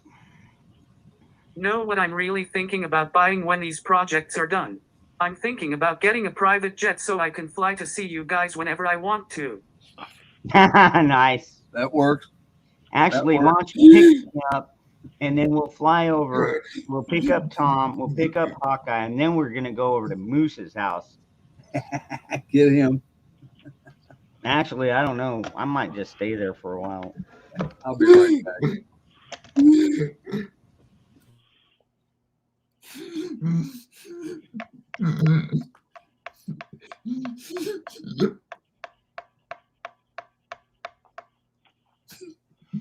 Hey Zach, awesome. Hey Zach, can you hear me?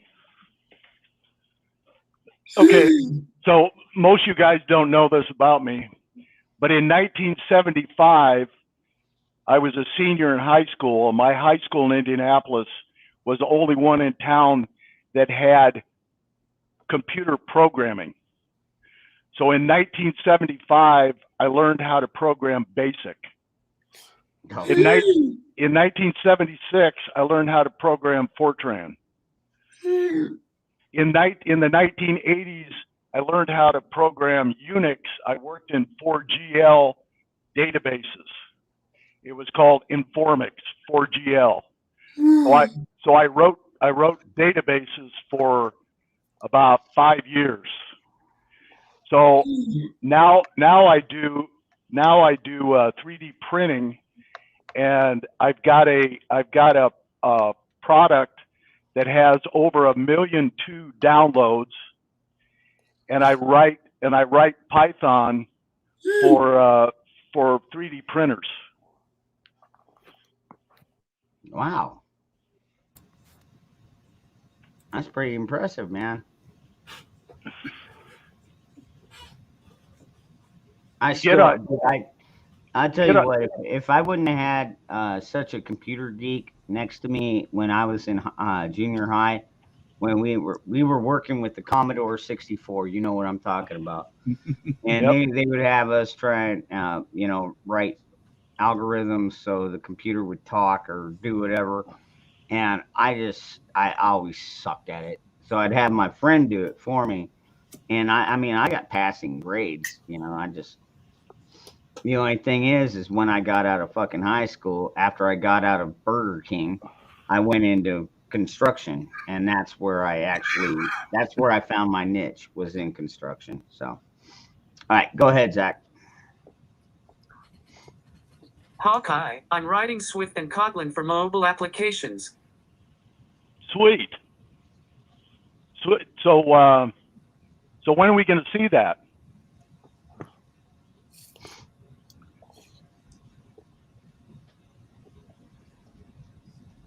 I ain't shown it before.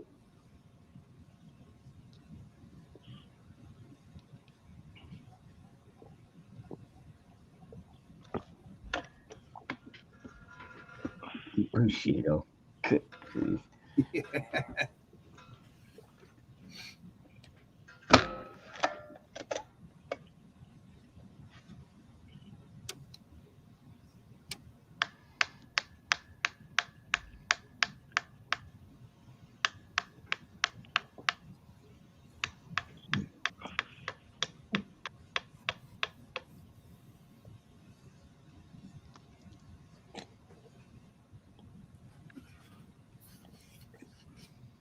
Right now I'm building 8 mobile applications and I'm hoping to have everything done by December 2022. Nice. Nice. Are you familiar with Visual Basic? You've heard of it, I'm sure. No? So I'm doing a lot of Microsoft Access, and then I converted to Visual Basic, and I'm doing I just got done writing a piece of software for restaurants, and I'm trying to sell it to the restaurants, but it's all written in Visual Basic.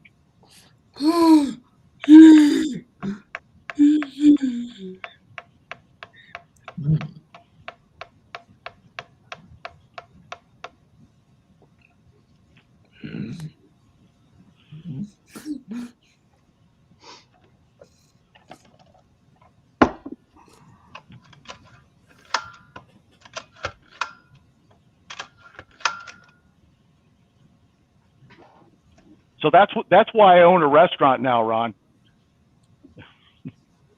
Right on. Did you have to shut down during the coup? Yeah. Yes. Our governor deemed restaurants as non-critical. So yeah, we had to shut down. I just that's why I was going to wait for Survival to come back up. You know, Watching. We can. He'll be back up. He said I was gonna tell you my story about being a business owner and what that meant with the whole thing. I'm gonna grab another beer. Sounds like a good idea. I've got one right here in front of me.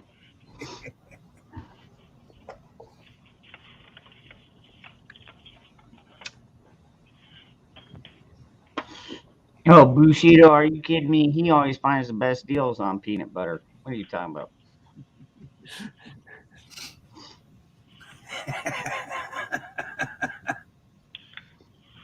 He's so casual with that. It's like, screw you, by the way.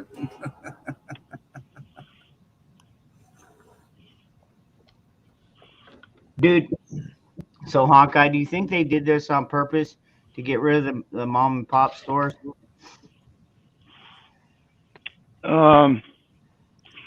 No, because they need us to support. They need us to support everything.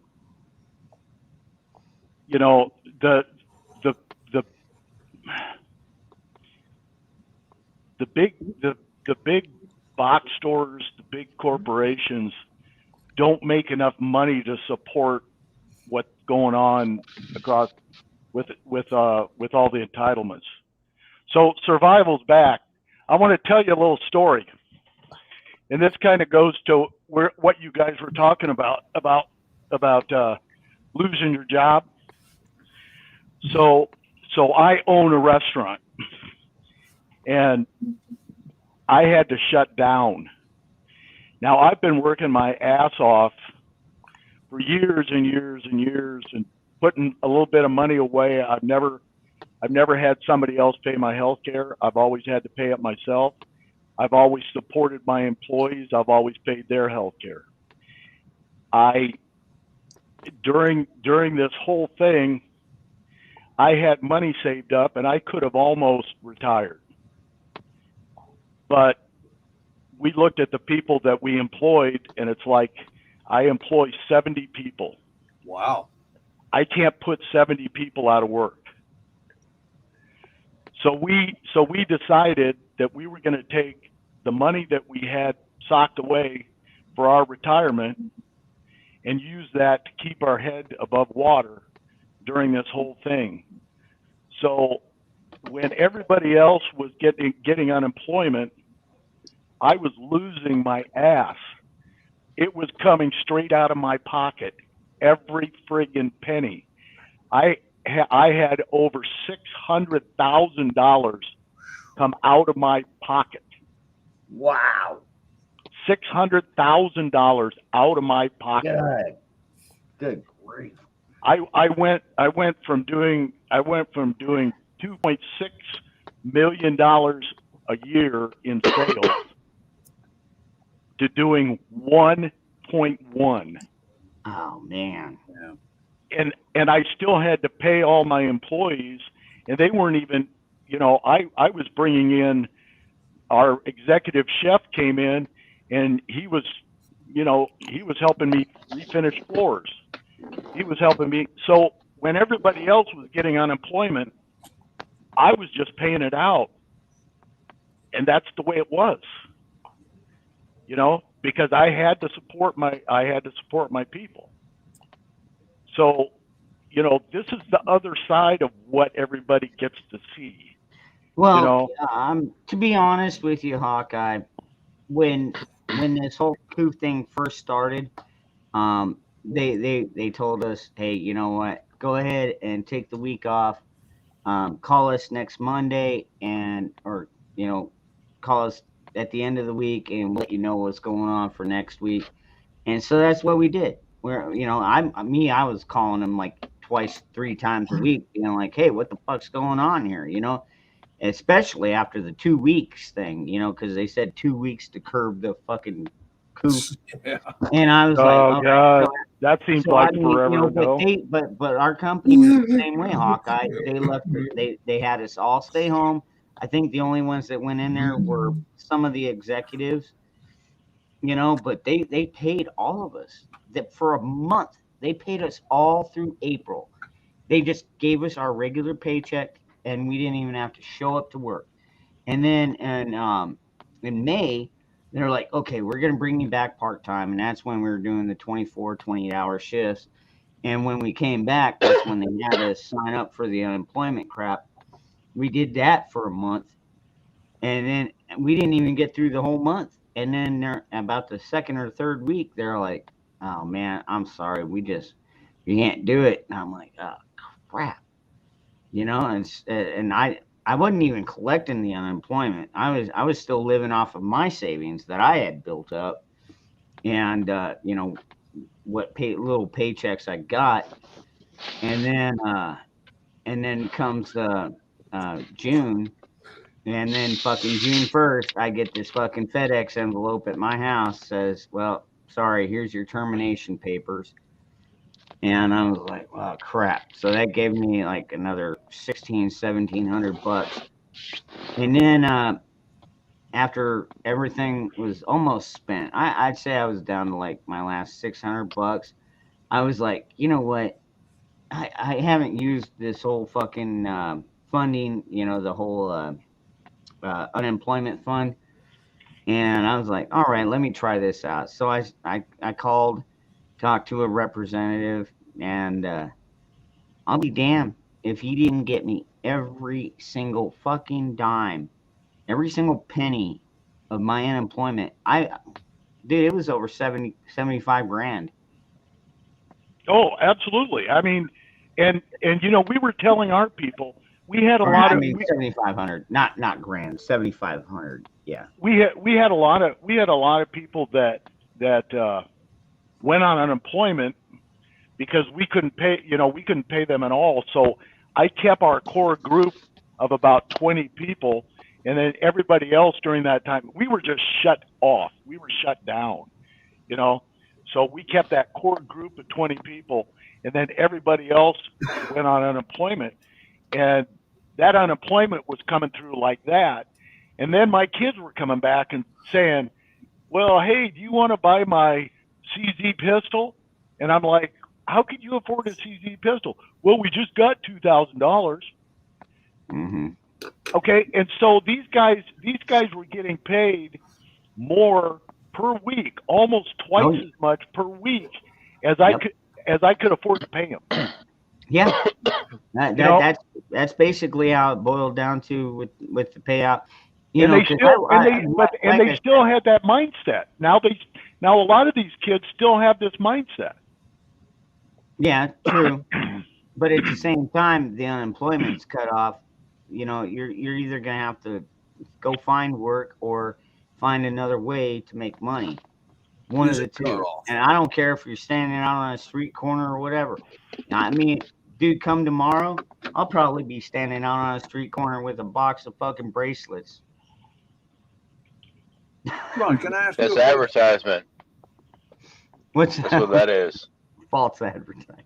What's up, Tom? No, I said that's advertisement. I didn't say false advertisement, brother. Okay. All right. Hold on. Hold on. Tom wanted to ask you something. I heard you tell that story about your job letting you go and everything a couple of weeks ago, and the first thing I came to my mind, you said that they let you go for a while and then they brought you back part-time. Mm-hmm. Now, my question is, did they base your unemployment on the part-time work or the full-time work from before? Full-time. They did base it on the full-time. Because I just wondered if that bringing you back part-time. No, like seriously, I was making more money on unemployment than I ever did in even a 45 or 50-hour week.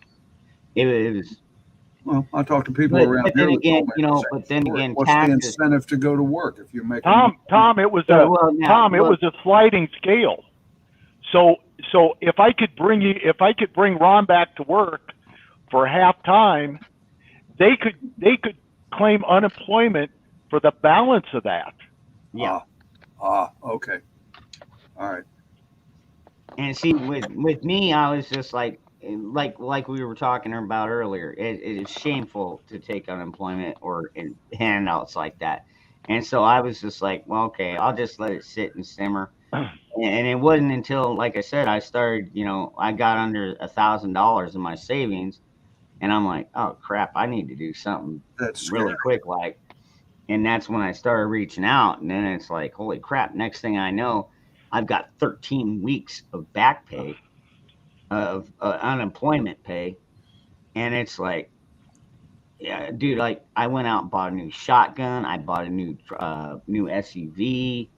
Well, not a new, a used SUV, but you know what I mean? And I mean, I didn't blow it all. I mean, I was still kind of frugal with it. I was like, I know this has got to last me. And it's lasted me a long time. And not to mention all the donations that people kick in, and granted, it's like, okay, so I've got a hobby now. I make these cool ass bracelets, and they're all made in USA, not necessarily by all US parts and materials, but they're all made by me, and I make sure that I put my TLC into them. I'll tell you what. Oh. Hold on, Zach had his hand up first. We'll let him go. Go ahead, Zach. Hawkeye, right now I'm building 4 of the applications for one client and he's paying me 50 grand through monthly payments. And then I'm building the other 4 applications for an actual company, and the owner said that when I finish the first version of the first 2 applications, he's going to give me an incentive of 5 grand and a percentage of the company. I'm set for life if this happens right. Oh, you're talking about your tube. Yeah. Just make sure you got it in writing, Zach. Yep. Exactly. Because I worked on some software that I thought I was going to make a shitload of money on, and I ended up not making a shitload of money on it. Hello, Ghetto. But hello, Mr. Ron, Tom. What's up, Ron? gentlemen? You bring up a hell no. Hell no. Hey, Ron. What's up, brother? we will. What's up, man? We told our staff that was getting the unemployment, guys, if the government's going to give it to you, fucking take it. Yeah. You know, I mean, I don't get me wrong. We've been taking it. They are, and people are absolutely, and they, as well they should, man, because you know what? If you're giving it away, then take it. You know.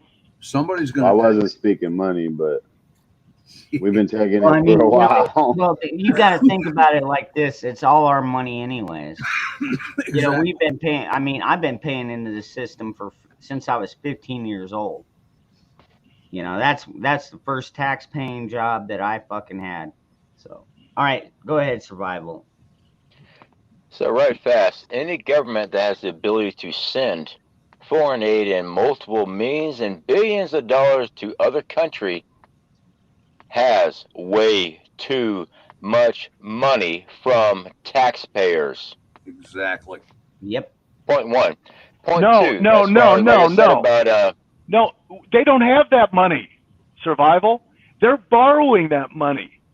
It's like you're seeing your next door neighbor that has the brand new boat and the brand new car and the brand new house, and he's up to debt into his fucking eyeballs, and he's going to get it all taken away from him, and it's not anything that he's earned.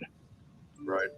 I get the deficits what you're pulling out there. Yeah, I get that, but but it still goes back into the same scenario. They're willing to give them money away, and who's the money coming from? The taxpayers. Everybody that pays taxes. All right, anybody that pays taxes, they're shipping away. That's way too much money. That was not what our government was built on. Good friend of the channel and a good friend of mine, Backwood Prepping. All right, guys. Yeah, there's a lot of things that need to be check and balance for sure. Absolutely, 100% agree with that. If you guys don't know who Backwood Prepping is, great guy. He's a patriot. He's got a lot of great information out there, guys. He's fired up, no doubt. He's fired up, and I agree with you, Hawkeye, about it's definitely a deficit. They're shitting out the money out there, and it just falls right back on us. Just like the new bill that they passed, and the quote unquote phrase that they said. I may be paraphrasing a little bit, so don't hold me wrong. I've been drinking, but it's okay. It doesn't cost you anything. Taxes will pay for that. Right. Yeah. So anybody that's been sitting around playing Nintendo games on Twitch and not paying taxes, don't worry, guys. We got you covered. And yeah, I'm a YouTuber, but I also work other jobs too, and I pay taxes on all of it nonstop. But back with the whole thing about the shutdown and getting money from the government, I have no problem with getting money from the government. My issue was the guys and gals that just won't. They look at it and go, "Well, I don't have to do nothing. I make this much amount of money." Yeah, I wasn't doing anything. I was slinging dime bags and everything else. Yeah, I worked for such and such for 3 months minimum wage, but they're going to pay me $700 a month. I didn't make that to begin with. Okay. I'm going to sit on my ass. Survival. Check this out. We were going to hire this gal. She's going to school at the university here. We were going to hire her, and she says, "Well, I really don't need a job right now." And we were talking to her, and it's like, "Why don't you need a job right now?" Well, I saved all that money that we got. Okay, she's 19 years old. She saved up $17,000. Wow. Not working. Yeah. Okay. So Tom, let's put that money in 1970s dollars. Oh God. If I would have given you $40,000 in 1970 as a 19-year-old, what would you have done? You and I weren't making $10,000 a year. Probably not. No. Would have changed your lives. Well, if you wanted to change your life, that's life-changing finances right there. Yeah. Well, for the audience, now let Zach get in, please. He's been patiently waiting. Yeah. Yep. Go, Zach. Hawkeye, he's going to send me papers and everything. He's very trustworthy. All right, get it, brother. Good. I don't know how many times I've said through my middle age, man, if I could just get my hands on $10,000 that I didn't have to pay back, I could straighten all this out and be back on top. Yeah, I mean, I remember those days. Yeah. I remember those days Yeah, a lot. Yeah, I And- started off as a busboy. It was like $3.25 an hour back in those days. But the tips really paid off. Bunch You of know, I old mean, motherfuckers. because I'd get I'd usually get about $10 in tips from each waitress. So if there was 3 waitresses, that's $30. Well, back then, $30 was I could go buy my 40s, buy cigarettes, put gas in my fucking vehicle, and go party with my friends. And then not to mention, the little bit put back into my paycheck for when I got paid. So, I mean, it wasn't a bad gig for a first job. It was actually pretty good for a good first job. Can I chime in here real quick before you survival? Go Survival. Go ahead, Ghetto. You able to hear survival? You able to hear me? No, get it. Go ahead, brother. All right. I'm just kind of somebody articulate this for me well enough. We're a country that owes absolutely everybody. Our fucking debt is beyond repair. Wouldn't it be that we're pretty much under the illusion that our taxes go here and there and there and there? I mean, Absolutely. isn't money kind of pointless at this point in our life? Well, money's not pointless because that's the only legal tender we have. But No, I get it's the only legal tender, but I'm talking about paying the government. I mean, we're pretty much paying them our life if you go beyond the money part. every time you borrow a dollar, your dollar is worth less. Yep. Okay. That's what I mean. So our dollar is zero. Well, minus zero. It's getting down to where a dollar is worth about 30 cents from what it was, and at some point they're going to have to start buying back this debt. And that's when the interest rates kick up. And I look for that to happen real quick. And the problem with that is when interest rates start kicking up, then all of your municipalities that have been building all of this infrastructure and all these buildings, they have debt on those buildings, and that debt is attached to the current interest rate. So when right now a city can go build, like our city here, we just built a little arena, 17,000 seat arena.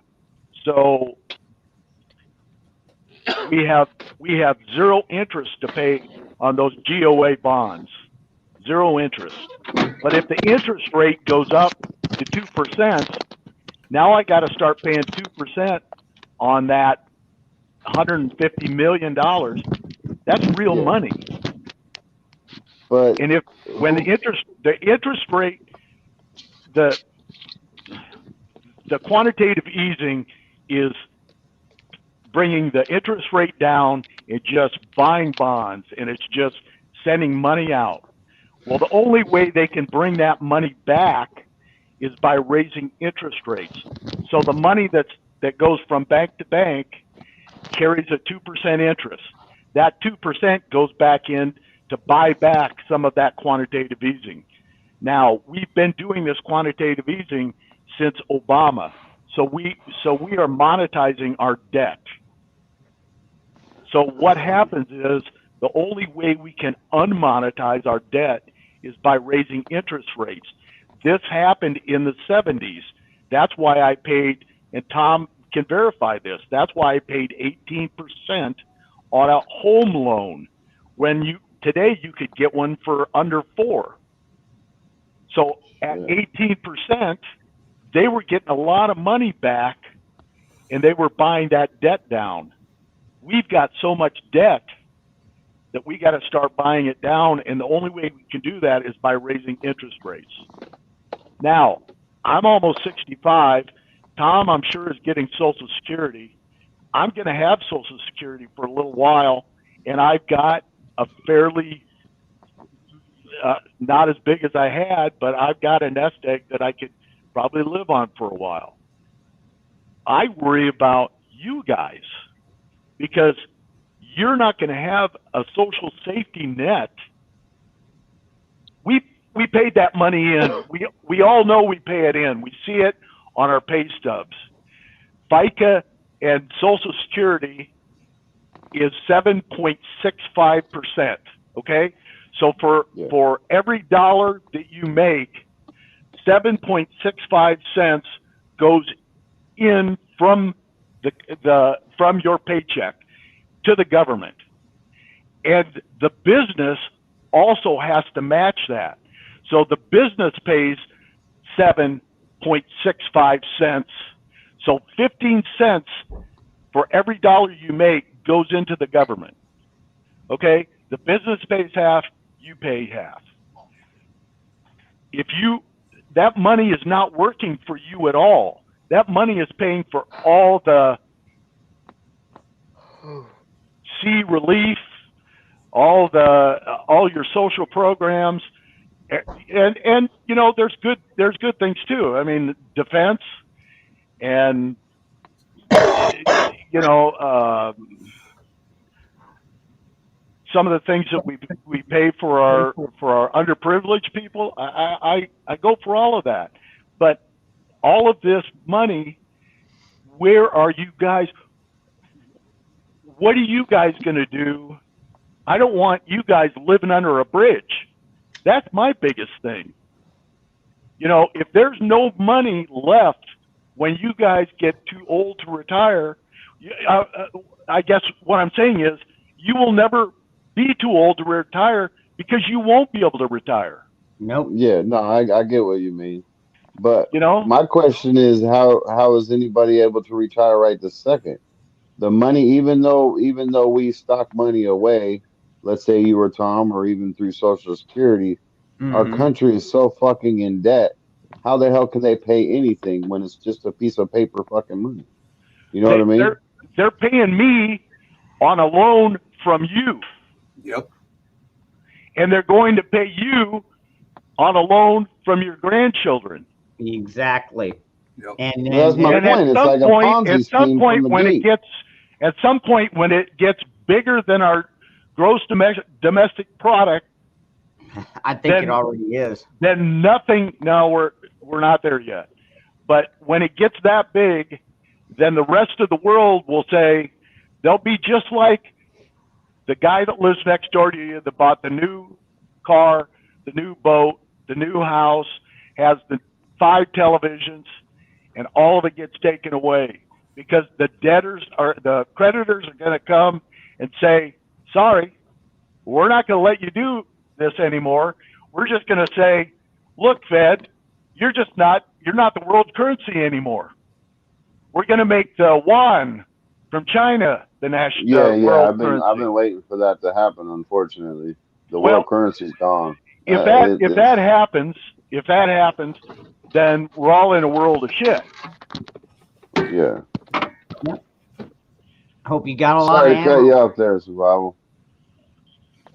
So, about finances as far as Social Security, 401k, all that stuff. Yeah, I paid into it myself, and I always pay myself the exact same thing they actually put in. The reason being is because when they jack up the minimum wage up to $15, guess what, guys? You just lost 30% of your savings. Yep. You're devalued 30% of your savings. So, senior citizens that's got a 401k savings put back, they just cut it. So now they just knocked everybody in society that's been planning on the 401k, Social Security, and all this other stuff. The value of the dollar just dropped 30% of what they just put back because they upped minimum wage. So yeah, that affects everything across the board. For young people that's actually working, paying, and of course we have to pay in with the society we got right now. Put money back, and I'm talking cash on hand. Don't leave a damn thing in the bank. Because how many times have we seen where they shut down the bank? Let's take example. The past shutdown, all right, with the thing. You could only go to the bank through drive-through in my area. You couldn't walk into the bank. A sheriff officer standing there in his squad car or standing out front said, no, you got to go through drive-through. And then you had a limit on how much you could actually pull out of the bank of your own money. Yep. Your cash in hand. No, that did happen. Depending on where you were, filmed it ourselves. We went to the did bank and we could only pull it out was here a maximum of $300 down here in They did Florida, that shit here Panama too. City, Yeah, Panama Oregon. City, Florida, per day at our bank. So don't nah me. We filmed it and we put it on our own YouTube channel in the drive-through. That did happen here. That was there.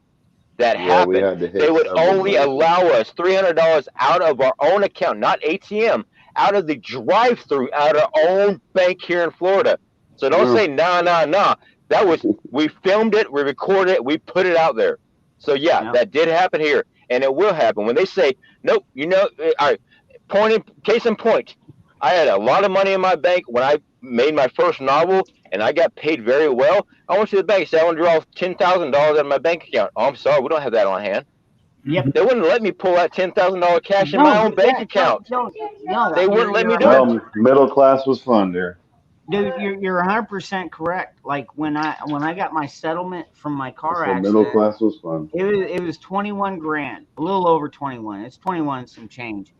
And so I went in there and I was like, hey, I need $5,000 because I was gonna go. I've been looking at a newer used vehicle, and I was like, I want to go buy this thing, and the cashier was like, oh, I can't give you $5,000. I gotta go talk to the manager.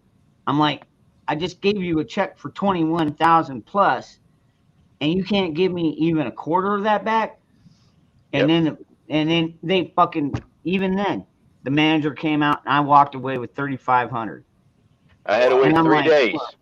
I had to wait 3 days to pull out $10,000 out of my bank that had verified and approve it to get my own money. $10,000 out of my own bank account. Yep. Dude, the bank is just I've never heard of that, but if you say it happened, it happened. I bought a car. It was a collector car. I wanted to pay cash for it. I went to my bank. This was during this whole thing.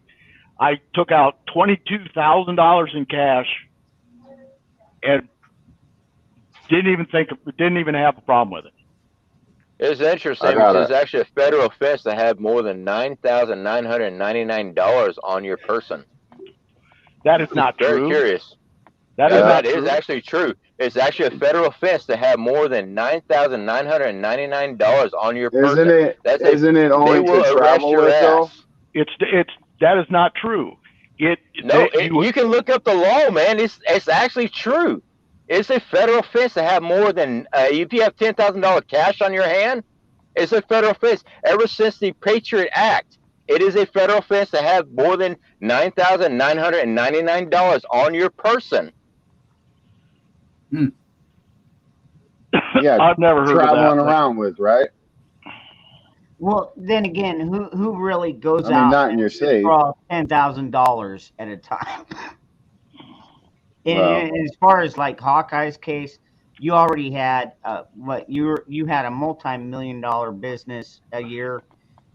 So 22,000 for them is like, well, that's a drop in the bucket considering he brings in millions of fucking dollars to us. You know, I mean, so that might have made the difference on that. Check out the laws after seriously, Patriot Act. but like you put me and Survival Living in the same boat. Well, we don't have a business. Not like that. I mean, you know, we work hard for our money, and we always have. And it's and also Hawkeye works hard for his money too. He works hard for his money too. I mean, doesn't matter what the income is. He puts the work in. Yeah, he just makes considerably more, or at least. Oh yeah, absolutely. But he worked hard for everything he built. Absolutely. Yeah. Now I'm hoping that $1.1 million has gone up since Hawkeye. This last quarter ending in September was the first quarter since 2019 that we actually got up to our past sales. Hey, Tom, Yes. you want to start robbing banks with me? I think we would make a good team. No, I And mean, we do not discuss anything felony wise or anything illegal on this no channel. planning This is felonies all online. philosophical and scenario planning in case something ever happens Shut to your anybody. ice house drinking ass up, man. Hey man, don't be Fucking talking ice about house. slip At least my have some wig. old Don't English. be. Hey, hell no, man. Take your ghetto rat ass back out. Your hood rat ass back Okay, at over the least white some privilege Mickeys. shit over in the corner, man. At least some Mickeys, man. Hey, don't make. Fucking ice I house. like my Mickeys, man. Little B on there. That's freaking awesome. There Don't you make go, me break yeah. up my dolls, Yeah, man. the Hornet. Just stare you The down. Hornet, dude. That was almost my first tattoo, believe it or not. The Because Mickey's B. yeah, because my first tattoo, I lived in a little fourplex, so 2 on the bottom, 2 up top, and the guys that Oh, wait a lived second. directly. You high dollar. You gated community, motherfucker. Oh, shit, man. I can't hang out over here no more. Gated community. I Shit, lived me in and the Ghetto, we're gonna fucking- go I hang lived out. We're in- gonna do some. All right, We're gonna check drink this some out. I sham lived in the pickle, man. fucking I lived in the ghetto, dude. Lots of drug dealers. You didn't even No, have to leave the block to find Hey, whatever you hey, wanted. But I anyway, think he meant I'm messing your with you, gated brother. community I'm just messing hood. with you, hold on brother. a minute. Hold on. Let me finish my story. So, anyways, the guys that lived there were 3 guys and a girl. Now, the 3 guys did tattoos together. They were down here from Colorado, and so was she. And she was a topless dancer, and the guys did tattoos. Well, a lot of times when I'd get off work, nobody'd be home at my place. They were out cruising around doing whatever. They didn't work. They were out probably scoping places to rob from. But anyway, so I would go upstairs and I'd take a couple of Mickeys up there and I'd be like, hey man, and the guy's his nickname was Shadow. And really, really excellent Racist tattoo artist, man. motherfucker. I mean, he was a pro as far as tattoos go. And so anyways, I'd go up there and I'd drink Mickey's with them. We'd sit there, play a couple of video games, whatever. Anyways, one day he's like, man, you got any ink on you? And I was like, no, as a matter of fact, I don't. He's like, you want a tattoo? And I was like, you know what? Yeah, I would. And I was like, I only got like $12. He's like, man, you've been bringing me fucking Mickey's up here for free all this time, just hanging out. Just tell me what you want. I'll fucking tattoo it on you. And I was looking at the fucking Mickey's B on the 40. I was like, oh, that Hornet looks cool. And then he handed me this book. And so I started going through this book and I was like, all right, there's a lot of cool stuff. And he did 3 of my tattoos. But I was like, you know what? Let's go with a skull. I want a skull, but I want a custom skull. And so he's like, okay, how about a shattered skull? And I was like, okay. And he's like, do you trust me?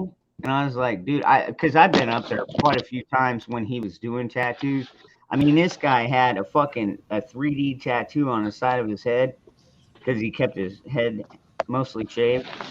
And it was like contents under pressure, and you could see like the bolts in the corner popping up and shit like that. Really badass fucking 3D shit. And I was like, yeah, okay, I trust you. And sure as shit, man, he laid down, put me down and fucking tattooed my skull. First tattoo right there, right on my chest. Paid $12 for it. Wow. Oh, there you go. Hey, survival. Yep. I just brother. read through the Patriot Act, and you can have as much cash as you want on your person. Yeah, I shot you a link, Survival. I had to call you on your bullshit, man. You had me kind of worried. $10,000 deposited to the bank is required to give information to the IRS. It's for money laundering purposes. But having $100,000 cash on you is not a problem. Well, now they want to change that to $600, right? Well, no, they just want to be able to access your account for a $600 transaction, which I think. I'll have to review that, and I'll have to find my information. It might not have been in the Patriot Act, so I'll review mine. It is You know what? I have to find the actual legal statute on that. Anything over $999 was a felony because I tried pulling money out, and 9,000. they actually told Yeah. me. So I'm gonna find the statute. So I could be, you just said you just read the Patriot Act, so it's probably not the Patriot Act. I will find the information for you, and I'll make sure Ron gets it so he can How in clarify the that hell? one. There's no way you What? could read the Patriot Act that damn quick. He just read it on that part. I shot you a link to Survival because I was looking it up at the same time Hawkeye was. Yeah, But there's got to be the reason I know something. that you can't have more than $9,999 because of the RICO Act when they installed that, and I Yeah. know that the Patriot and Freedom Act also covered a lot of stuff on that aspect. So since he said the Patriot Act, I could be mistaken on the actual Patriot Act itself. You are correct. You are correct, but it doesn't have anything to do with the amount of cash you have on hand. It has to do with the amount of cash you deposit to a bank. Look at what Rip Curl said because that's kind of the basis I was on too. It's when you cross state lines with the amount of cash and shit like that. These motherfuckers can suck my fucking toe, man. I have as much fucking shit as I want. I don't give a fuck. No, but it's good that Hawkeye pulled that up because, like I said, I could be wrong on actually being the Patriot Act. I do know what I ran into on that, so you know what? I could be wrong on quoting what act it is.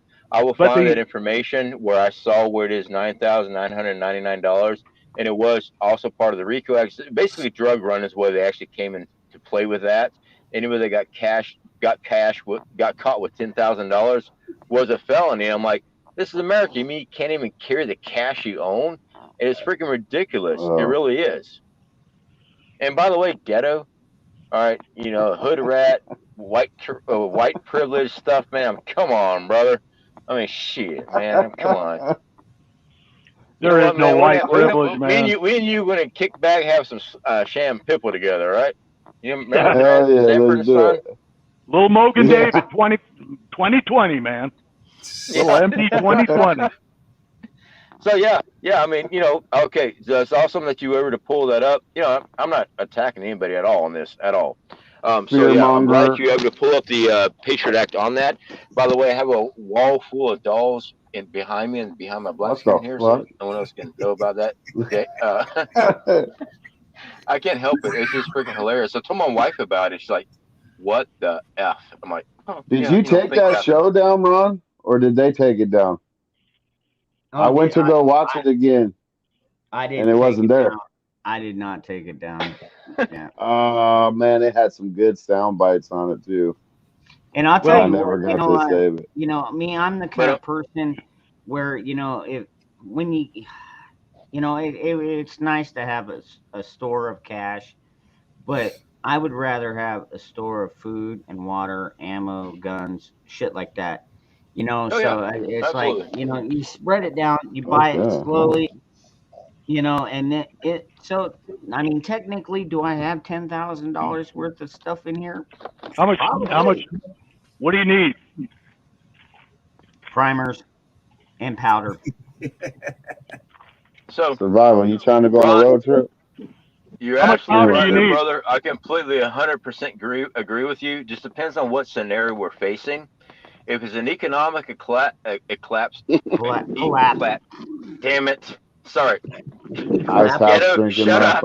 Ghetto, don't even talk about the bullhead right now, okay? Just stop. That's that ice house. But, damn it. So, economic collapse, okay? So, finances, obviously important. So, the dollar, if it does drop, gold and silver, of course, holds value. It transfers your wealth. Of course, that's a great investment. I do want to hit on Rip Curl's comment there. Freaking awesome. Actually, Rip Curl's a great dude. He really is. I want to say something publicly to everybody here, since we're already here. I have problems with a lot of people online. I do. Trolls and stuff, and I'm just flooded by comments and emails nonstop. 4 o'clock in the morning answering emails. And I sitting there and actually texted Rip Curl one night. I was upset. I misread something he said, and I unloaded on him. Unfounded unloaded on him. You know what? Rip Curl, dude, brother, I'm sorry, man. I was going through some massive stuff. I didn't go online and, trash anybody or anything like that. But I did. I texted him like, dude, I went off, and I was unfounded. And when I was so stressed out about everything else, read it wrong, and I unloaded on this guy. Here, Rip Curl is one of the nicest guys you will ever meet. Do anything for you he could ever do. And somebody like me, old country boy, laid back as can be, just unload on this guy for no reason, because I perceived something wrong. Guys, we all make mistakes. Real men can say they made a mistake. Listen to me. I've never Ron. made a mistake. Real men in my can say life. they make a mistake, and real men can fix their mistakes. So, Rip No, Curl, I'm perfect, I do man. apologize for I've my never mistake, fucked up man. anything. I mean, I've screwed up a lot of stuff, man. I tore Good through job, one wall Survival. and turned out the other wall I needed to destroy, but I went to the wrong wall. So, Tom said the most hey, profound Zach, don't you thing even start tonight. with me, Zach. I see you laughing over there, peeing Tom- motherfucker. Tom said the most profound thing tonight. Tom said, "Learn to live like you're poor." And that to me, I ain't gotta learn is shit. words to live by. Look, man, I just made it to fucking middle class, and you motherfuckers are fucking it up for me, Kay? Oh, hell Took me no, man. We're 35 bumping your fucking ass years to get out the back. fucking hood. Oh, Some hell no, bullshit. man. You know what? You got You're a just garage, ready. all You're right? just ready to I don't start even have a paying garage. taxes, man. Shit. Hey, I No, come Ghetto, I come I'm up here. messing with you, brother. I'm messing with you, No, Ghetto. I'm just talking shit, brother. That's all. I know you are. I come up here You to show good. you all my this automatic cigarette rolling machine, and there might be dolls in the background. So easy now. Yeah, man. Oh, Easy. you're fair game, brother. That was actually an excellent point there. Live like you're poor. And it doesn't mean you have to be like starving to death or anything like that. Just make life. Damn, I hate to use this word. Lifestyle changes. But actually, though, Whoa. you can learn from this. Yeah, I For me, it progressed. wasn't Whoa. change, So man. let me talk about my pronouns. Hey guys, so Hold Survival on. Living here, and I Put a just one in went to chat Think, if you Think think Survival wears dresses when he's drunk. We better I not don't have wear any. dresses. We It's better not thongs, have any man, pronouns okay? up here. Thongs and stockings. Give me a break. I like my Speaking of legs. pronouns, there's my non-binary brother Hot. We What's up, better man? not have any pronouns up here. Yeah, Good my grief. pronoun is I don't know what pronouns are, so give me a break. Here, you know what? Here's my pronoun: proud American. There And you I go. don't give two shits if the president and the administration are total That's fuck not a up. pronoun. Yeah, it is for me. You're about as That's redneck a as me. that's an Damn it. adjective. I was gonna say, I was thinking adjective, yeah. But Oh, hey, great. That's not that a worked. Ghetto, you can't repeat the smart motherfucker in the room. You can't do I that. was saying it. He just said it No, faster. you weren't saying it. Hawk dropped it It's first. just like when I'm Damn in it. school. My teacher says all the stuff before I can say it. And it's like, man, bitch, I already knew that you were gonna say that, so I already knew it. You know, That's that's why how you're that's why you're middle class now. Oh, Yeah. Learn how to finally- pay hey, look. taxes. No, damn. middle. Learn no, how to no, pay no, taxes. Try going down. Yeah, low class. Well, I pronoun as a I'm- loaded AR-15. That's what I pronoun as. What's up, Zach? What's up, Zach? Cheech and Chong himself. What's up, Not Hot? even, what's going on? Hold on. Sorry, Zachary, Zach. Go ahead, Hold man. the on. Hold smoozer. on. Hey, let Zach go ahead and speak, please. Guys, I identify as a human vibrator.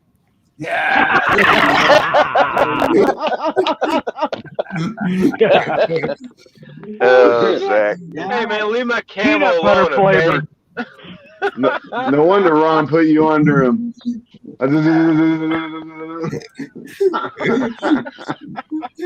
Good evening, Sir Hawk. Zach. Good to see you, You're man. on shaky ground there, Dangerous Oh, Freedom. I You're on don't know shaky enough. ground. Well, I identify think as you're a one dumbass, so popular there we guy, go. Zach. I don't know enough about that whole fucking thing. I heard it was kind of a satanic thing. But either way, I don't know What are we enough. talking about? I can't even comment on it. What? How's peanut butter a satanic thing? Peanut butter's great. No, It's like no. the food from the Oh, gods. out in What are you chat. talking He's about? asking Oh, about the peanut butter's the Travis best. thing. Orderly.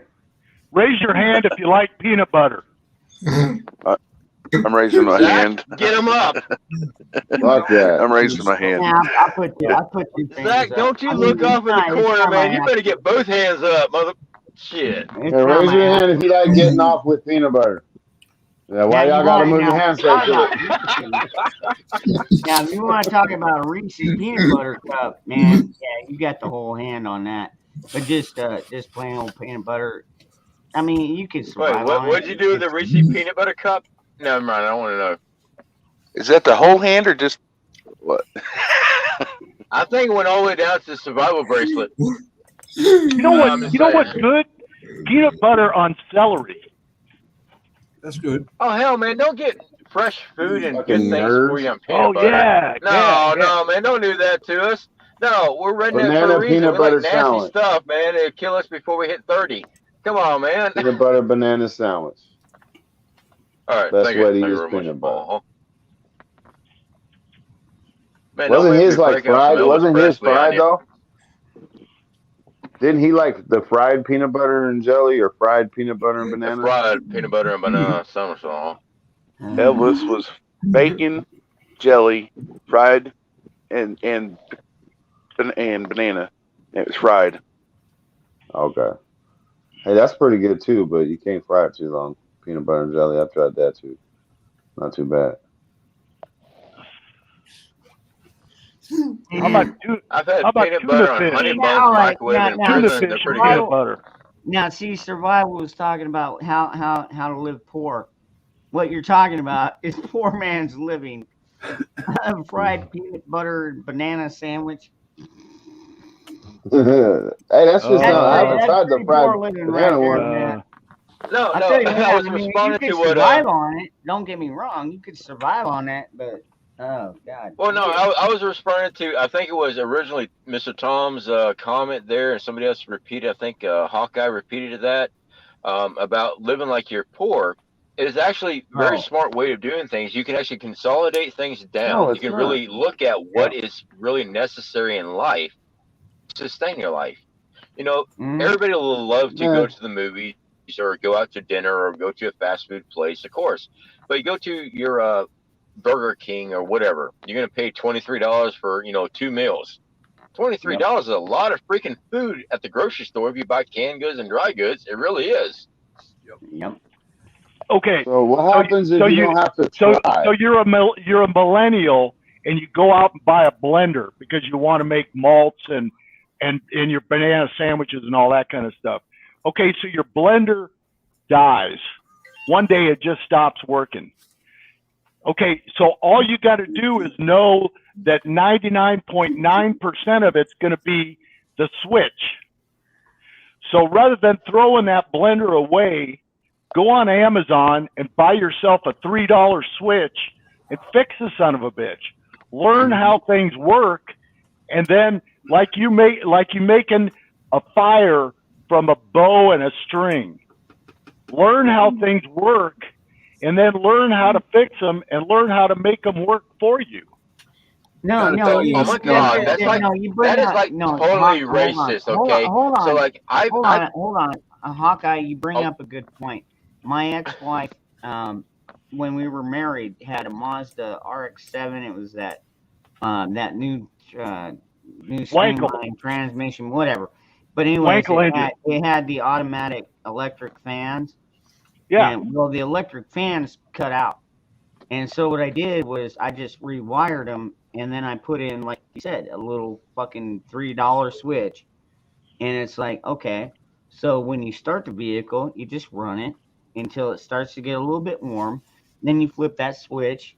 Now kick on the fans, and then you run it. Period. Boom. Can I tell a quick story? Yep. Yeah. Switches. Hawkeye, you made me think of this. I don't know how long I'd been in trade school, maybe 6 weeks, and lab instructor had done come and told the whole class we knew just enough to be dangerous. But we had a Mr. Coffee machine, and the thermostat went bad in it. And Genius Tom had just learned that, hey, a thermostat's really nothing more than a switch. So I went out and bought me a $3 switch, and I fixed my Mr. Coffee machine. and I turned that thing on to make some coffee. And then turn it off. No, I went out into the living room for a minute till the coffee gets on. Well, a thermostat is a switch, but it cuts on and off at a temperature. Yeah. And 110 degrees, boiling like hell. coffee maker was literally melted on the counter. Oh no! And my wife said, "I can't fix no more appliances." Okay, so Tom, you'll appreciate this story. The other last winter, my furnace went out, and I know how to fix just about everything on the planet, but I don't do too much with HVAC. So I called up my HVAC guy, and I don't have a standing pilot. I've got an igniter on it. Right. And so he says, "Do you know where the igniter is?" And I said, "Yeah, I can see it." He says, "Take a $1 bill and just clean off the end of that igniter." He says, "That might take care of it." So I turned the SSU switch off, cleaned the end of the igniter, boom, came right up. It's still running to this day. That's been 2 years ago. Now I bought a spare igniter just in case I need to replace it in the middle of fucking when it's 20 below zero. But it's shit like that. Guys, learn how to fix your toilet. Learn how to fix your faucet in your sink. Learn how to put a motor in your furnace. Stuff like that. Every dollar, everything that I can do is $1 saved, is $1 earned. That's something that your grandparents told you. $1 saved is $1 earned. And if I have something that I need to get done and it takes a special tool, I'm not going to pay a professional to do that. That's going to cost me $200 when I can buy a $50 tool, fix it, and now I got that $50 tool in my toolbox. Yep. Well, that's like with some of the stuff. Like we've got to repaint the house and shit because of this new management. We got to fix up some trimming. And my mom called me up and she's like, "Hey, we got to fix up this. We got to repair this trim." And I was like, "All right, this is what you need to buy. It's 1/4 inch. Just buy one sheet. It'll be enough to do the entire side that we need to do." And then as far as the painting, we'll have to be out there painting, but we'll do it ourselves. And we don't need fucking some professional fucking lawnscaping or landscaping or whatever service come in to fucking do it for us. There's nothing mechanical around this house that I don't take care of and have been basically all my life. Shit, my son, like I said, when he was 16, I got him into Votech for HVAC. So now he knows the HVAC side, like you were saying, Hawkeye. So he knows that. I've taught him carpentry in the past. He's helped me fix up the house and replace flooring and siding and fucking walls, everything. So it's like, between the two of us, we've got enough skills that we could do most of the repairs ourselves. And painting, come on, you don't even need a high school diploma to know how to fucking paint. You know what I mean? Well, survival. You'll appreciate this. At my restaurant, I needed 40 feet of stainless steel welded.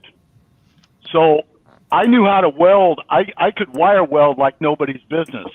But I thought, what the fuck? I called up the welding company in town. They said, "Well, we can't get a machine in because it's too far in your building."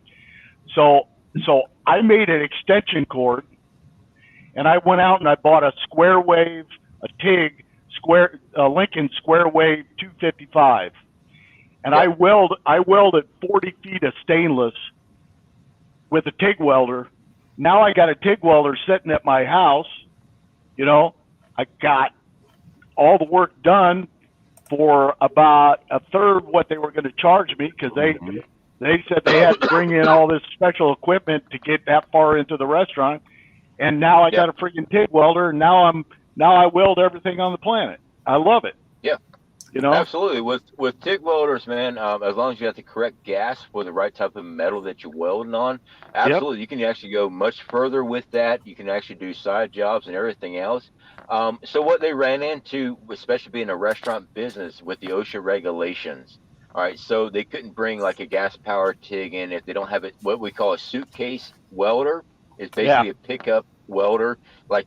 Probably what you bought is a suitcase welder. Make sure you hook it up and you can bring the actual unit in. They probably didn't have that because, you know, they're not the cheapest thing in the world. And quite frankly, they probably just kind of like blew you off. Yeah, we ain't going to deal with this. It's just a small job. You aren't going to buy extra equipment and stuff like that. But right now, you got a TIG welder. So all the pipe welding and stuff I've done in my life, usually pressurized steam out in the oil field, TIG route. And we run stringers with a stick welder, or we ran a 6010 stick weld root with a 7018 stick weld cap. Just depends on what type of system it is. I mean, there's many times I weld a pipe with a MIG welder. Just depends if it's a gravity fed line and stuff like that. So having a TIG welder on hand is it's freaking awesome as far as a prep goes. Absolutely is. You know, that's freaking awesome, brother. It really is. So, right fast, since I'm still in the scene here, Mr. Tom just said something here. Damn it, I forgot it. Never mind. Carry on. He said he fixed everything around his house. Yeah, that was it. So yeah, that's something that many people are losing, especially the newer generations. All right, so I'm fixing to turn 43. To use tools. That's what we've lost.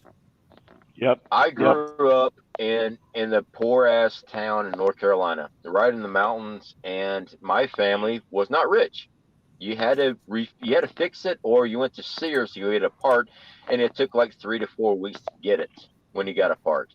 So I was very fortunate as a kid to be able to work with my dad, which is a jarhead, by the way. And if I'm correct, last night, like 2 hours ago, by my time, that was today, birthday, by the way. Thank you. Yeah, 246 so years. jarheads out there, happy birthday, Hoorah. Leatherneck, Devil Dogs. Thank you. I can say that because my dad's a jarhead, so you know. I Well, guess. you know what? Hey, But man, anyway, they were formed in a bar, and they still last in a bar. Go ahead. Thank you. Zach. yeah. Thank you very much. So back at Hawk, really? All right, brother, awesome. Yep. I did not know that. Got out in 2004. All right, Zach. So you got your when I hand up. say Devil Dog, I don't mean any disrespect. I know you guys. You guys are the Devil Dogs. You better put a leash on that sucker, or he's gonna tear it up, or the next one's free. You know, that's all there is to it. Let's go ahead and let Zach go, because you know he can't be spoken out like we are. Go ahead. Well, hey family, I'm sorry, but I'm going to bed since I have more work tomorrow. Have a great night and love you all. All right, brother. Love You too, should have made him wait All for right, that I'll one. catch you tomorrow. Well, you know, Should have made him he wait for that one. No, he says that every time, and then I know. 10 minutes, 15 minutes later, he's still on here. Get a good night. Have a good night, brother. And oh yeah, by the way, today is actually Veterans Day. That is It correct. is right now. Today is Veterans Day. Yep. Thanks for your service, Hawk. Thank you. Thank you. You know. Yeah, today was a fucking crazy day. That video that was released by Stu Peters today was pretty rocking. She exposed a whole bunch of shit. This girl Abby was on there today, and I'll tell you, I wasn't gonna podcast today because I made a mistake yesterday. I did a gram of RSO at 8 o'clock and forgot that I did it, and did another one at 9 o'clock. So basically, I'm pretty fucking high until like tomorrow afternoon. You know, it's like having an IV beer, you know, link up. You know, it's pretty fucking crazy. We're not gonna let you drive, Hawk. You know, I don't drive anymore. I can't. I can't put another person's life at risk by getting behind the wheel of a car. That would be that would be not only disrespectful, that would be Yeah, it'd be negligent. It would be negligent to say the yeah. least. Yeah, because I know that I have seizures, and until they come up with a cure, you know, I'm not gonna. Yeah, if I ran into a family, I could never live with that. Nope. I couldn't. I would never. I'd get out of the car and blow my fucking head off right there on the spot. And Moose Man, I had to bring up seizures. Moose Man, I didn't even see you pop in the chat, brother, but I'm glad you're here.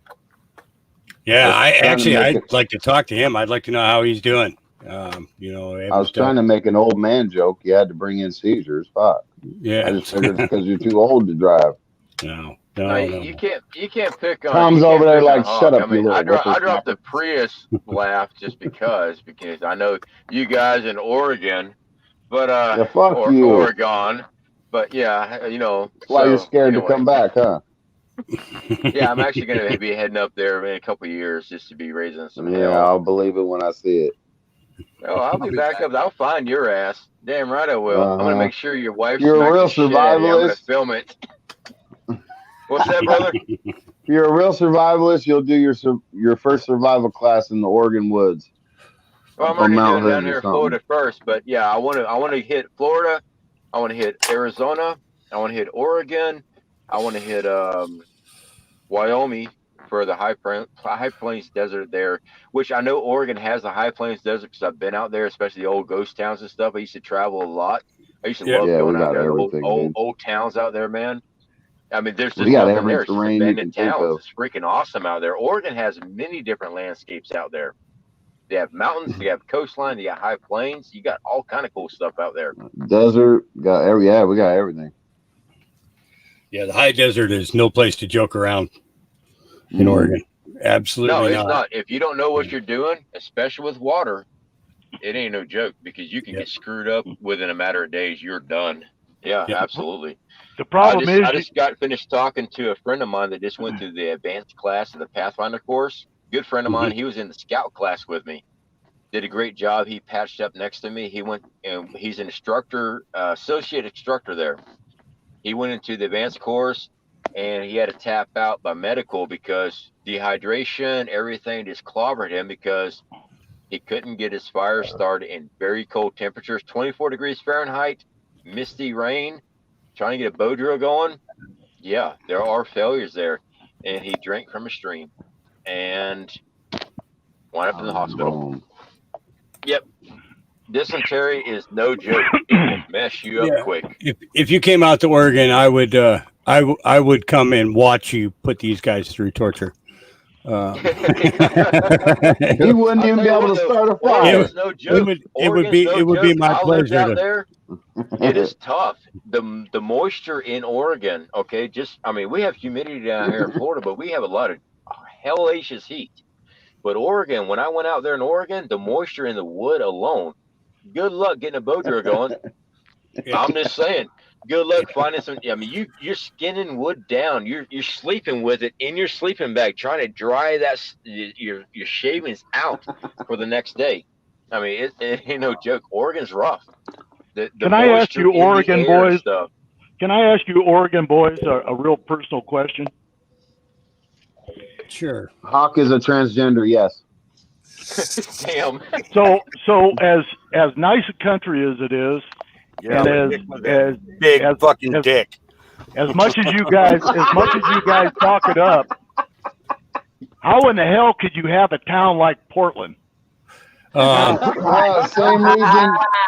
Okay, look. The same reason Texas has Austin. Same reason fucking every. I don't. Austin, Houston, fucking Dallas. Dallas is fucking horrible too. The amount of people that came through from California starting in the late 80s all the way fucking until probably now is just incredible. It was incredible. They're outsiders. The early 80s was actually the 60s to the 70s and the early 80s were great in Portland. It was you're right. It's pretty much when the mass exodus from California began. As soon as the tax hikes began in California, they all started moving north. If they didn't hit Oregon, they hit Washington. It's very, very apparent. And yeah, you can say Oregon has a lot of diversity. Yeah, you could get away with that. But the problem is that that diversity has called into question the sanity of pretty much every fucking Oregonian who's stayed here. Yeah, I mean that's the whole thing. That's the whole thing. When I think of Oregon, all I can think of is Portland because of all the bullshit. It's just crazy. Okay, hold on, Hawkeye. So which bullshit? Because I love defending this argument because 99% of the country believed that they had riots and everything was burned down all summer, and people don't realize that happened in like a 2 to 3 mile radius. It was all a fucking stage for whatever puppets they had going in there. Yep. So we have a lot of homelessness and fucking drug addicts. We do. Yep. Well, yeah, but you also got a mayor that's out of control. Well, this is part of it. They have a bus, okay, and this God's honest truth. The end of November, okay, is generally when pickup day is. They have a bus that goes into Portland and picks up homeless people and takes them down to California for the winter. No, okay? I'm not kidding. No. I'm not kidding. Am I lying, Ghetto? This is the truth. No, actually, I didn't know that shit. What time does that bus come? And then at the end of March, they bring them back. I always heard that. Not kidding. But I never knew that for at fact. the end of the rain season, they bring them back every year. They take them out when the rain season begins. They bring them back at the end of it. It's Oregon or Portland has the highest number for people who what would you call it? Well, you almost say that they're destitute, but more people have been approved for homeless to get Social Security. Okay, and I'm not talking about the cheap $600. Social Security that you get for SSI. I'm talking about full disability type of Social Security, a grand or more. Okay. And Oregon has the highest populace of that. Portland has the highest populace of the entire state. And it's generally within 15 to 20 days after filing that they're already receiving their first checks. All these people know this. It's a big scam. It's a big scam, And 95% of Oregon is red, Hawkeye. Believe it or not. I mean, I don't even believe in the color lines neither, but 95% of Oregon is red. God, that's just crazy. It's crazy that we can. It's crazy that we can let. It's crazy that we let 5%. This goes back to what I always said. All these people are like the 5-year-old kid in the grocery store with the mom. This 5-year-old kid is screaming his ass off, right? Because he wants the Honey Nut Cheerios and his mom won't let him have it. Mm-hmm. So he's screaming his ass off, and all of us are standing in that store. We can think one of three things. We can think, God, this is a terrible mom, and she's hurting this child. We can think that this child is out of control. We're loving to see that this mom is really standing up to this child, or we can just say, why don't you just give the kid something to keep him quiet? And that's where we're at with this whole, with our whole society.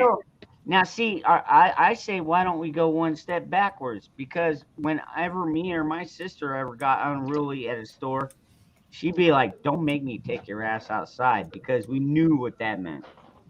Guaranteed. You know what I mean? You're going to get your ass whooped. And when I mean whooped, I mean, she wasn't fucking, granted, once I got older, like the spankings didn't really matter anymore, but you just chase you around with a dildo. Like, you made a point.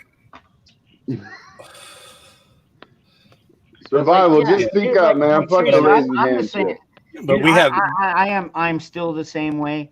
When I see kids acting like that out in the fucking grocery stores, I'm like, take them out in the parking lot and whoop their ass. You know what I mean? Yep. There ain't nothing, dude. The parking lot. When you spare the rod, you spoil the fucking child. Every single fucking time. And I mean, I might be partially guilty on that too. The only problem is I had split custody with my ex. So I didn't get to always be there to, be both punisher and love, and nurturer. I paid the bills and she was, never mind. I won't even talk about her. Don't even go there, man. I've been married 3 times. I got to give it away. I got to go back to 0 3 times. Man, I did the one and done. I did one and done. Me too. I'm not saying I might not ever get married again. I'm just saying, man, it would have to be one hell of a special woman before I ever even consider going down that road again. My second marriage lasted 42 years, so it can be done. 42 years. Shit. What were you, like 50 when you met her?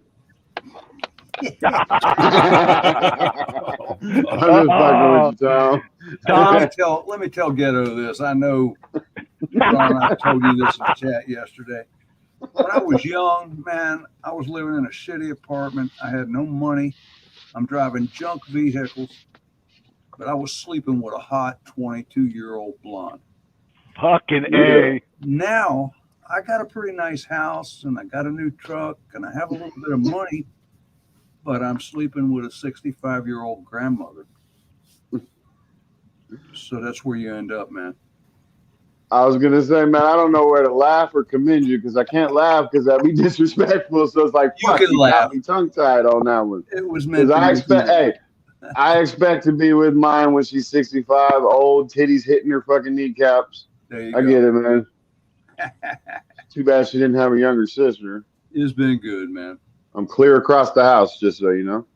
Survival, stop raising your hand like a fucking Nazi youth. Man, look at him. shit. Hell no. Right, so, right fast. I want to cover a couple things. All right, I got a couple things to cover. One, my wife is 11 years older than me. All right, so experience counts. All right, so just saying. All right, Are you, she's wait, 11 years older than me. That turns I've me always on. dated older women. I've always dated older women. Did you just say that, Tom? Did you just say that? I said that.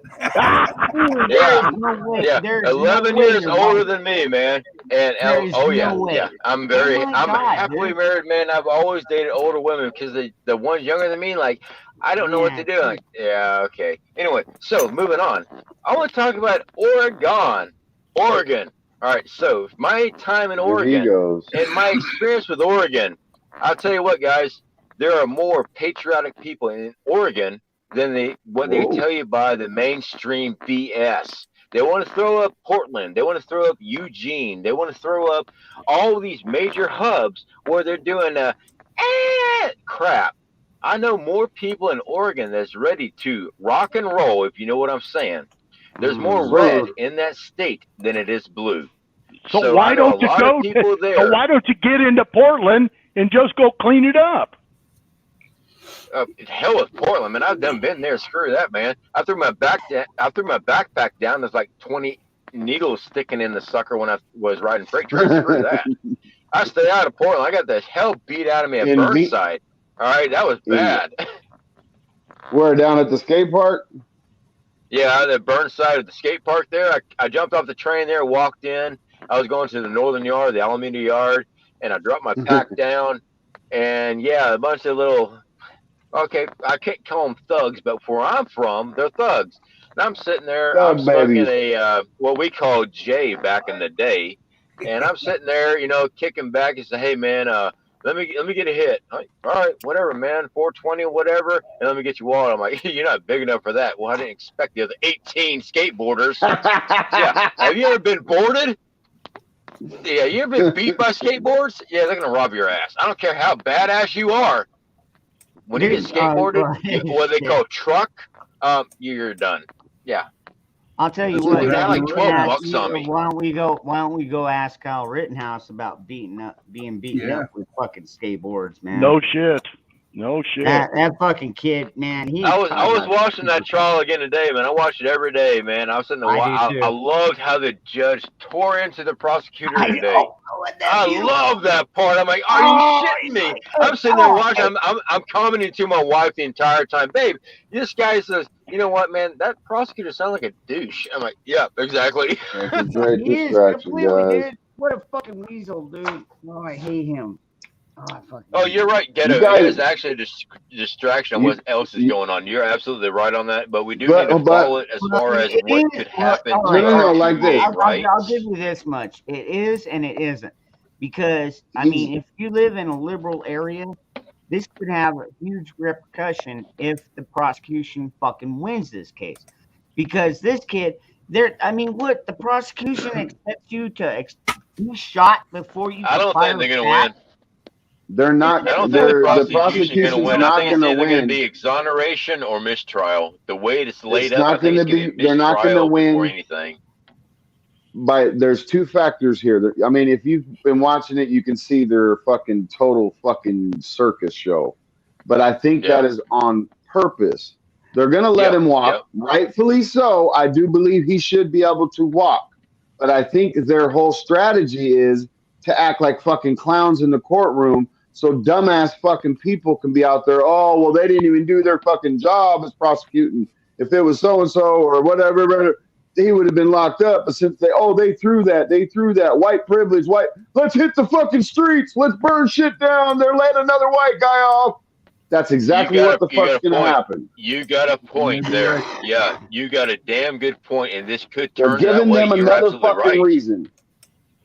That is a It's very fucking good point, gross. because we always get misdirected all the time, and we all agree he should walk from this 100%. So why are they playing this way? Here's the experienced trial lawyer playing this stupid shit. Why? A mistrial may be in the. I mean, I want him to get scot clean. I do, but Well, they want to drop a mistrial will let mistrial, him- and now more disarray with the country about white, like you said, white privilege and all this other stuff. And then the next thing we know, we got another aspect to deal with in this country where we divided amongst ourselves instead of dealing with the real problem. There you go. Yeah. Wouldn't a mistrial would let them put him on trial again, though? Well, so it lasts even longer, now, right? Hold on. All right. Not hold with prejudice. Not with prejudice, because Not with that prejudice. is exactly the second time that fucking judge came out and fucking ringed his ass. Yeah, even the defense came back after the break and said, "Look, if he does this shit one more time, we're gonna push for a fucking mistrial. Mistrial with prejudice. Yep. With prejudice. That way he Why cannot didn't they be do it the tried first again." time? Yeah. It's done. It's done. If Dude, that. the judge was ready to, and that's kind of a sad statement, because the judge was paying more attention to the fucking trial than the damn defense. I mean, the defense should have been a judge. I object. I don't think, man. They wait until after the judge has the fucking, and he's like, "Yeah, judge, yeah, we got this." Like, dude, come on, you lightweight motherfuckers. No, I think the defense is on board with this 100%, but I think they're letting enough to make sure that they can. To be honest, I like this judge. I really do. When I'm seeing what he's responding to, I think they're like easing him back and letting him control, make sure he feels like he's in control of everything, which he's supposed to be. And they're just sitting back, and if you listen to the response is precise every single time when he makes an address on it. They're ready to unload, but they're holding back so they don't look like that dipshit. What is his name? I can't remember that prosecutor's name. So just sitting back and letting him look like a complete idiot. Dinger. Yeah. Dinger. Yeah, I got a dinger for you. Excuse me. Anyway, so letting him look like a complete idiot, and they're sitting back reserved, but as soon as they get the opening, they step in, and very professional when they do it. So, I think this is going to go mistrial, which sucks. It should be exonerated, but I if agree. a mistrial happens, we're going to see some bad shit break down. So rude. Yep. Well, Kenosha is only about Kenosha is about 2 hours from me. Okay, so now this prosecutor, from what I understand, he's like the assistant DA, and he's hoping to get eventually promoted to DA. And anyways, man, he is just so fucking arrogant and cocky out there. And I don't blame the judge, dude. I have never heard a judge fucking yell like that at a fucking or any attorney, for that matter, like that ever. Why wouldn't they bring out the actual DA? Because he's sitting too cozy behind his desk. You sure he's not You sure he's not the district attorney? No, that's just he wants to be the new DA because there's an election coming up. There's always an election coming up, and but that's that's a red flag to me, though. See what I mean? Like high profile, you would think the DA would step up and actually do their business. What did the judge say today? Don't you chastise or don't be arrogant with what the fuck did he say exactly? I can't remember exactly. But man, when that judge was just like seriously retaliating at that fucking guy, and I saw, the defense was kind of like, shit, yeah, get that son of a bitch, but yeah, dude, that judge, Kyle's walking away from this. Which he rightfully should. I think his parents should get fucking knocked upside the head a little bit, but he did perfectly fine. Why should his parents? Dude, they'll let him leave state with an AR-15. Let me ask you a question. Hold on. Ron, would you let your son at 17 years old go to a fucking riot? I wouldn't have to. No, okay. No way. All right, on that aspect, that's where I'm at. That's it. But he's well trained. I commend his parents. He's well trained. He's exactly where he should be at 17. The motherfucker probably shoots better than me. So I'm not discrediting that. Probably he might. Well, I don't know about Hawkeye, but there's still legal guardians. They should have been protecting him. Said no, you're staying home. That's my point. Yeah, that's the only thing I stand is like fuck that, man. Classic. Knock my kids fucking ass. You know what? We don't know anything. Do any of you guys? All right. We don't know any background about the parents, other than the fact that the mom lives in Illinois and the dad lives in Kenosha, and then Kyle works in Kenosha, has a lot of ties to Kenosha. He's had aunts, uncles, grandparents that have lived in Kenosha. So I mean, and it's only 20 miles away. Like, seriously, come on. I used to travel further than that for work, man. Yeah. Throw bug outs comment on the screen, bro. All right. And the fact that it's across state lines, first of all, when he bought that AR-15, he knew he was not old enough to buy it. He didn't buy it. So he had his friend buy it. Yeah. And his friend said, him and his friend made a pact. Look, I'll give you the money. You buy it.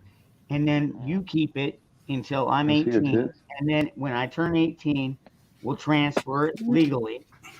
And then it can be my gun. I wasn't on mute. Dude, seriously, I have been paying very close attention to this. Wait. I feel there's this legal is ways I of feel buying like a firearm? What's that? Hell no. So do any of you guys have 17-year-old kids? Yes, I got a 15-year-old. My oldest is 11. You can't tell a 17-year-old kid to do shit. The hell you? Hell no, I was 17 at one time. But you can't tell me shit. Don't get me started, dude. My youngest boy, he was 15. Well, he fucking got online and met this girl in California, and they started this little romance online. Found chicken. Well, okay, all right. So, anyways, my oldest boy is 21. And, he's like, hey, we're going up to our grandparents' house and we'll be back, in like 4 or 5 days. And I'm like, okay, I'm okay with that. Turns out they spent one night at the grandparents' house. Then they drove to California so that my youngest boy could hook up with his fucking new girlfriend of his. And I was just like, you guys went to California without my fucking permission. I gave him the riot act, and I was like, you motherfuckers, you know, I hate California. You shouldn't even be there. They are a fucking liberal shithole. You don't belong there. Stay the fuck out of there. Well, they did it again. And didn't even tell me. I They did it crossed so twice. many state lines by the age of 15. You can't tell us that. You made my point, Ron. You can't tell us 17. Hold on now. Hold on now. You were 17 yourself at one time, brother. You know, man. You know, brother. Dude, I didn't go to California. Well, no, I mean, it doesn't matter what state it is. You know, at 17 years old, especially if there's a woman involved at 17, I mean, you will move mountains to make something happen. You know that. I mean, come on now, brother. I've done it. I mean, I didn't actually move the mountain. I just made sure we went to the mountains. But anyway, I'm just saying. But as a parent, I get what you're saying. You want to be very protective of your parents. My oldest is 11. So, yeah, I want to be very protective of my children. But I have to look at them and go, just like my dad told me, everything you're thinking of, I've already thought of. So there we go. As a parent, this motherfucker's a dictatorship. I don't give no fucks. I got no. My 17-year-old, when my daughter is 17, she'll listen to me just as she is right now at 15. Well, that's a you different got a lot story, to man. learn, bro. That's a daughter. You got a lot to learn. Nah, hold on. No. That's because I've raised her since 0. I understand what we did, but if you don't raise them since 0 all the way up to respect themselves, to respect the decisions, and I'm not dogging anybody as being a parent. I'm just saying this is a dictatorship until she's 18 years old. Then she does whatever the fuck she wants. I agree with you. When it comes to daughters, thankfully I have 2 sons. If I had a daughter, I'd be sitting on the porch with a shotgun.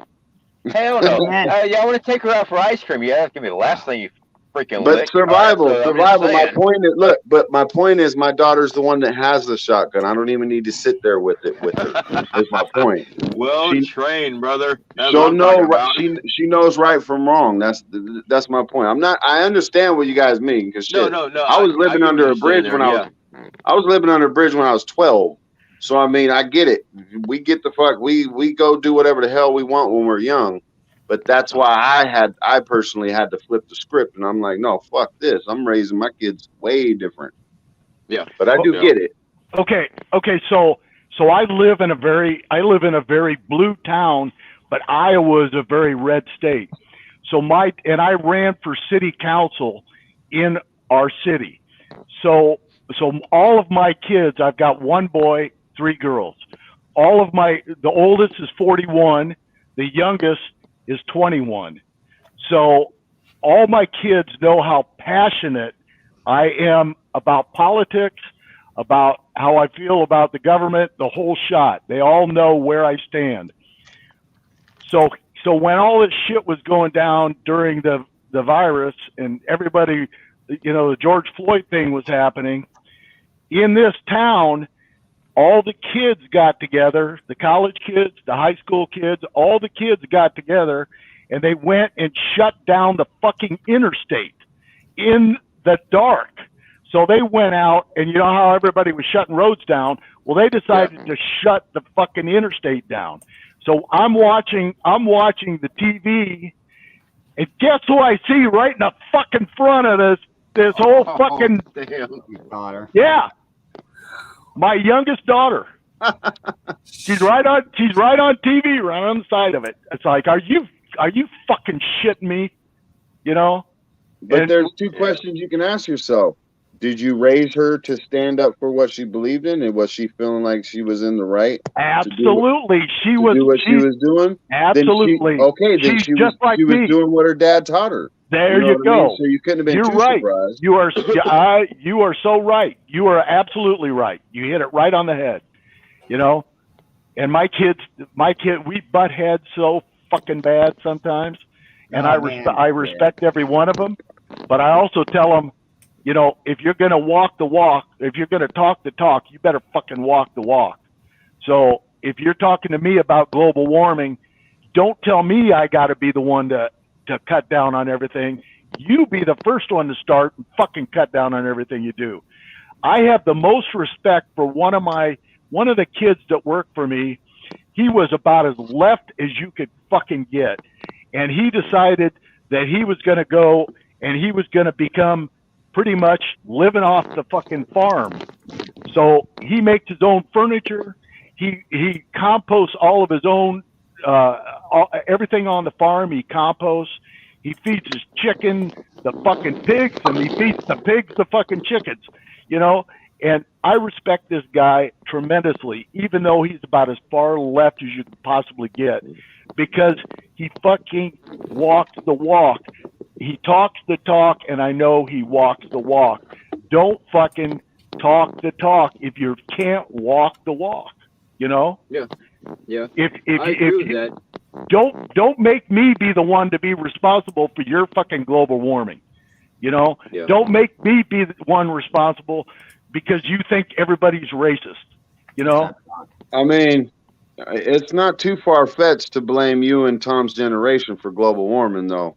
I mean, Absolutely. I mean, he's been smoking cigarettes like all night long. Fucking A. Ain't that It's playing Tom. solitaire till dawn? And you know what? With a deck of 51. You know, hey Tom, do you remember when we were kids and they used to talk about cutting down the rainforest? Yep. Okay, there you have it.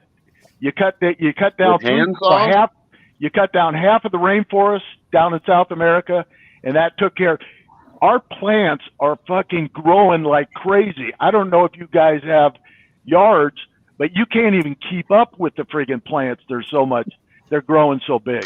They have studies that show that leaf growth is almost 10% larger than any time during our recorded history.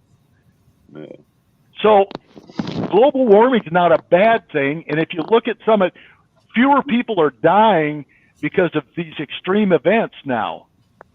I mean, global warming, it turns out, is actually a good thing. Well, and if there has to be climate change, would you prefer warming over cooling? well, that's You survive better warm than you can in the cold. Well, I believe that's where they got it wrong, though. They don't know what the hell's happening. They don't. They're saying warming, but it's cold as fuck here. It's a little bit cold. It's a little bit colder than what I'm used to. Well, It's 50 degrees in Iowa today. Most people just call that fucking seasonal climate. You know what I mean? When it's summer, it's fucking hot. When it's winter, it's fucking cold. I mean, you know, and if you really want to go back through it, there was Holy probably shit. a point. There was probably a point when Arizona was under ice. Okay. Oh, no doubt. If you really want to go back and look at all the fucking global changes, dude, shit. Absolutely, Ron. Absolutely, Ron. You look at the science behind it. Our poles have flipped multiple times throughout history. Last Dude, time was our poles are 120,000 changing. years. Dude, I've got a compass on my So- wrist right now. My compass So used to ice- point direct. My compass Yeah. used to point I mean, look at directly the that North way. Pole right north. now. It's moving. Now it's So pointing we over always- this way. You know, Yeah. I mean, even the north compass is fucking changed. You know? Well, yeah, you got magnetic north and true north. So it's always changing. Our poles are changing. So this is something that happens every. Last time was 120,000 years ago. So they're looking at the- 700,000 years ago. Man, I don't even think we're that old. All right, 100. 700,000 years ago was the last time that the poles swapped. All right, so the research I've done using lava flows from the ocean seabed when the magnetic poles changed was 120,000 years ago when they looked at the magnetic iron in the volcanic rock where it changed directions from north and where the iron picks up with magnetic north and it changed at 120. But let's say 700,000. Let's just go ahead and say that. All right, so this has happened multiple times. Earth does change. Our magnetic field does change as far as our climate changes. You look at, let's say, biblical proportion, floods and stuff from Noah's flood and stuff like that. All right, let's just say seashells covered a lot of things. All right, but we can carbon date many different aspects in our testing, and we can see by the range of where things have changed.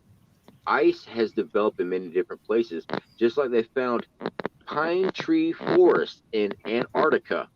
Antarctica. So at one point in time, there was nice areas. Now, pine trees, by the way, will grow and flourish in cold environment. They will. But pine tree forests are in the ice. Granted, though, they're smashed down, all that crap, but there's finding settlements and structures there. So it does change. As far as the global stuff from Al Gore's smartness there, this is a money scheme.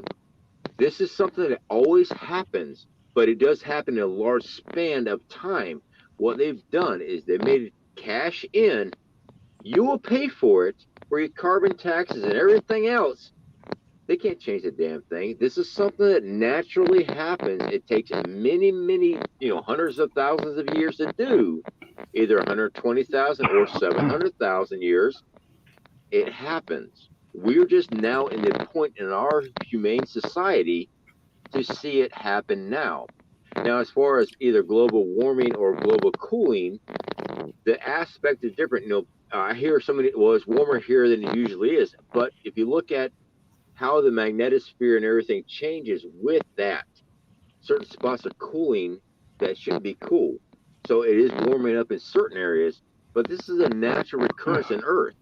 This is nothing new as far as our history of the planet. So these asses going up there, well, we're going to global tax you. We're going to cut off fuel. We're going to, you're going to pay for this. It's just filling their pockets. That's all that is. Hey, Survival, can you do me a favor? Yeah. Can you lift up your microphone? I'm sorry, I got my I'm on my cell phone. Yeah, because what you're doing is as you're moving around and talking, your microphone makes it sound like you're farting through the whole conversation. So the smiles that everybody's got on their faces right now is this dude's got some really bad gas. It's my cord is actually dragging it against my chest. I told you you got to shave that stuff off of there. And Dangerous, check your email. Fucking Ice House drinker. Yes, you're into Survival Ice House? I used to drink Ice House a lot. Oh yeah, damn right. Hey, Ice House. Survival. See what Ice House does to you. Tom is only 50 years old. I'm only 30, man. Hey, Survival. the swapping of the poles has nothing to do with climate change, though. So you don't want to conflate the two issues. I mean, if the poles completely swapped, don't you think everybody's climate would change? Nothing changes. Transition there in the middle. Well, the poles don't go naturally north to south and south to north. What they do, they switch from north to northeast and southeast. They don't go exactly 180 degrees. They actually pop off in different locations when they flip. So when they flip, climate But that change, has nothing to do with climate. It does when the sun bombards with the magnetosphere. But how does that work when we're flat, though? The equator completely changes. When the equator changes from the magnetosphere, it doesn't change anything because the Earth still rotates the same way. Yeah, but the on the same magnetosphere axis. That's what It protects just against changes. the sun It just radiation. The Van Allen radiation belts don't change at all. They are symmetrical. So whether it's north-south or south-north. The Van Allen belt does not change the fact that radiation bombarding the magnetosphere. So when the magnetosphere changes... That's what they are. No, the magnetosphere is built off the center of the Earth's core. The Van Allen belt is outside the Earth. Okay, that's the radiation belt. That has nothing to do with the magnetosphere. The magnetosphere is built off the molten iron in the center of the core. So when that flips, the fields change, and that's what changes the equator. All right, so when it's been being bombarded, the poles are different. It's really called the Van Halen belt, though? That's pretty Van cool. Allen. Van Allen belt. Oh, it should be a Van Halen belt. Have you ever not noticed that when they do a launch, they're looking for a window? Yeah. That's what they're looking for, a window through. Yeah. It's almost impossible to get anything through it. Yep. I got to go to bed. This has been really fascinating tonight. Appreciate being part Sorry, of it. Tom. Don't be Hey, sorry about anything. Hold on, Hawk. Thank you very much, dude. Anytime, man. man. Dude, that's awesome. Thank you for paying that forward, man. You guys have One a of good these days, I'll get it back to you. Have a good night, Tom. Pets come first to me. Dude, I'm telling you, man, my kitten. Dude, you know, it sucks because I've got one kitten and four cats. And like, if I don't cover up the kitten, if I don't cover up the kitten food, they'll go after the kitten food. So it's like I'll run out of kitten food before I run out of cat food. And I buy like the big bags of cat food.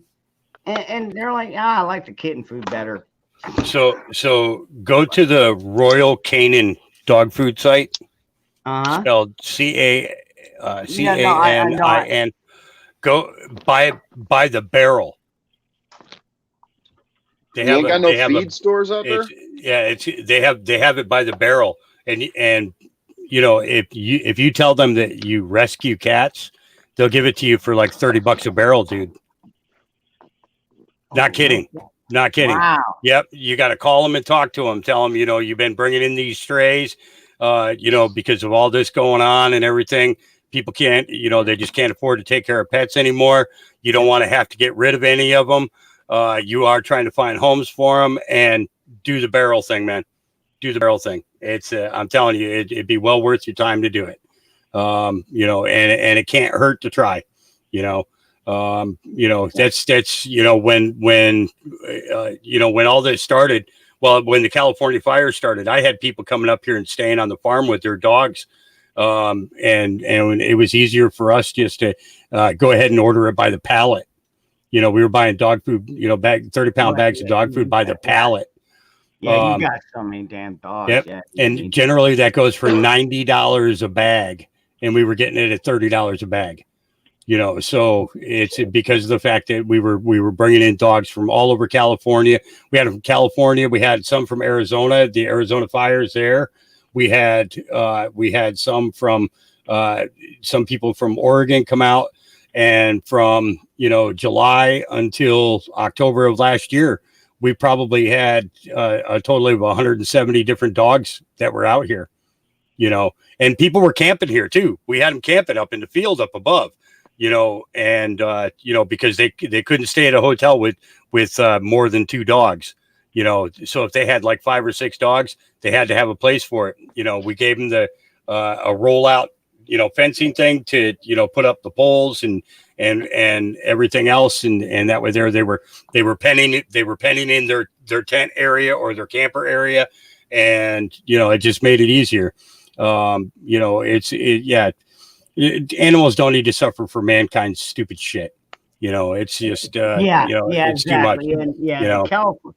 Now, see, at least in Arizona, we actually take some of our infrastructure money and we go out and we have fire departments do control burns, get the underbrush out.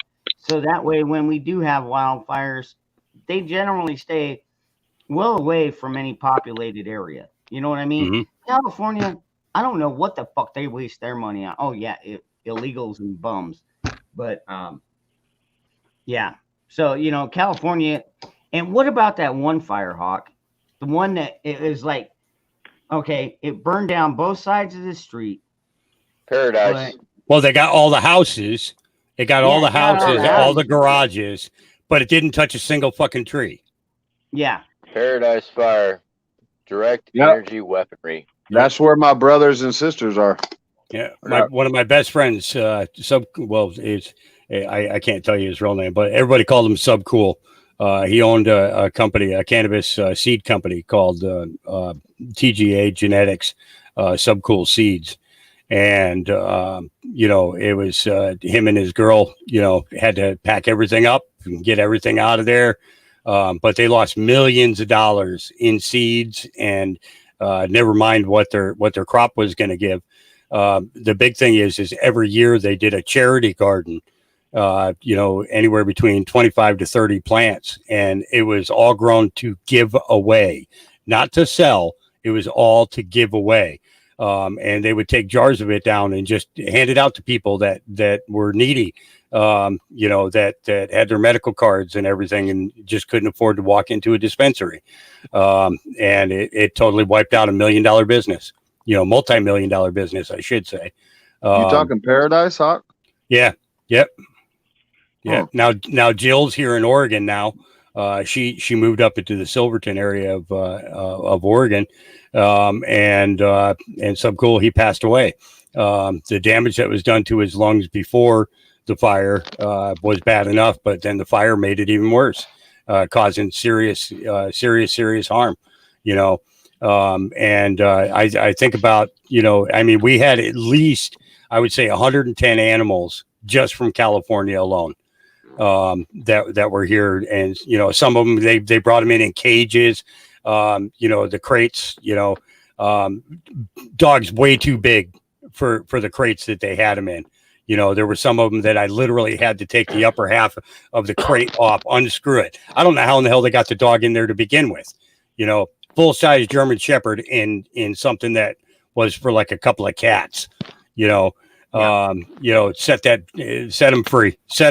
And, with the space that we have, they had all the running around room that they needed, and they got along with my dogs great. That's why I let them work as a family pack, and run around as a family pack, because they're not violent. I mean, they go out and play with the elk. They don't go out and threaten the elk. They go out and play with them. It's how you raise a pet, actually you missed it earlier, because I was like, there's no bad animal, there's only bad owners. Well, I mean, it's if a dog's been instilled to attack, combat, combat style, dog fights, things like that, a lot of times, no matter who you are, the dog is going to be aggressive with you. And again, but that comes from the owner. That doesn't come from the dog. And even separating the dog and caging it up doesn't necessarily make it so that you can, that makes the dog compatible. And most of those dogs do end up getting put down. And it's a real shame too, because if they just had the chance to be loved, then they wouldn't have been that way at all. They wouldn't have been that way at all. It's some people are really sick, Well, I hate the fact that pit bulls get such a bad rap, because a lot of people breed them to go fight. And it's like, dude, the pit bull, I've had one pretty much purebred pit bull, and I raised him from a pup. And I'll tell you what, dude, he was the most gentle freaking dog ever. But people were afraid of shit of him. But all he wanted to do was lick ya. Even the pit bulls that were trained to fight were gentle giants to kids. I was raised in. My grandmother used to fight pit bulls back in the 80s, unfortunately, but those were the most protective dogs ever to any one of us kids. They didn't much like the adults, but with the kids, man, I love pit bulls to this day. Well, I never owned a pit bull, but we always had mixed mutts, bird dogs, things like that, German Shepherds. But raised out in the country, they were taught to protect the yard. No matter what. It doesn't matter. You can have cats and everything else. They protected that yard. If anything stepped foot in that yard, they were on it. They were protecting the family within the yard. We didn't have no chains. We're out in the country, okay? We're farmland and stuff like that. But now when some individual came in, they were right on that car in a heartbeat, pulled up in the driveway. They were barking, raising Cain, don't you come out. But, society's changed a lot. But they were they were taught to protect this home. They were letting us know, hey, someone's in the yard, because we didn't have the technology we have it now. Someone pulls in the yard, your yard's, 60 yards before you get to the road, those, country stuff. So they weren't designed to, they weren't raised to, I hate to say design, they weren't raised to accept strangers. They didn't notify, hey, someone's in the yard, and they went to the threat. And this whole, oh, your dog bit me, I'm going to put him down. Oh, hell no. Why were you in my damn yard to begin with? I cannot stand that. But you're right about how they're raised. All right, so we know about the fighting circuits and stuff like that. And I do see a lot of pit bull owners because I actually have family, unfortunately, that raise them for certain reasons and not because they wanted a dog as a companion or a family member. They were going to try to make some bucks.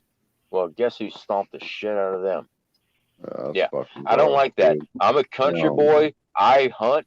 I kill things, but for a reason to put on my table. You do not harm an animal unless you're trying to provide for your family. And it better be clean. It better be quick. And you make damn sure it didn't suffer. That's what I look at that. These people that breed these things for fighting and stuff, no. I mean, I believe in having defense. I believe you should have a guard dog in your home, especially not to condescend women at all. But if you're a single woman in a big city or something like that, you know, there's certain threats of certain cities. Yeah, have a dog in your home. Defense. If it's not trained for that, it's a part of your family. Even that dog is part of your family. You know, I can't stand these people that, I mean, my wife, she rescued rabbits. I don't know how many times I've seen people grab a rabbit, Easter bunny, and they dump them out in the wood. Well, guess what? That rabbit died. They're not designed to live out in the wild. They're completely different animals. They're bred differently. And people just grab something. Oh, yeah, cats. All right, they grab a cat. Oh, yeah, this is a great kitten. Oh, now it's a cat now. I'm going to drop them off somewhere. Drop them off in the city. Well, there's bakeries around. What the hell is wrong with you? That cat was raised in a farm, and you dropped them off in the city? Now he doesn't know what the hell he's doing. And see, like, you know, at least here, you know, like with my little Stormy cat, I mean, I can tell she's domesticated. I mean, when we got her, she already knew how to use the litter box. Granted, she's still weaning on kitten food and stuff like that. But, oh yeah. But at the same time, you know, it's like I've got domesticated animals. I've got feral cats, but there's a hierarchy here. It's like if the cats can't kill it, they get the dog. If the dog can't kill it, the dog gets me. And then at that point, I'm either grabbing the shotgun or a pistol or something. You know what I mean? You're the cleanup crew. But they are very good. They are very good about alerting me, especially my dog. Dude, like anybody tries to breach our perimeter unwanted, he's very good about letting me know. So, by the way, Ron, is Bug Out Bushido still in the chat? I'm just curious because if he is, he needs to be up on the panel. I mean, I'm just saying. Well, he's probably at work. He had to take the last 2 days off because he damn near killed himself the other day. Okay, so now I'm going to raise hell at him, by the way. What the hell, man? Don't you know you don't put a hammer above your head and try to touch it to your nose? I'm still not believing all construction guys know that joke. We've all done that shit. I'm not even shitting you, dude. No. It was 2 nights ago, I think it was. He went through a guardrail, not paying attention for whatever reason. I think he was going for a cigarette personally, and just got the cigarette out, didn't realize the curve was as close as it was, went through the guardrail, jumped over a ditch, and then landed up sideways in canal. Okay, and I'm going to say this. Bug Out, cruise control is not autopilot. It's not autopilot, Mary. It's just not. Cruise control is cruise control, not autopilot. He sees you. Yeah, he's all right. Cool. I like Bug Out Bushido. And by the way, brother, stay away from the Canadianism. I'm sorry, cannibalism. You don't want to eat a Canadian either. They don't taste like Canadian bacon. Canadian. Yeah, I'm thinking I should just go ahead and jump down because he comes up here. There's going to be Spitfire shit going on here. I can see it already. Actually, I got a good friend in Canada. A lot of friends in Canada. He did have an inside joke there, guys. He did kind of have a, I guess, near-death experience. I mean, you know, you fucking go through a guardrail and over a fucking squirrel. It's Bug Out. It's Bug Out. That's not a near death for him. No, that's not a near death for bug out. I mean, come on now, Ron, you know better than that. That's like walking apart from that guy. That's not a near death for him. Well, his survival skills did kick in. Yeah. I mean, no shit. But he It's realized not that it's not a near he death for that realized guy. he did realize that truck doors are a lot heavier when you're trying to push them directly up than just out to the side. I'm surprised he didn't kick it off. Actually, Dude, I was thought he was- surprised he didn't thought go he was through in the fucking Kenosha. window. Yeah. I'll be honest, I'm surprised he didn't just go right through the fucking window. But yeah, he went out and opened the door, grabbed his fucking gear, his guns, and got as much well, as hopefully, he could out. hopefully it's good. Hopefully it's good. Yeah, he was a little sore for a couple of days, but I think he's back at work today. Oh, he's in the chat. He's in the chat. He saw it all. Burned out street light at the turn. Oh, there he is.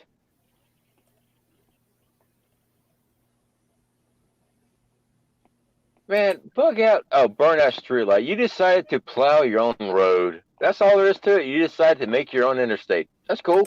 I have no problem with that. I'm glad you're okay, brother. I really am. Yeah. I Yeah, was it could have talking to been, you, maybe get you online. yeah, That's it all. could have been a lot worse. Since Ghetto's been behaving tonight for some damn reason, I don't know why. I had to think of Yeah. somebody. Nah, I'm good.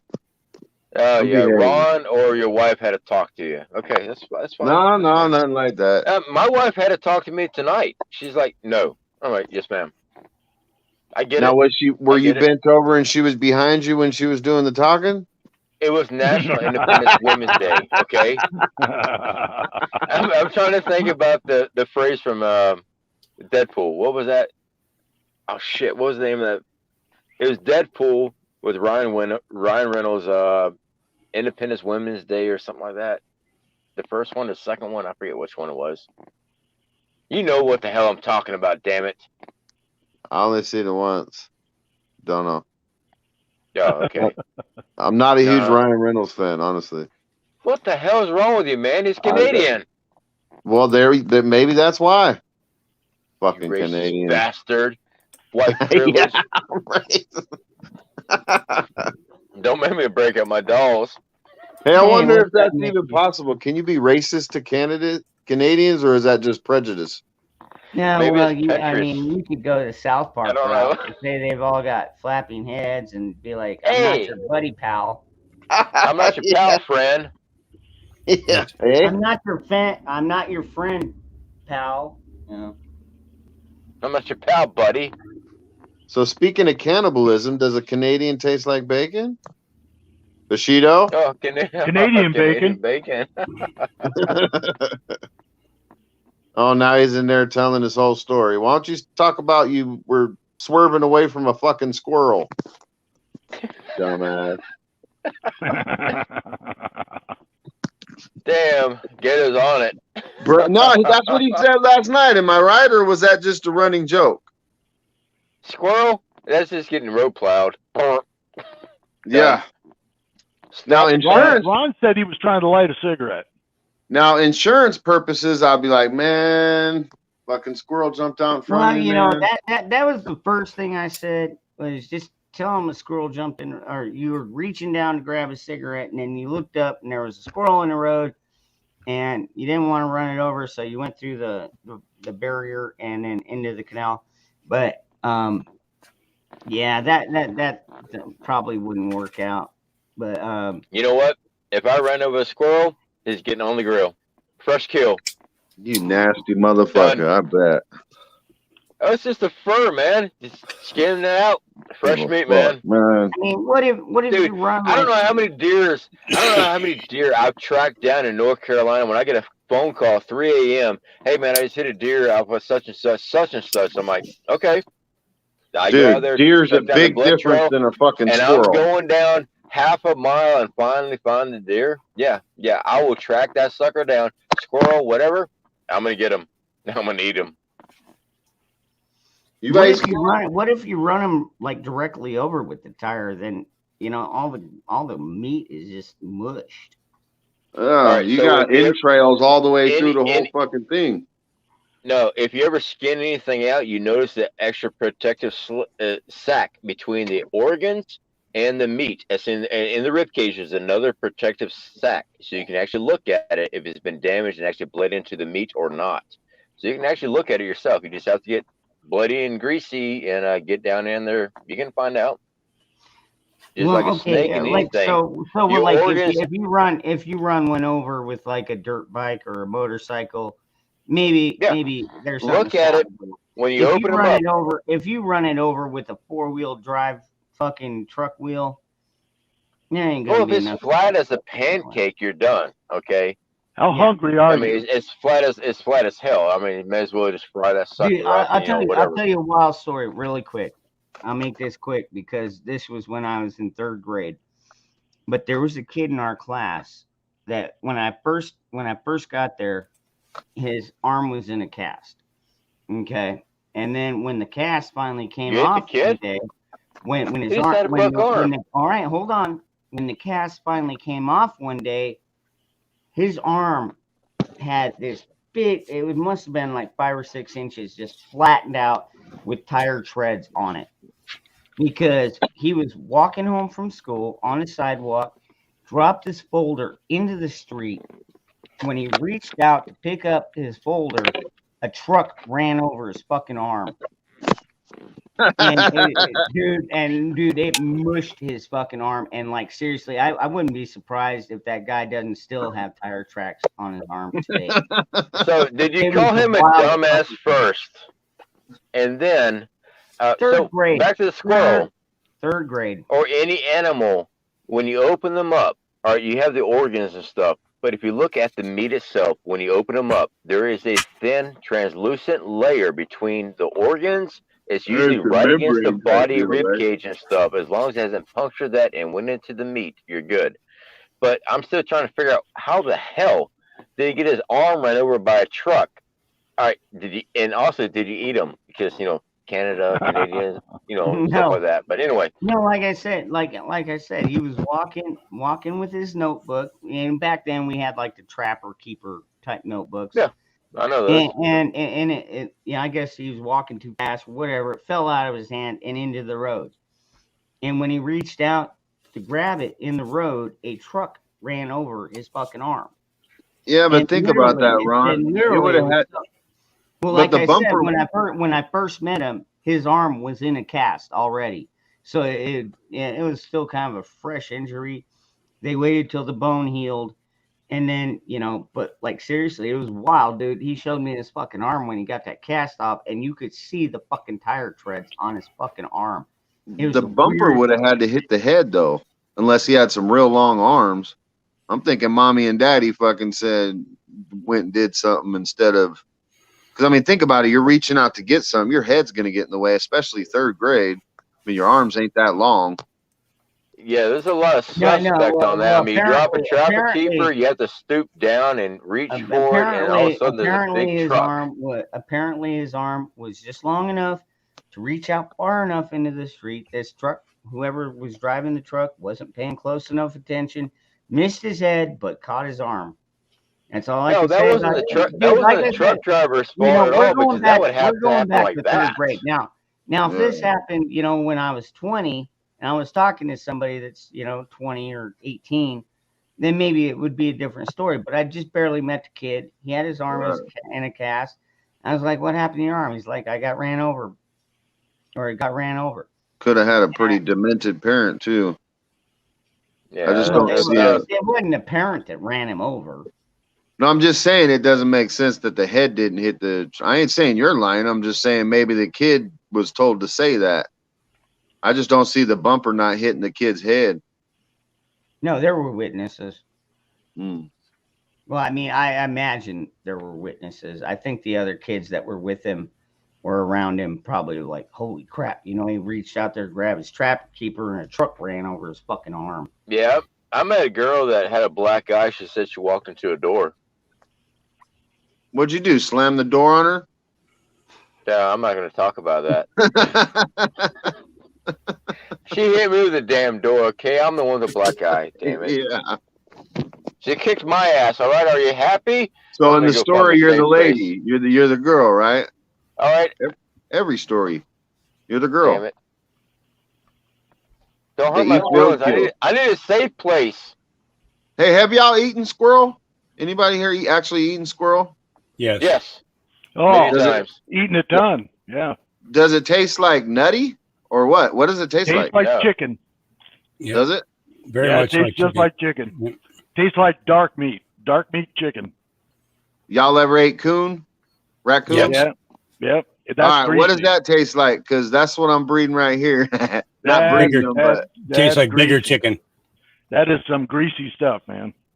Blanch the meat first. Take the meat, boil up some water, drop it in, blanch it till it turns gray, then roast it. Get all that oil out of it, all that fatty Yep. oil. Yep. Get it out. Yep. A hell of a lot better. Yep. Tastes These like a little big chicken. Possum, these so much fat- better. Possum I never ate. I had the opportunity a couple of times, but I turned it down. But Take, I've eaten coon. I've eaten the one thing that I haven't tried yet. I haven't tried goose or duck. You can also marinate it in Italian dressing for a couple of days and then cook it, which takes a lot of the gamey taste out of it. duck sounds That's good. I've never interesting. had duck. I've never tried that. I didn't ever have the opportunity to that. I have to try that. Yeah, armadillo is awesome.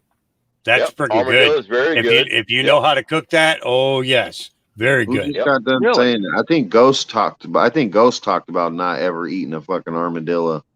I was just on a stream about somebody bitching about how nasty fucking armadillo was.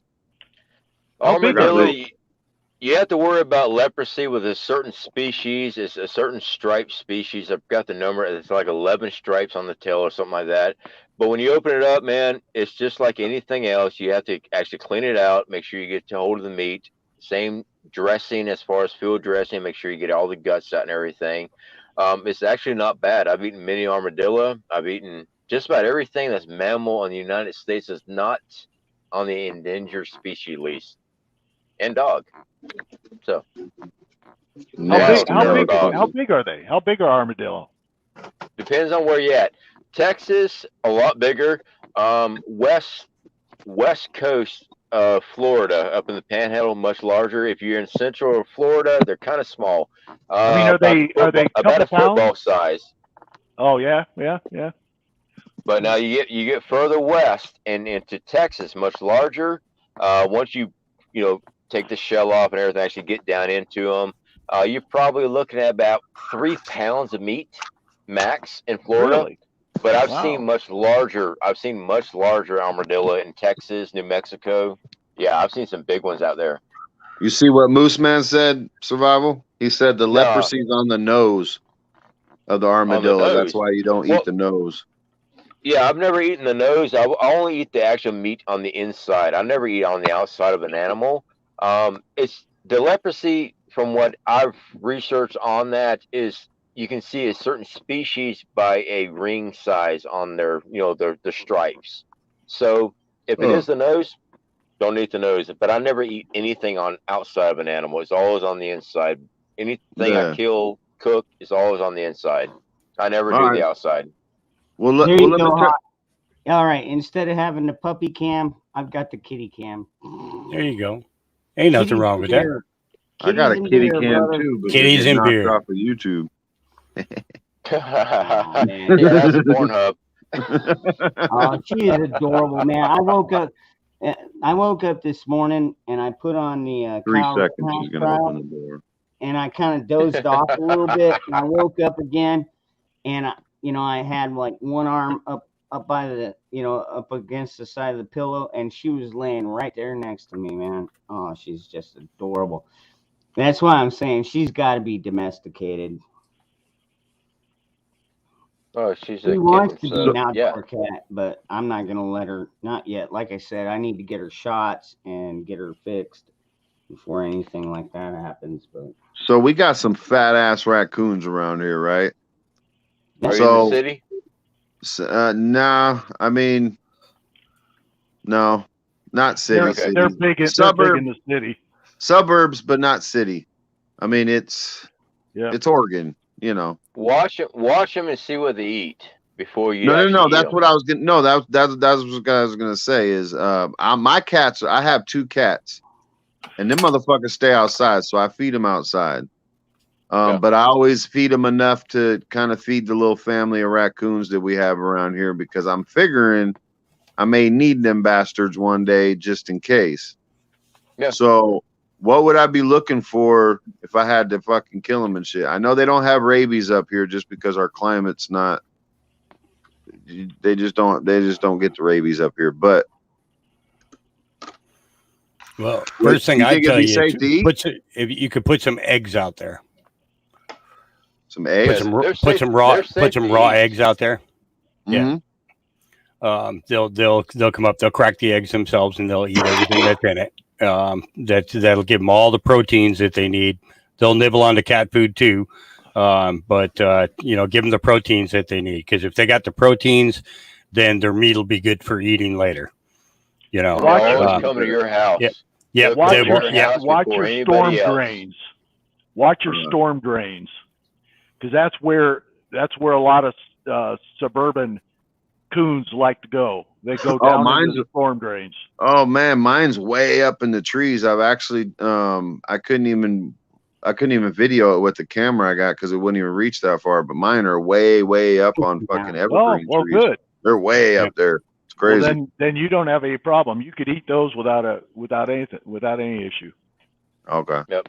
So what I'll do, just like Hawk was just saying there, feed them the chicken eggs and stuff, give them the extra protein. That way they're always coming to the easiest score. So if you ever need them, they're going to come to you first before anybody else sees them, because coons are very slick. They're quiet if they know where they're going. Usually they make the noise when they found something. Yeah. Raccoons in the wild are very quiet until they find an object or they run into each other. Then they start chattering like crazy. Once they found their spot, then they start raising hell. So if you got something like Hawk was just saying, the eggs and stuff, so they're always coming, yeah, you're good. You don't have to worry about the only way to test about rabies is if they actually open up the skull and test the brain. There's no other way unless you see foaming out the mouth or something like that. Other than that, they have to actually check the brain out. So odds are, especially there in Oregon, you should be good.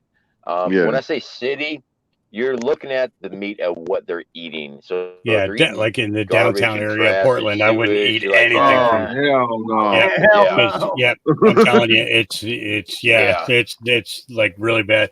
There was actually one of the Chinese restaurants was caught for trapping them, killing them, and then putting them in their menu. Instead of being teriyaki beef, it was raccoon. Not kidding.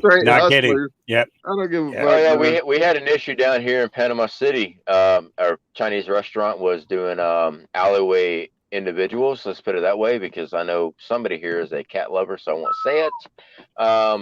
They got busted. It was called Chow Time. Was the name of the restaurant? Yeah, there's a standing joke in Portland. It's if you move into a Chinese neighborhood, don't have a dog or a cat. Most definitely. Yeah, dude, they caught that. Right? Well, we got the same thing down here in Arizona. We had this one Filiberto's. I don't know if they ever got busted, but it's like you never saw any strays around that fucking Mexican restaurant, dude. Whether it be cat, dog, anything. So. Yeah, I just stared clear of that fucking restaurant. Did you guys hear about that Chinese restaurant? I think it was last year in New York. They were fucking lacing their fucking fried rice with opium. No. Yeah. I don't know if it was the fried rice or a particular dish. But I was telling my wife, I was like, man, no wonder I get so fucking sleepy after I eat. I wonder if all of them do it. Shit. That's what the fucking 18th Streeters used to do to the fucking Mexican brickweed we had up here. Dude, we were 15, 16, coming back for more, high as fuck. And like we said, we're not promoting any illegal activity or anything like that here on this channel. No, we're just reporting it. Yeah, exactly. Yep. Damn. There was this one time. How's everything going with you, Hawk? Everything getting fixed up? Doing okay. Yeah, I'm just it's we still got one greenhouse to go. He had more job to do. So I think he comes up on Thursday. It's if your nephew gets a chance to come up, it's going to be because that is your nephew, right? Yeah. Yeah, it's if your nephew does get a chance to come up, I'm probably going to have him check out the buildings and get the buildings up to where they need to be in order to operate all the stuff that we need for the buildings. I don't want to push this guy. He's doing excellent work. I mean, the fact that he had 4 greenhouses up and running within 4 days is pretty good. I mean, he rewired everything, all brand new wiring, everything. He didn't screw around for nothing, man. And he still hasn't given me the bill for the labor yet. I'm waiting on that. And he's like real hesitant to give it to me. But those kids that came up and worked on them, they deserve it. They deserve it. Absolutely. I mean, they worked their asses off. All new outlets. They put GFIs on everything. Again, that's what I had on there. That's what saved my lights. But it burned up the GFI, Yeah. So they're putting all new ones in. Cause I mean, you figure it like this, 1,000 watt light goes out, you're talking, anywhere between 375 to $525 a piece, and with 26 of them in each of the smaller greenhouses, and then in the big greenhouse, there's 54 of them. That would have been an expense we would not have been able to recover from. Yeah. Absolutely, So it burned out the talking about marijuana? Yeah, I own and operate a medical marijuana farm. So wait. So you're telling me I know, Hoffman. I'm just messing with you. You're telling me the GFI saved your lighting system for the most part, but Yep. Destroyed the outlets. Oh. The actual plugs and receptacles themselves. We changed a couple of the wires, but they're like the computer wire. You can unplug it. You can put a new one on there instantaneously. They're like that. Some of the heads were melted onto the GFI. But that was just from the heat of it. I mean, it was he pushed, 72 kilowatts on one line when it was supposed to be thread, it's phase 3 wiring. He ran it through one line. So he hooked up A and C and left B disconnected. And then when he hooked up on the road, he only hooked up A, and it sent all of that right through one line. Fried everything all the way down. Even the glass inside the transformer down here, that was shattered to nothing. It was like a million pieces inside there. When they went and lifted up the transformer, they had this big boom truck came in, brought the new transformer in, set it down on the ground, and it hooked up to that one and lifted it up. When it lifted it up, it tilted a little bit, and all that glass just started pouring out. And they were out there with shop vacs for about an hour cleaning all that up and everything. They didn't leave one single piece on the ground. They cleaned up everything. And then they had the next one on and it was not fun. So that was PGE that did that, huh? Yep. That ruined your shit, huh? Yeah. Yep. Fuck them bastards. Yeah. And the insurance company has given us all kinds of hell. All kinds of help because we're not a big recreational grow. We're a medical grow. So, we don't qualify for this. We don't qualify for that. Fuck you. You almost burnt my farm to the ground. You should pay for all of it, and there should be no questions asked. It should have been them sending electricians in to hook and to redo everything. It shouldn't have had to be an outside contractor who did it. It's PGE scandalous, dude. I've dealt with them my whole fucking adult life. Well, wait a second. Are you from California? No, okay, so PG&E's up here, dude. Yeah, PG&E's up in it's got they have one in Washington. All right, they have 3 in Oregon, and then there's 5 of them down in California. Yeah, so but they're all owned by the same big corporation, Now, see, I'm down here in Arizona, and we got SRP and AP. APR, totally different entities. Oh yeah, yeah. You definitely No, run a whole different power station. It just depends on what part of the country you're you know in. I what? had You know what's PG&E sad in is Oregon. we send like 30% of our fucking water and like 60% of our fucking power over to California. Yep. And Vegas. Don't forget Nevada. Well, Nevada, well, they're pretty much run on the Hoover Dam, I figured. When I lived out there, the Aquifern was being pumped out and shipped to Nevada when I lived in Mesa. That was in 2013 and 14. The big headlines were they're shipping it all the way out to Nevada. The Aquifern there. This country. And I got a ticket. I got a ticket for collecting rainwater when I was in Mesa. You go to prison On my around here for property. doing that shit. Yeah, I don't get that shit. That's freaking crazy. They said I don't own the rain. You remember that ticket, man? A $70 ticket for having rain barrels collecting my own rainwater. Where was that at? Nevada? That was Mesa, Arizona. Oh, Arizona. Oh, I don't know if we still do that. Yeah, you remember that? 2013, 2014 when I got that ticket. No, I'll have to look into that. Wow, dude. Hey, Hawk, you remember that guy up in that cabin? I forgot what mountain he was on, but he ended up going to prison for that shit. The fucking for collecting rainwater. They were saying he was taking it from the fucking creeks and the rivers. And the guy, I was taking it from the Aquifern. That's what they ticketed me on that. I don't own the rainfall. mind you, Nestle was only a few miles up. Yeah, I think you got like 4 years for that. Yeah. 4 or 5 years. Mind you, Nestle's, only a few miles up the fucking road collecting all the fuck they want. Son of a bitch. Yep. Oh, fucking gross, dude. Our country's been fucked since before we were born. Yep.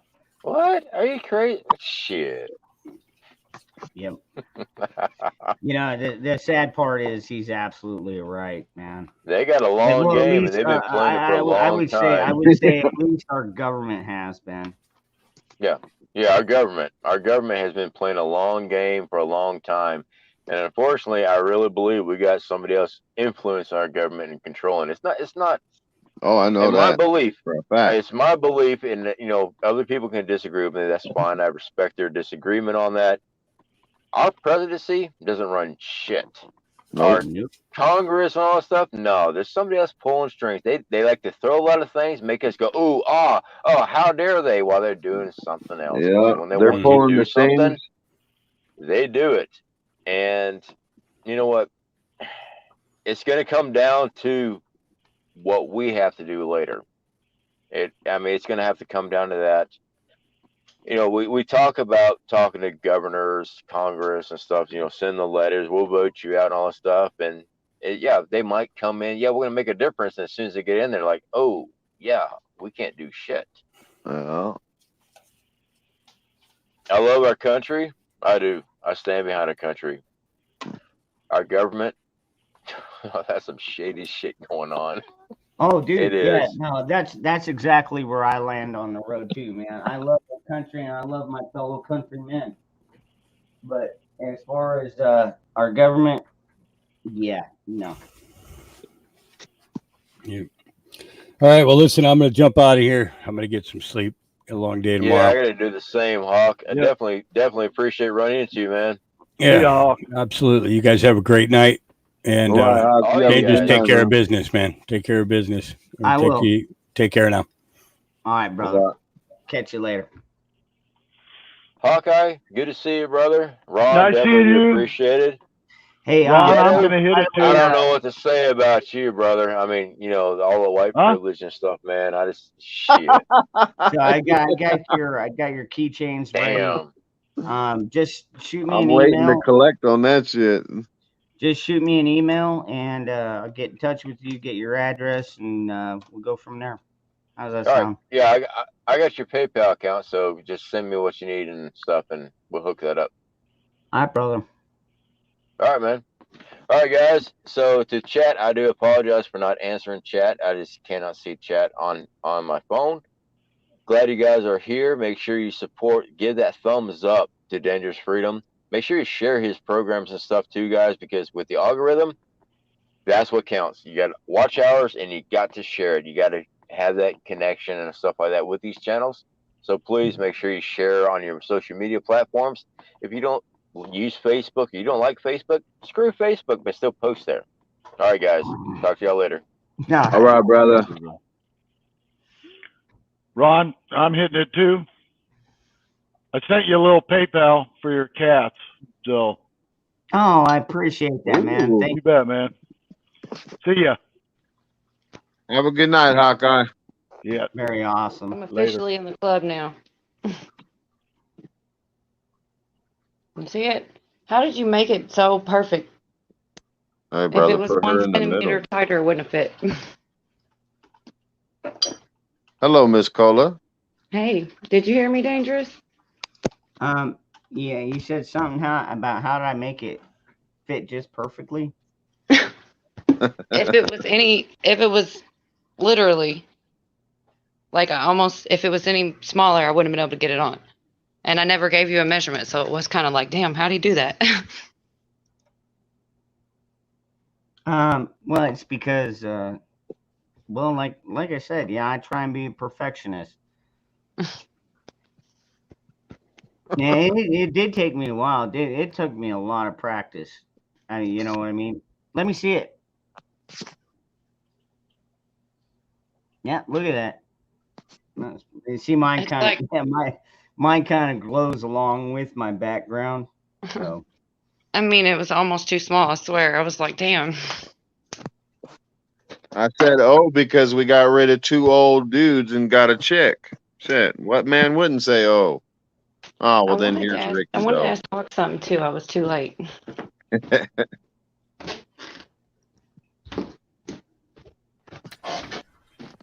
That ain't right. I'm just saying. Hey. Damn. Who is that? Holy crap. Who are you? Hello, my name is Ricky. My name is Ghetto. No, He's not happily you. Shut up, married. dumbass. Yeah, that's what I'm saying, Ron. Leave me the fuck alone, man. Well, I'm happily they all know married, I'm but- happily married. Shit, my girl's not even 5 feet. But I'd rather look at a female than 2 fucking white dudes. Yeah. Or 2 old that's what dudes, I I'm meant. saying. Not fucking white. I Well, don't give a fuck the color. but- Oh, shoot, I'm going to have to Yeah. put it on charger. I was going to charge my earbuds, and they're just not working. I don't know if it's me or if it's like, they stay like that. Actually, when I your open 'em, earbuds it turned probably green. your earbuds probably woke up, opened their eyes, looked at you, and went. When I open them, it turns green, but they aren't ready. I'll be right back. I'm sorry. I don't mean to be rude. No, But you're get- not sorry. Ricky, I don't know you ever in your life to be really sorry. Never. Okay, I'll be back. I'm sorry. That's rude. No, you're not. Quit saying Dang. it. Nobody buys it. Nobody buys your I'm sorry crap.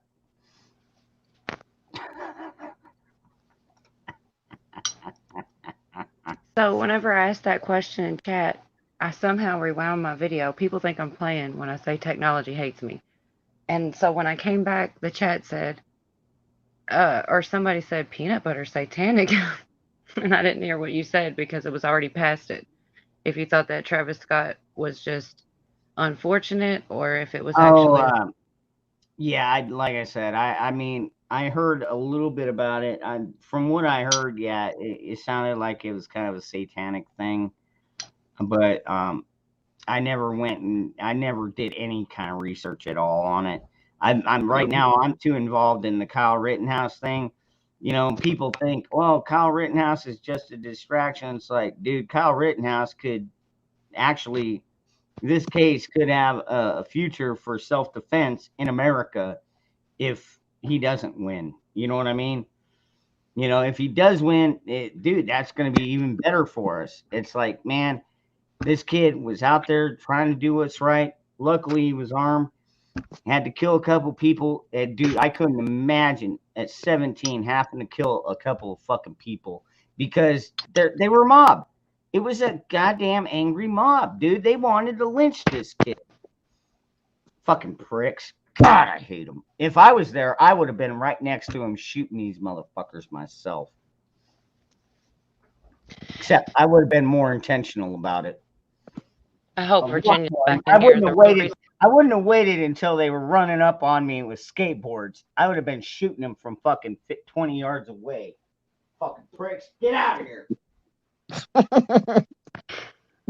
He's gonna be such a grumpy old dude. Do you imagine when he's like 75? it's time for a shot. Get the fuck off my lawn, motherfuckers. Gran Torino. We used to stack fucks like you 6 feet tall in Korea. Have you seen Gran Torino? Yeah, I have. Nah, but to go on what you were saying, Cola, there's a so sound waves really do a lot to us, right? I mean, so what we're thinking, me and my buddy Just Josh, if y'all got his link, throw it out there. It's a good channel.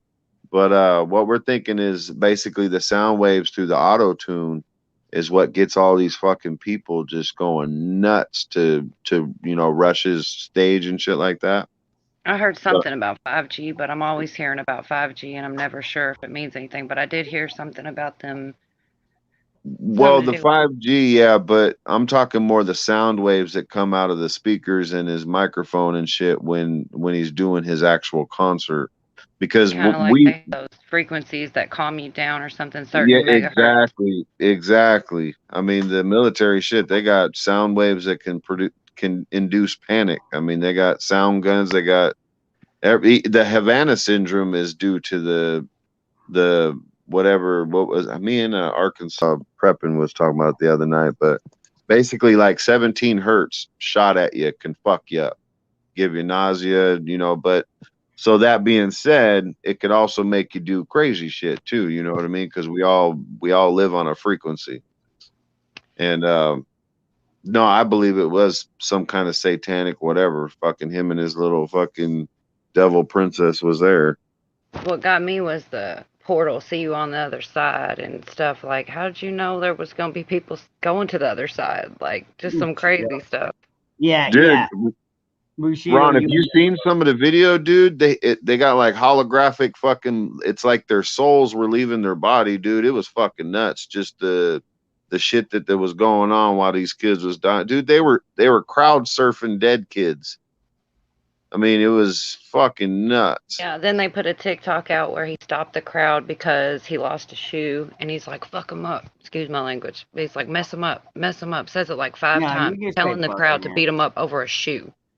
But he couldn't stop it because people were dying. So yeah, there was some crazy TikToks, and I don't even have TikTok. I just watched a video on YouTube of a compilation of a bunch of TikToks, and they were all bad. Well, first of all, I don't even listen to that fucking music, so I wouldn't know anyways. And to be honest with you, I mean, even if they had a mass shooter in the crowd, I wouldn't have given 2 shits. Because most of these people are probably worthless pieces of shit anyway. Dude, they were kids, bro. They were kids. Most of them was kids is the fucked up part about it. Hey, dude. Parents wise, no. I'm not saying you're wrong. Gotta cut out the chafe from the fucking, yeah. Not saying you're wrong. I'm just saying it was a fucked up situation all around. Dude, the sheriff even talked to him. There's a lot of people on this planet right now that could die, and not hardly anybody would miss them. What comes to my mind every time I'm like, no, that's not possible. And and maybe that makes me a bad guy because, it's like death sucks. It does. But at the same time, there are people like with the whole Kyle Rittenhouse thing. He shot and killed 2 people and almost killed. I wish he would have had a little bit better aim on that third one. But, anyway. Perfect aim on the third one. Well, he disarmed him, literally. Because that asshole fucking was out there with an illegal firearm as a felon. And yes, he Ron. didn't fucking deal with the prosecution. Dude, he should have fucking killed them all fucking dead. Okay, but his aim was still perfect. He eliminated the threat, literally disarmed him. He didn't want to kill you. He's 17 years old. He knew how good he was. He didn't want to kill any of them. Is my point. That good, dude. Like, seriously, he barely even trained with that fucking rifle from the testimony that both him and his friend Derek Black or Daniel Black, whatever. They'd only fired like 100 rounds out of that rifle. You know, so I mean, he really didn't have a lot of practice, but it, you know, 3 to 5 feet, you know, you just basically point in a general direction. You're gonna fucking hit him. Well, I come mean, on, you do guys. the same Come thing on with the now. firearm. Come on now. Just think Any about it. firearm. When you were playing army dudes out in the ditches, you know, out in the woods and in the Should've ditches shot 'em in the all dead. desert, and, Fuck 'em all. yeah, you learn I how would to now see, like I said, man, I bam, would have bam, killed bam. all of them. Yeah, I would have just started shooting motherfuckers. I'd be like, you know what, the A cops lot ain't to gonna live do their with, job. brother. I'll do their job for them, man. It's a lot to live with as a child, man. It's a Well, lot you to know live what? with. They probably labeled me as a vigilante and some kind of mass murderer, but you know what, dude? I got a lot of No, scum off the no, street all Ron, in one Ron, night. Ron. I promise, buddy. They are not gonna like classify you as any of those things. You're gonna be classified as the magic bracelet maker from the Southwest. Dangerous bracelet. You let some weirdos up here, man. Nah, he's not weird. He's just drunk. Not yet. Well, I'm Now working on it. Yeah. y'all gonna let the lady speak now? She's been waiting her turn. Hell I was yeah, I'm out. not gonna say it no more. I was gonna say the thing it makes me think of is Whitney Houston, the time that when she died in that hotel, and they had this like Hollywood party, and what was his name? The one that Michael Jackson called a devil.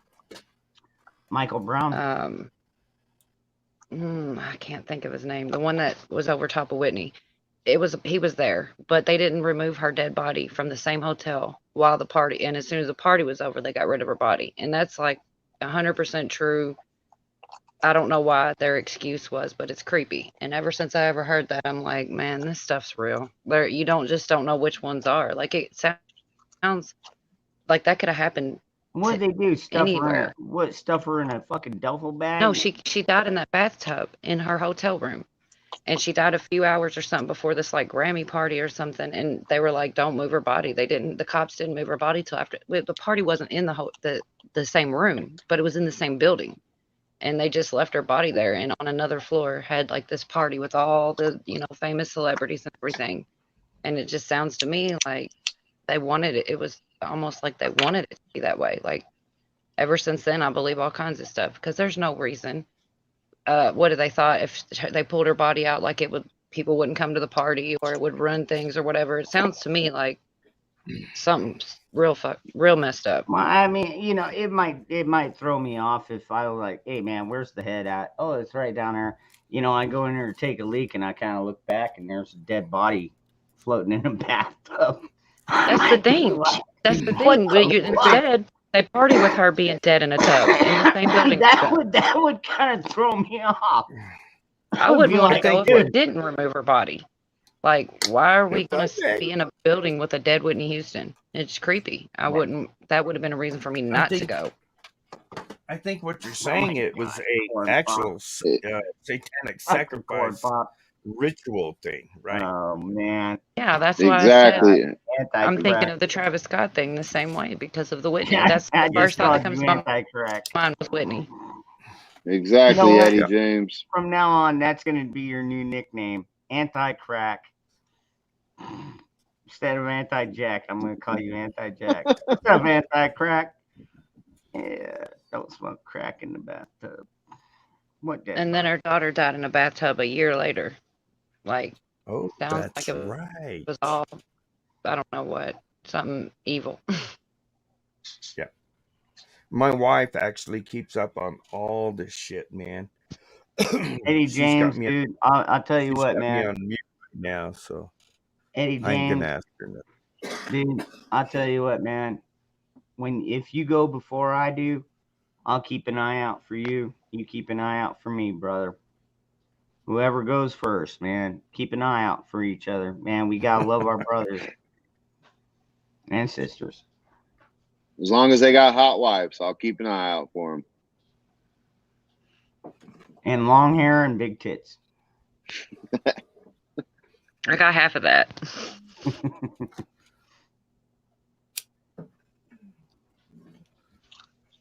Okay, I gotta ask, what half? Come on. I mean, you can see the There half you I have. go. The I long mean, you hair. said it. What? Oh, I love your hair. That's wonderful. Yeah, beautiful. Beautiful. You should dress up like a Muslim chick when fucking Ricky's on here, straight up, No, so you can't see Put on nothing on you.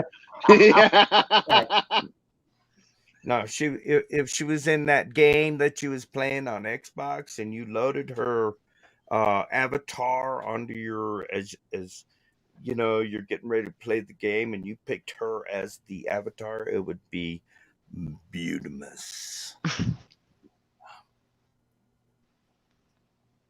He's a creepy old Just dude. put me in the tub. You damn right, I'm a creepy old dude. Are Your you wife, kidding? your wife must be asleep, bro. No, she's right here. She's got me on mute. She's got her headphones on.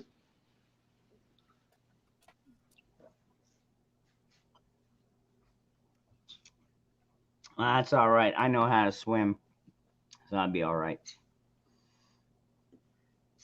I did almost drown one time.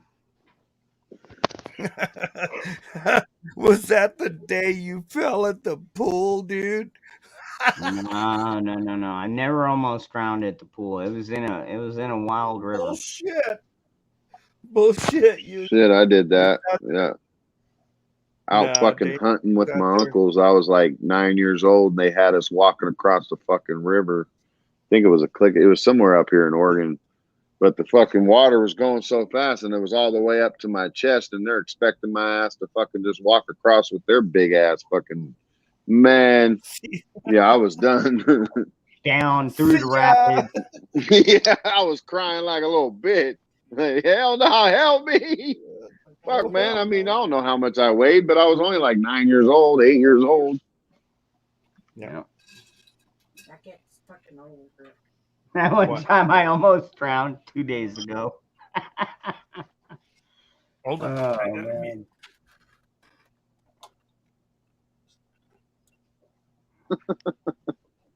That's that's funny because Bushido almost. Well, I mean, like he literally could have died like 2 days ago, He's and a fed. but he's already making fun of it. I mean that's the kind of humor that Bushido has. It's like, man, I could have died 2 days ago. And That's what I'm saying, Survival. Shit, we got rid of you and Hawkeye, and Cola came up. That was a good trade, if you ask me. We traded Yeah, but Hawkeye and Survival. we also had to take Ricky on. Well, Hmm. it's worth it. Look at Koala. All this love up here.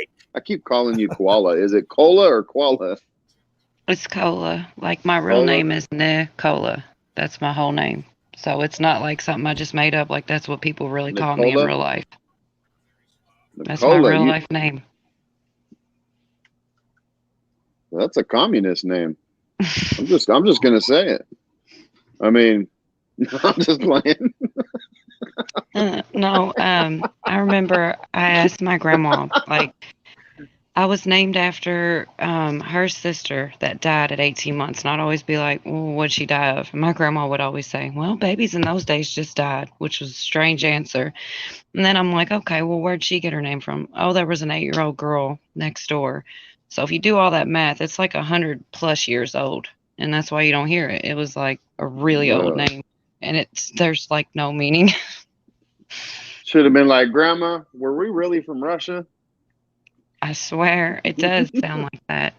Well, The cool thing, now from the example that you're giving me, it's like, okay, well, this one 8-year-old died, and so the neighbor named their daughter after her, and then she the died. 18-month-old died. And The then- 18-month-old was my grandma's sister. And then the 18-month-old died, and then they named you after her. It's like, were they expecting you to die, or be like, oh man, maybe this is the one that can break the chain? I don't know why they did that. The little girl next door didn't die. Only the 18-month-old died. She was named after the. I was just curious where the name came from, and they said her, and then I'm like, well, where'd they pick it from? They're like some neighbor girl that was 8 years old. such a weird. It just didn't have any meaning. Well, it is a Russian name. But What I that's all wonder right, is man. why I'm when fine with, dude. I'm fine with Russians, dude. Hell, you know what? I mean, honestly, I don't think Russia is our biggest fucking enemy right now. Now, granted, you know, if they ever wanted to team up with China and try and do any kind of shit to America, I would change my tune really quick. And not to mention, I don't trust any politician or any high elected anything any further than I could throw them. But as far as the people in Russia, I mean, hell, man, they're still harboring Edward Snowden, who I think is a true patriot through and through, man. Well, partly. But you know who our biggest? Partly my ass, dude. You know what he did? He blew the cover off of that fucking Patriot Act. Is what he did, man. He could also got a lot of brothers killed, man. No, you don't No, he didn't get nobody fucking killed, dude. Could have. Nope, he didn't get anybody fucking killed. I'm not saying dude was wrong. I'm just saying that's why I said partly. And don't buy into the misnomer that people got killed because he came out and said, look, they're spying on everybody. He came out to the American people and said, look, they are storing all your info, every text message, every email, every fucking conversation. They're recording this right now, folks. I guarantee you it's going into a database. So you're saying if we had spies, let's say China or something, and some dude comes out and says, look, I got proof that all these spies are here, you don't think that they're in danger? I didn't say he got anybody killed. I said he could have. As far as we know, he didn't. But I'm agreeing with him though. We had the right to know. I'm not against that fact. I'm just saying they totally took our Fourth Amendment and just shredded it in that Patriot Act, which I call the Unpatriot Act. You know, where it took all of our privacy and took it all away. And they did that in 2001. Well, we're 20 years later now, folks. And how much privacy do we have now?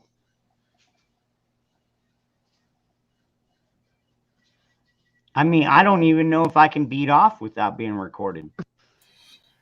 What the fuck? Actually, please. I hope that's not out there, man. I do know one thing. I do know one thing. They're dangerous. You are on TikTok. You know that weird Chinese site. There you go with your infatuation with him twerking, man. Yeah, it was badass. You put the little piece of tape over the camera or flip it down like he did in the movie. He put the piece of tape over his laptop when his old lady was changing.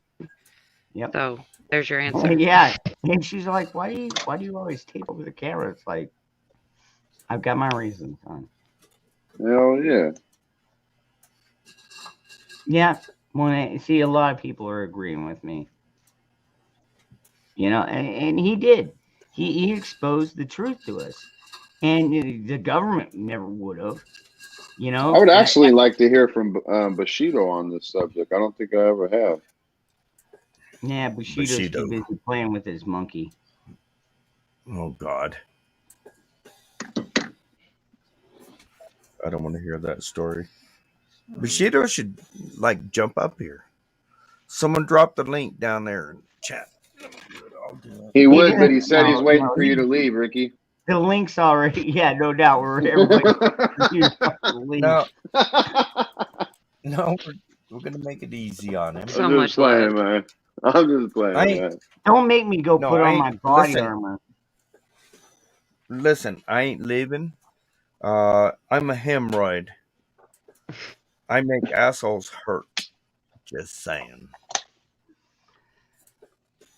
Well, I'm in a lot of pain, man. Right. Ow! What are you doing? Oh, damn it, Stormy! Oh, that is not a scratching post. Oh. You're a tree. Dude, I've cat outside, so many man. cats. You're a tree. You're now a tree. I'm gonna climb on you. Yeah. Okay. That's true. I mean, you know, Yep. she's like that sometimes, but like I said, this morning I woke up, you know, and she was laying right next to me. I mean, it's just so adorable. Yeah. Fuck that. I had a date like that once. Just saying. What was her name? Fred. Bubba. Yeah, it does. Hey.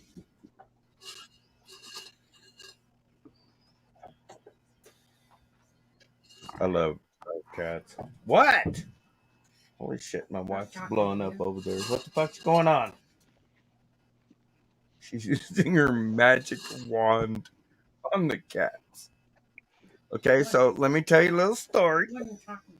I know I'm telling them what you're doing with your magic wand. Bug out. Okay. Just put in chat what you thought about Snowden before I forget to ask you next time I talk to you up on here. He should come up here. He's the one that told me to come up here. Now I'm up here. Now he should come up here. I think so. I think I dropped the link, didn't I? Man, the link's always there. I know, but what the fuck? You know, is it He's too at hard work. for you to click on the No, link? he's at work. Right. Then Anyway, Virginia okay, said, so "Don't the be wife, scared." the wife has a glass with her drink and a straw in the glass, and she pulled out the freaking straw and magically slings it at the cats, and they run away. That's fucking cool. It's a freaking wand. That's my story.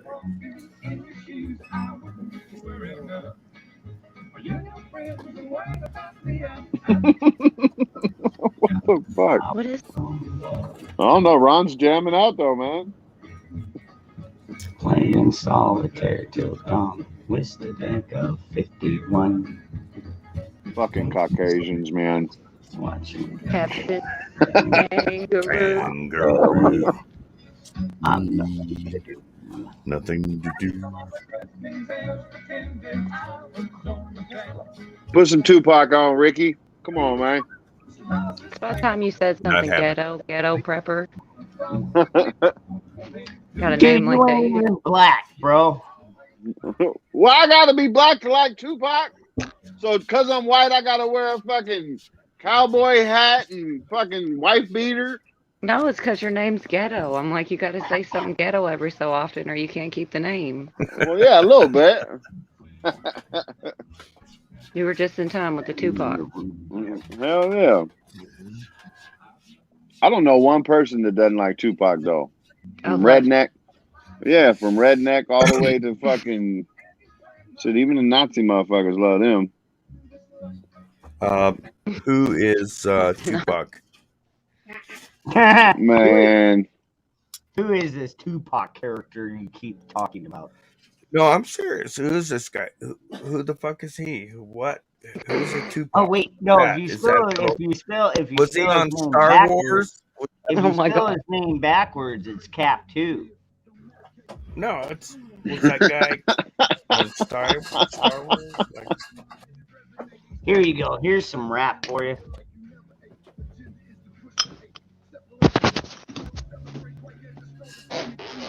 too much bass on it. I can't hear it. Who is it? Just say hi to my fish. hot fish.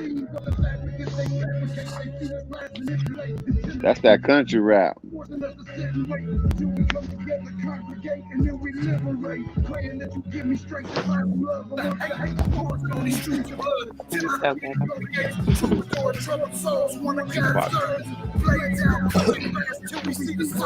That bitch is banging right there, Ron. Ooh. This puppet show stays on because of you. We've been dancing with the devil way too long. I know it's fun, but get ready to pay your dues. Oh God, come back home. This crazy road has been reliant and abusers. Need you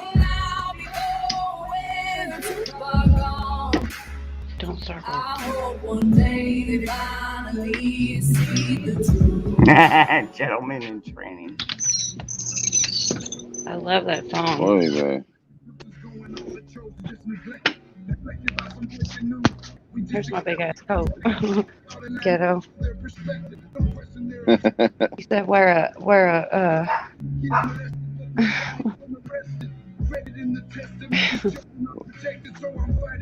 I'm just kidding. Was that a big old puffy coat? Yeah, it's actually a Jessica Simpson coat, and I'm not bougie or nothing. Honestly, I got it about 3-4 years ago from somebody, a friend of a friend, who sold it to me for $20 because they wanted money for something stupid. And I'm like, you're selling that brand new coat for $20. Here's $20. Give it to me. And I've had it for like 4 years. It's just shit. They got a 10-minute high. Now, you didn't have to boot her, man. It's I fucked didn't. up. She hit the wrong damn button. Uh-huh. Yeah, see, she's right What? back. Don't like me talking to your women, you just boot them out? no, I'm terrible with technology, man. I'm telling you. I don't even know what I did, but I was kicked out. Well, I'd rather be under you than under Ron. Switch me back with fucking Ricky, man. You're too close for comfort. buddy, I like you over here, man. I like you over here. Oh, what the fuck? Thank you, sir. Yeah. I appreciate that. I think it's all good. You know? Dude, don't talk in that Nudge. voice, though. Don't talk in that voice. You know, and this is the worst part about this, Cola, is these two are fucking like happily married. I'm fully married. I love my wife. Ooh, baby. I still can't live down. Unlike Ricky, I'm not scared of mine. Whereas though. me, I'm kind of, I mean, you know, granted, I'm kind of. Ooh, mine's naked in the shower right now. What's up, I baby? can be a hound dog. You know, it's just. Hey, I hey, still hey. can't live The down. video ain't on, stupid. I'm sure. The night that I came on here and told y'all I was going to be a grandma and everything, I still can't live that down because my kid's window is right there. Like, so every time I'm coming out smoking and drinking, she can hear me. And at one point, I was like, I'm drunk at a bar with all my friends. And she heard that and she did not let me live that down. She'll see me with my earbuds and she'll go, oh, are you drunk at a bar with all your friends? I'm like, I hate you. The funny part is they're both down. Ron's like, they're both fully married. I'm like, hell yeah, my girl's in the shower right now. Let me go see her. What's up, baby? Yeah, because even Ron says if you see one pair of titties, you just want to see the rest of them. So he should understand.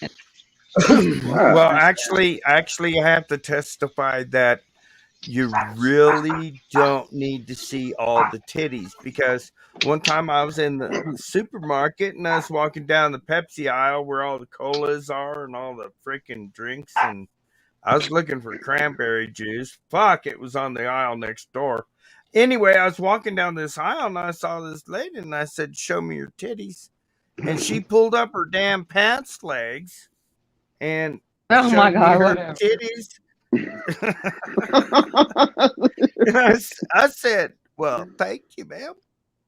I'll be on my way. Anyway. Yeah. I had Old to joke. do something. Oh my God. It is an old joke, but you know what? I'm going to try that sometime. I'm going to do that on video. I just got to. I like that country I'm song just they not- play at karaoke bars. I can't count how many times I've seen girls' boobs out at the bar when they play that song. That country, show them to me, it's real country. Oh, and yeah. you like start describing Oh, all yeah. different kinds of boobs. I mean, it's always somebody that you don't want to see their boobs to. It's like a 40-year-old, you Oh, know, which I'm about to be 40, so I'm not hating, but Hey. I'm just saying, Oh, come you know, on. older Now, girl or wait a whatever. minute. Wait a minute. Wait a minute. I'm one of the first guys that will flash my boobs because I'm an old guy, okay? I got man titties. I'm an old guy, This you know, with motherfucker. man titties, Move. you know? Yeah, I flash them things out there. Here they are. Check them out. I gotta shut him up. Thank you. But pick good music, please. Not know I lost my house, my dog, my car, fucking type of shit. No, this is, dude, this is George Strait, dude. Man, this guy ain't fucking around, man. It is just what I've got on. Oh, Lord help me.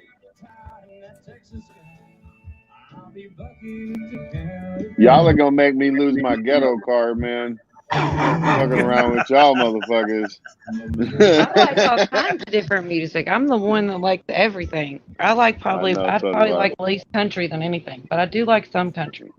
Yeah. Yeah, Nah, Three Doors Down actually holds a secret card with me. A what? A secret card. I've what does told that a few mean? people about it. What, that you like them or something?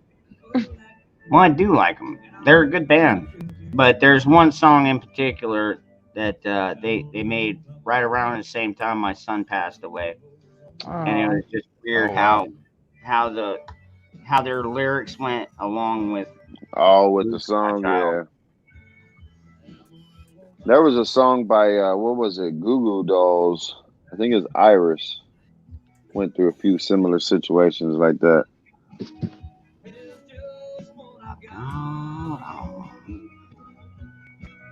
Ain't got none, but what I've got is mine. I ain't rich, but Lord, I'm free, and I'm pure blood.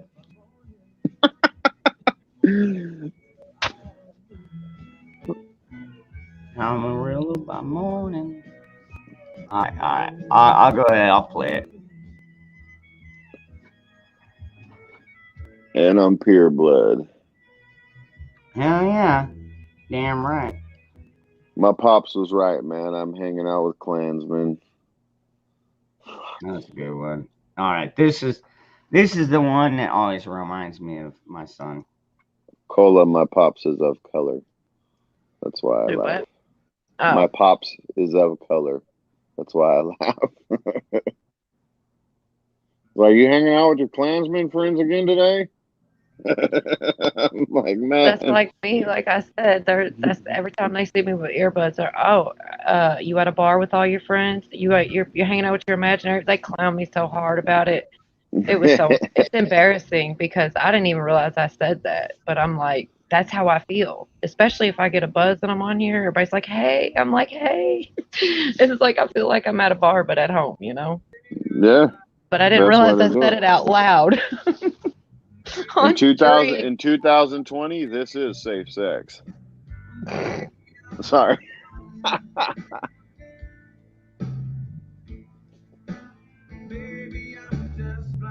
Okay. Hold me when I'm here. Yeah, I like the song too.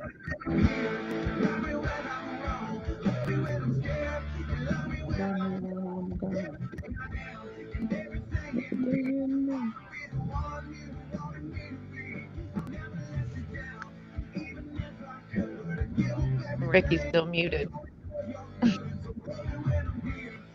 Hoot Owl, he actually watches Ghost Preppers. That's the only one that he watches so far. I'm trying to get him to sub to Native and everybody else, but he only watches Ghost Preppers so far. I was trying to get him up on the panel yesterday with the prejudice race conversation we were having. I missed that. Oh, it was Yeah, good. You should sometimes- go rewatch it. Sometimes It's you on Ghost. gotta step Okay. away. All right. watching live This play. is one I've never shown anybody. There's my son. Oh wow. Right on.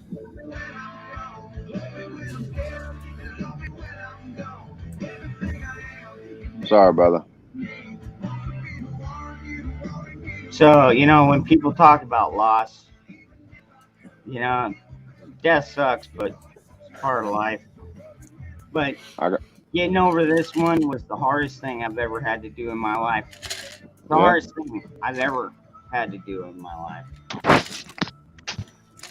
No doubt, homie. No doubt.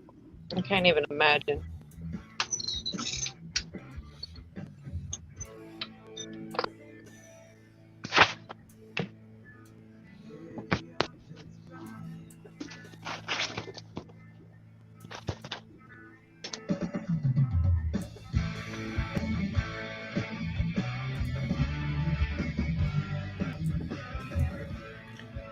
God's got a reason for everything.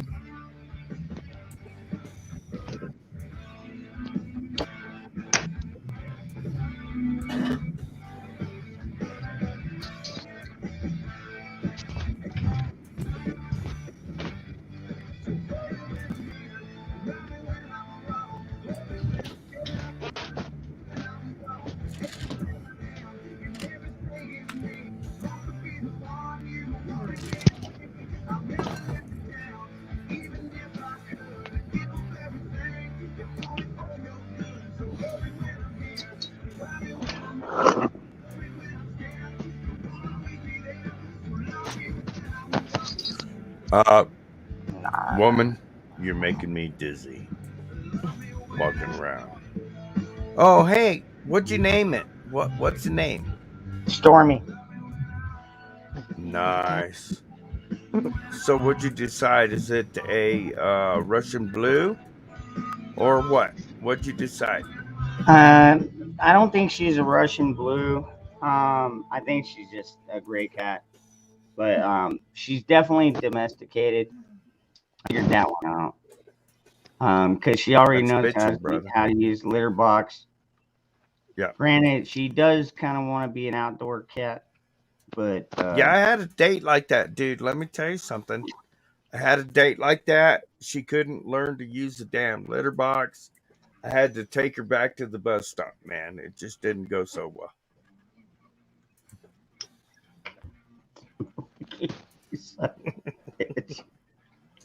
Just saying. It was a day, one of those days. Well, we're not going to get along too well. I'm going to have to take you back to the bus stop.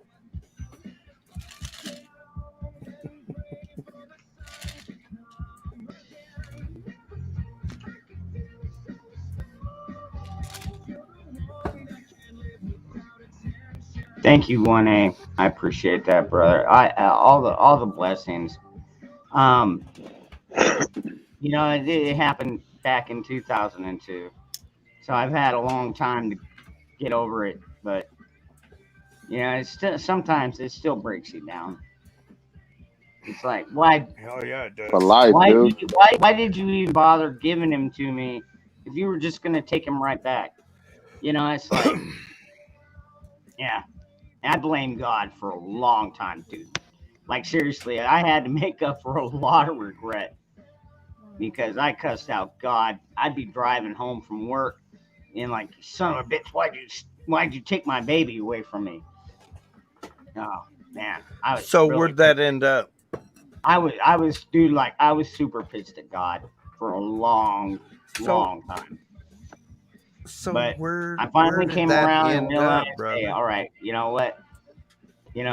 He's got a plan for everything. I don't know. Maybe he's trying to toughen me up because we're gonna deal with a lot more loss of life coming up. It's like, well, when you lose a child, dude, that's the hardest one to ever get over. And if you can find a way to get over that. Even like when one of my best friends, I called him my brother. He was staying with me, overdosed intentionally, I think. While I was at work, and I found him. I found him too. I found my son, and I found him. So I got to find 2 dead bodies. Lovely. And it's a bit of a shocker. And so, like, when I'm watching this Kyle Rittenhouse case, it's like he didn't go out there expecting to shoot anybody or having to kill anybody. But shit happens. You know what I mean? But you know what? He's 18. He's young enough. And this thing needs to get washed away. He needs to be able to live his life and, pursue his dream. He wanted to be a cop or a fireman, whatever. And that shouldn't change. Hey, you can do all that. That boy got experience. If he's, I'm just saying, that boy got experience, man. I know. They'll probably put him as a marksman. No. That boy be running for fucking county sheriff at 18. Shit like that. He's got experience. You fucking court system motherfuckers come after me over my First Amendment right to protect myself. Those motherfuckers were taking my gun and I put them down like a bad habit. What would you do in your house, you little bitches? I'm running for sheriff. I can see that. I'm sorry I went off. Phew, felt good though. Fucking bug out, man. But she don't. Thank you for bringing that up, man. I haven't heard Hoopy Stank in a while. What? What did I miss? Who now? What the fuck you mean? Who's Ricky? Dude, come on. Somebody drop my link in there so I can, show him video of pussy. Just saying. Do I have to do to get inside of you? Damn, dude. Why were Get you her looking at done. Ricky when you were singing that, Ron? Please tell me. Damn. Ooh, baby. Ooh, baby. I love you, man. Yeah. Love him a little too much, though, bro. Ron, you're freaking me out again. Hey, it's not my fault, man. Somebody brought up Hoopy Stank, and that was the first song that came to my mind because I love that song. Dude. What do I have to do to get inside of you? But you gotta remember, it's a long time ago, man. Yeah. I'm singing Tupac Fuck the World, Corn Pop. That's a good question there, Ron. What song are you going to play, man? Corn Pop got a good question. All right. Okay, all right. You want to go How there? about Let's go there. go to the Fandango album, ZZ Top, and pull something off of there for some old fucker like me that I like. All right, Jeez. here you go. This is what you get.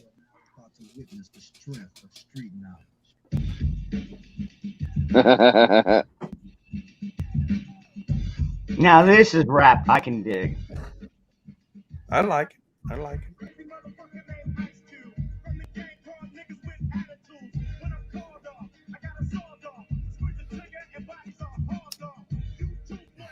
Is it playing? Yeah. Can You you can't hear hear it? Yeah, I can hear it. Fuck the police. Okay. Fuck the police. I ain't never heard this song, though. You lost your name. You lost your guitar part. I lost it all of it. Never heard this one before. Who sings this, young sir? Speaking of, that's another one. He come out saying some stuff about the getting Who, Ice Cube did? yeah, getting a jab, how he didn't want to, and he's not able to. They were making fun of him on Saturday Night Live. Oh, really? I figured he would have been in line with it. Nah. I'm just wondering, Yeah, have they killed him yet? I don't think Cube went that way, though. I don't think No. he went. I don't Was- think he went. It was just like the most recent. They did Aaron Rodgers, and I could have swore it was Ice Cube. I'm gonna I have to can't- look it up. Dead. He goes pretty hard on the Black Panther stuff, but I've never seen him as somebody who sold himself out. Yeah. They did make fun of him because Yeah, it was him because they were like, he's gonna do a prequel to Friday, and the dude said, "What you gonna call it, Thursday?" You So it was him. remember, oh I man, swear. you remember how bad this song pissed off the fucking the Popo? This next record is dedicated to some personal friends of mine, the LAPD. For every cop that has ever taken advantage of somebody, beat them down and hurt them because they got long hair, listened to the wrong kind of music, wrong color, whatever they thought was the reason to do it. For every one of those fucking police, I'd like to take It's good. This is good. and shoot them in their motherfucking face.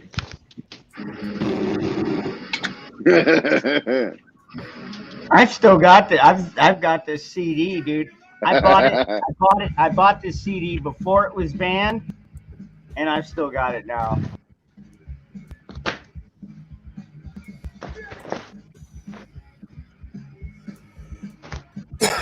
All the auditors out there are doing a great job exposing the Popo. I don't know how much you guys follow the auditors. They're fucking rocking it, man. They're getting cops arrested and thrown off the police force in violation of just code of conduct. You know, and Yeah. shit like that. Oh man, they got so pissed at that fucking album. Wow. Oh man, Well, dude, I they don't. banned it. Dude, they literally banned it for a while, dude. Because when it first came out, I fucking went out and bought the album or bought the CD, and then they banned it. And then freaking years later, they were like, all right, whatever. You know, it's Yeah. freedom. It's freedom of speech. Yeah. You know, I mean, I'm not saying all cops are bad cops, but like the way I look at it is if there are good cops that see bad cops doing bad shit and There don't you say go. or do anything about it, then what does that say about the good cops? Okay, that's my point right there. You know, I mean, now Okay. the ones that, and then the ones that do try and bust or turn in the bad cops usually end up getting fired or retired, whatever the case may be. It's like, no, dude, no, I caught this guy stealing fucking hundreds of dollars out of this guy's wallet. Yeah. I mean, there's dude, Oh, evil dude. people. There's evil people. There's bad people in every fucking job, every profession. Doesn't matter what job it is or anything. Wait. You're always going to get bad people. Wait. And when it comes If to I may. government, now when it comes to government, I just expect them all to be bad. Me personally, I mean, honestly, I don't trust our government at all. I wouldn't spit on them to put a fire out. You know what I mean? If I may. Go ahead. Okay, so come Monday, there's a great documentary coming out about how cops are trained. Okay, so with my experience Shoot with the first, sheriff's ask department, questions later, and let me don't forget to finish. take Would the you talk. shut the fuck up for a minute? I know it's your channel, but jeez, man, wait. Oh, anyway. I'll give you half a second. All right. So anyway, look, guys, there's a documentary coming out on Monday about how cops are trained. And remember, I always talk about the bar association and the court system. The cops are trained to feed the bar association. This documentary that's coming out is about the fact that cops have no idea and are not trained in the Constitution or on our rights, and they are actually trained to feed the court system. The Bar Association, which is the British Accredited Registry, which connects to the Washington, D.C., which is foreign occupied land by a Virginia company. It's all part of the corporation. Same with your local court system and your local court system. You can look them up on Dun and Bradstreet. Archuleta County Court System.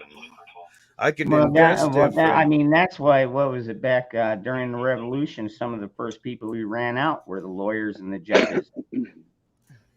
Well, hey, caller. Now we, you know, granted, we didn't shoot at them because they were nonviolent, but dude, they like seriously, they were British. They came over here. They came over here on boats, and they called themselves carpetbaggers.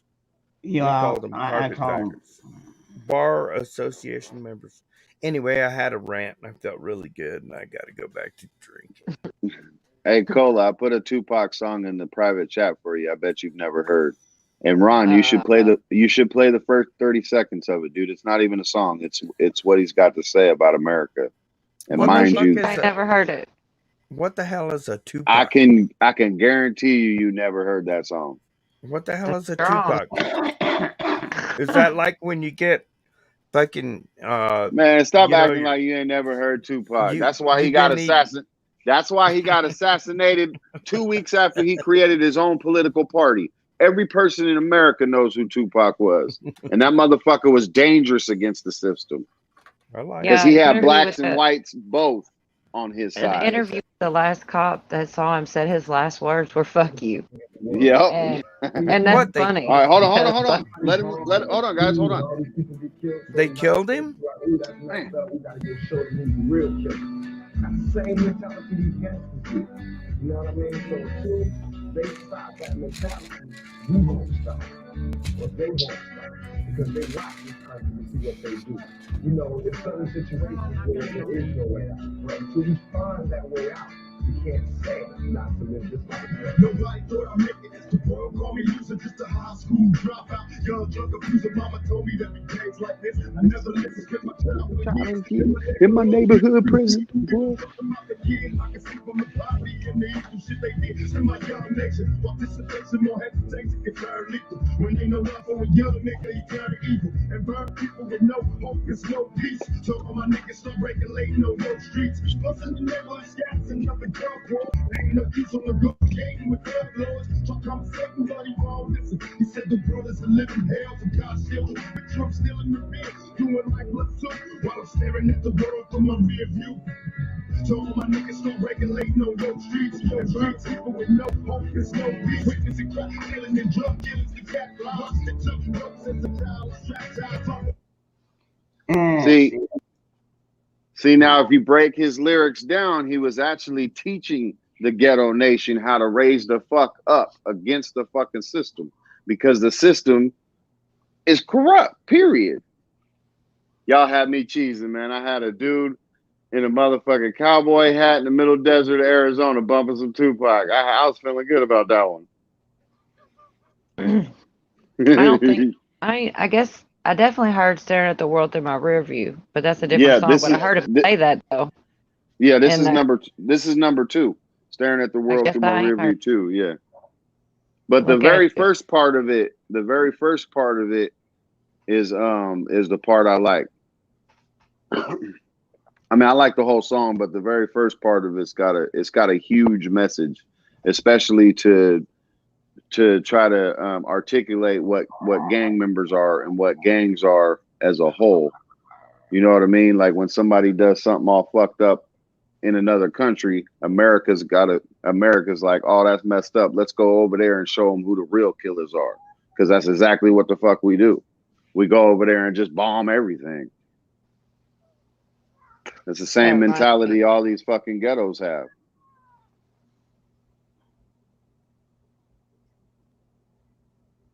There was an episode on Chappelle's show one time, and they was like doing Tupac. Yeah, Meet the Niggers. No, the one where he's like, the dude in the red shot me dead. Come on, that was a funny. That was about the funniest skit ever.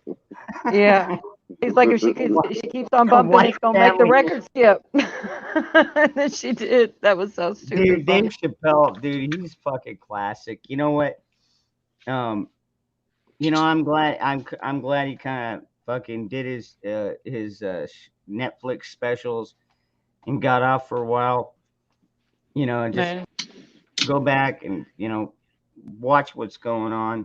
I can only imagine what his next special would be like. It's not even, it's the fact that they keep on acting like he's canceled and he's selling out and getting standing ovations and stuff. No, dude, even Netflix, they tried, that LGBT, they tried to get him banned on fucking Netflix. And you know the story behind him, right, Ron?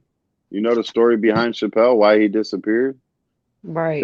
They offered him over $50 million, dude. He said it in the special about the girls. He was talking about the Me Too movement, and he mentioned it right in this last special. Yep. He said they went about it the wrong way because they were still showing up at those events and they dressed alike and stuff. Basically, you can't be both. You can't do both. Yeah. Well, motherfucker wasn't selling out. Chappelle's not a sellout. Chappelle's kind of like us. It's like, dude, if you're not sure what you are, look between your fucking legs, and you should be able to figure it out pretty easy. Man, I can't stand these fucking trans idiots. And I mean, I'm not saying that they're all crazy, but yeah, Ricky's all right. I mean, he gets a little drunk, but he's all right, man. But dude, that's an opinion. That is. You hear how he's got a deep voice now? He had to put his deep voice on for that one. Yes. Usually it's like I'm not saying that I don't. I'm not saying that I can't be friends with a transgender. It's just, hell, I can't. Fuck that. The problem is, the problem I've got with it is if you're that confused to not even know what gender you are, I mean, unless you're like a hermaphrodite or some kind of, you know, that's like about the only oddity that you get to where you kind of got both our organs. You know what I mean? Unless you're that, which is like 0.001% of the population. No, it's just you got something fucked up in here. Right. Ron, let me tell you something. If you don't know fucking what planet you're on, I'm not going to talk to you about politics. Just saying. And most liberals out there, What are most politics? fucking, right, well, most dumbasses, you know what I'm talking about. They don't know what the fuck they're talking about. They don't have a clue. And I know, but they'll come out and yell and scream about it. Oh, but, yeah. But they'll walk around the streets naked with a fucking rainbow dildo hanging out their ass, saying, Wait. I don't know if I'm a boy or a girl. Wait, what's wrong with that? Oh, wait, never mind. Wrong video. Well, when there's kids and mothers walking down the sidewalk and you got this fucking gay pride parade. Oh, I know. Dude, I'm telling you, dude, that shit right there. That's when we need fucking rooftop snipers. Just saying. Rooftop snipers, man, put these fuckers down, dude. They don't even know what they are. What the fuck's the point of having them? I think Ron's a Fed. That's why his YouTube channel's never been taken down. I think he's a Fed. I've been wondering. No, I just keep hidden. Yeah, the whole thing I'm in is, disguise. I'm actually a woman. The whole thing You is, ain't hiding too well, man. Talking about fucking sniping gay parades and shit, dude. Right. What the fuck? You ain't fucking hiding very well. Well, then again, I don't live in New York either, and we sure as fuck don't have gay pride parades down here. At least none that I've ever seen. Oh, if you look around, buddy, it's happening. I believe in probably in Phoenix. They probably got one. No, or two. they're happening. I'm probably down there. Well, I mean, our fucking our Democratic Senator Christine Sinema, I guess, is like LGBT. You know, They she's like are having bisexual. events in your community, I guarantee you. But you know, the Jack only had a thing, good one. you know, the thing is with her, with that whole Christine Sinema. I mean, you know, she must be doing something right if even the fucking left are attacking her. You know, so she's apparently doing something right. You know, she's against this fucking huge deficit spending bill. She's against ending the filibuster. You know, I mean, so God, are you talking politics? Jeez, buddy, come on. Yeah, no, I went there for a minute. We were talking about titties earlier, I think. Was No, it this no, show? I've got kitties. Not No, titties. titties. Kitties. I've got kitties. He was. Put that cat on full screen, man. I love cats. Put it on full screen. I want to see. I gotta look up here. Kitties and beer. Oh my God, that is a Russian blue. Anti-crack's fucking you up, Ron. I'm telling you, that's fucking cool. I like pussy, man. I'm sorry. I've always she's been my like little that. angel. She's my little angel. She's purring right now. Her eyes ain't blue, you know, is it? You know how you put like a seashell up to your ear? You can hear the ocean. She's the same way, except instead of the ocean, you hear purrs. I call it motorboating. There was a Yeah? Yeah, she's adorable. And she's getting over the fear of the big dog. Man, if I ever lose my wife, I'm going with her. I'm not gonna be an old cat dude. I don't give a fuck. Wait a few years. How old are you? Just playing, brother. I'm 40. No, how old are you? You're 40? You're a fucking puppy. Yeah. That's fine. I'll give him about 5 years, and his Wait, daughter's wait gonna till come you up. His daughter's gonna come up and say, "Daddy, look it, I just got this new kitten," and you're gonna be like, "Oh no, keep that thing outside." She's like, "No, he wants to live in my room, Dad." Now bullshit. She ain't gonna have no room, man. She'll be 20 by then. Fuck that. You just wait. You just wait. You're gonna grow old and you're gonna have so much pussy. Just saying. Outside my ass. You're gonna have pussy all over. Well, if that's You're where gonna you get like up your in the pussy outside your ass, man, that's on you. That's because you like getting pegged. That's why that pussy's outside your ass. You're gonna have hair in your coffee. No, sir. Cats are fucking Hair, nasty. Look, hair on man, your they take a shit in the box, they scoop it with their fucking paws, and then they jump all over you. That shit is nasty. Well, Ron's about to kick Yeah, me all right. off. So are you gonna tell me you never went out and played in the dirt and then came home and hugged your mom without washing first? I did not take a shit in the dirt, cover it up with my hands, and then go hug my mom. No. There's a difference. So have you No, ever? there's really have you ever- not much difference, dude. Dirt is fucking dirt. Dirt is dirt. Poop is poop. I mean, now if you got, nah. Have you Look ever at him licked- trying to justify it. Take a black you light ever- to your house, man. Fuck that shit. Fucking cats are nasty. Have you ever licked their paws to make sure they were This clean? motherfucker, man. Oh. Oh. God. This motherfucker, like, and trust me, guys, it doesn't taste like almond roca when you pick Man, it out of a cat I was litter. just about ready to go grab another snack too. Yeah, there you go. Go grab you an almond roca, man. It's right there in the kitty litter box. Sick bastard. Best thing is to get a dog that likes to eat the kitty litter. It's like, Oh, how that's cool is fucking that? foul. That my dog. No, I mean, if that fucking dog wants to eat that fucking Yeah, junk, my dog. Yeah, my dog does it. scoop She that walks out. around my whole entire fucking house to pick up all the fucking cat shit. She's a nasty piece of fucking dog. Oh, Fucking gross, oh dude. my god, dude, that's the worst, dude. Luckily, Fucking foul. my dog, dude, he steers way clear of the litter boxes, dude. He doesn't do none of that kind of sick shit. Man, thank God. But yeah, dude, Okay, I so know wait a I minute. know exactly what you're talking about, Ghetto. Dogs that eat cat poop. Oh God. Okay, so wait a minute. Okay, Well, so hey, I'm guys. looking at my notes. I'm looking at my I'm notes. gonna go ahead. I'm gonna go ahead and get off of here. We've been on for like 7.5 hours, and I'm gotta try and get up and do get some shit sold tomorrow. So I don't want to stay up all fucking night.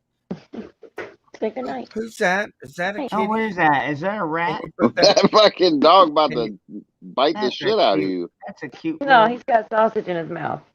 Oh, Put that full screen. Oh, what a cute rat. Oh. I had a date like that. y'all are in love with cats, but dog the All right, lady's anyways. dog out. All right. I'm gonna go ahead and head out of here. Thank you all very much for hanging out with me. Thank you for all the donations and all the thumbs up, shares, likes, subscribes, all that good stuff. And happy Veterans Day. And I hope you all. I hope. What? You Go gotta ahead. say good night to everybody in chat. Holy shit. Eddie and Happy and Daniel and Just mute him. Just mute him, Outdoor and dude. Brian and all these people in chat. Everybody, all these people in chat. Come on, you do that. Good night, everybody. Vicky and oh my God. Come backstage, guys. call it. Ron's Yeah. gonna take Ricky Yeah. with him. He's gonna Yeah, boot him no before doubt. he goes.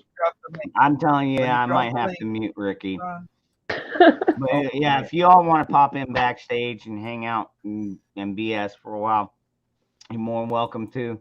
Like I said, There's a link. the link is pinned up top. And I promise Ricky won't bother you because like I said, when I go to bed, I'm taking him with me. No, you're not. That didn't sound right. That didn't come out right. Okay, Rick. Oh, dude. Okay, so All that kitty cat talk got him going. Ron, you got a credit card number? I didn't even think of it like that till you said that, though. Right, but still, Ron, do you have a credit card number, buddy? We can work This it out. motherfucker, man. We can He do probably just wants to fucking molest your cats. Fucking sick weirdo. Ooh, baby, ooh, baby. Yeah, we have a few more. Oh, there's Corn Pop. Yeah, I've got like a couple more swigs left in this beer. Yeah, I'm gonna call it. But anyways, everybody, gonna make like I another said, happy Veterans Day, everybody. And I hope you have a great day. Stay safe, stay vigilant, carry a weapon, and yeah, keep your faith in God strong.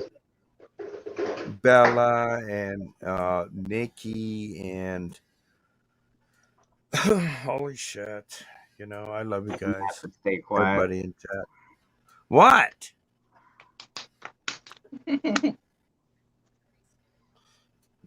Damn, boy, you're so bossy.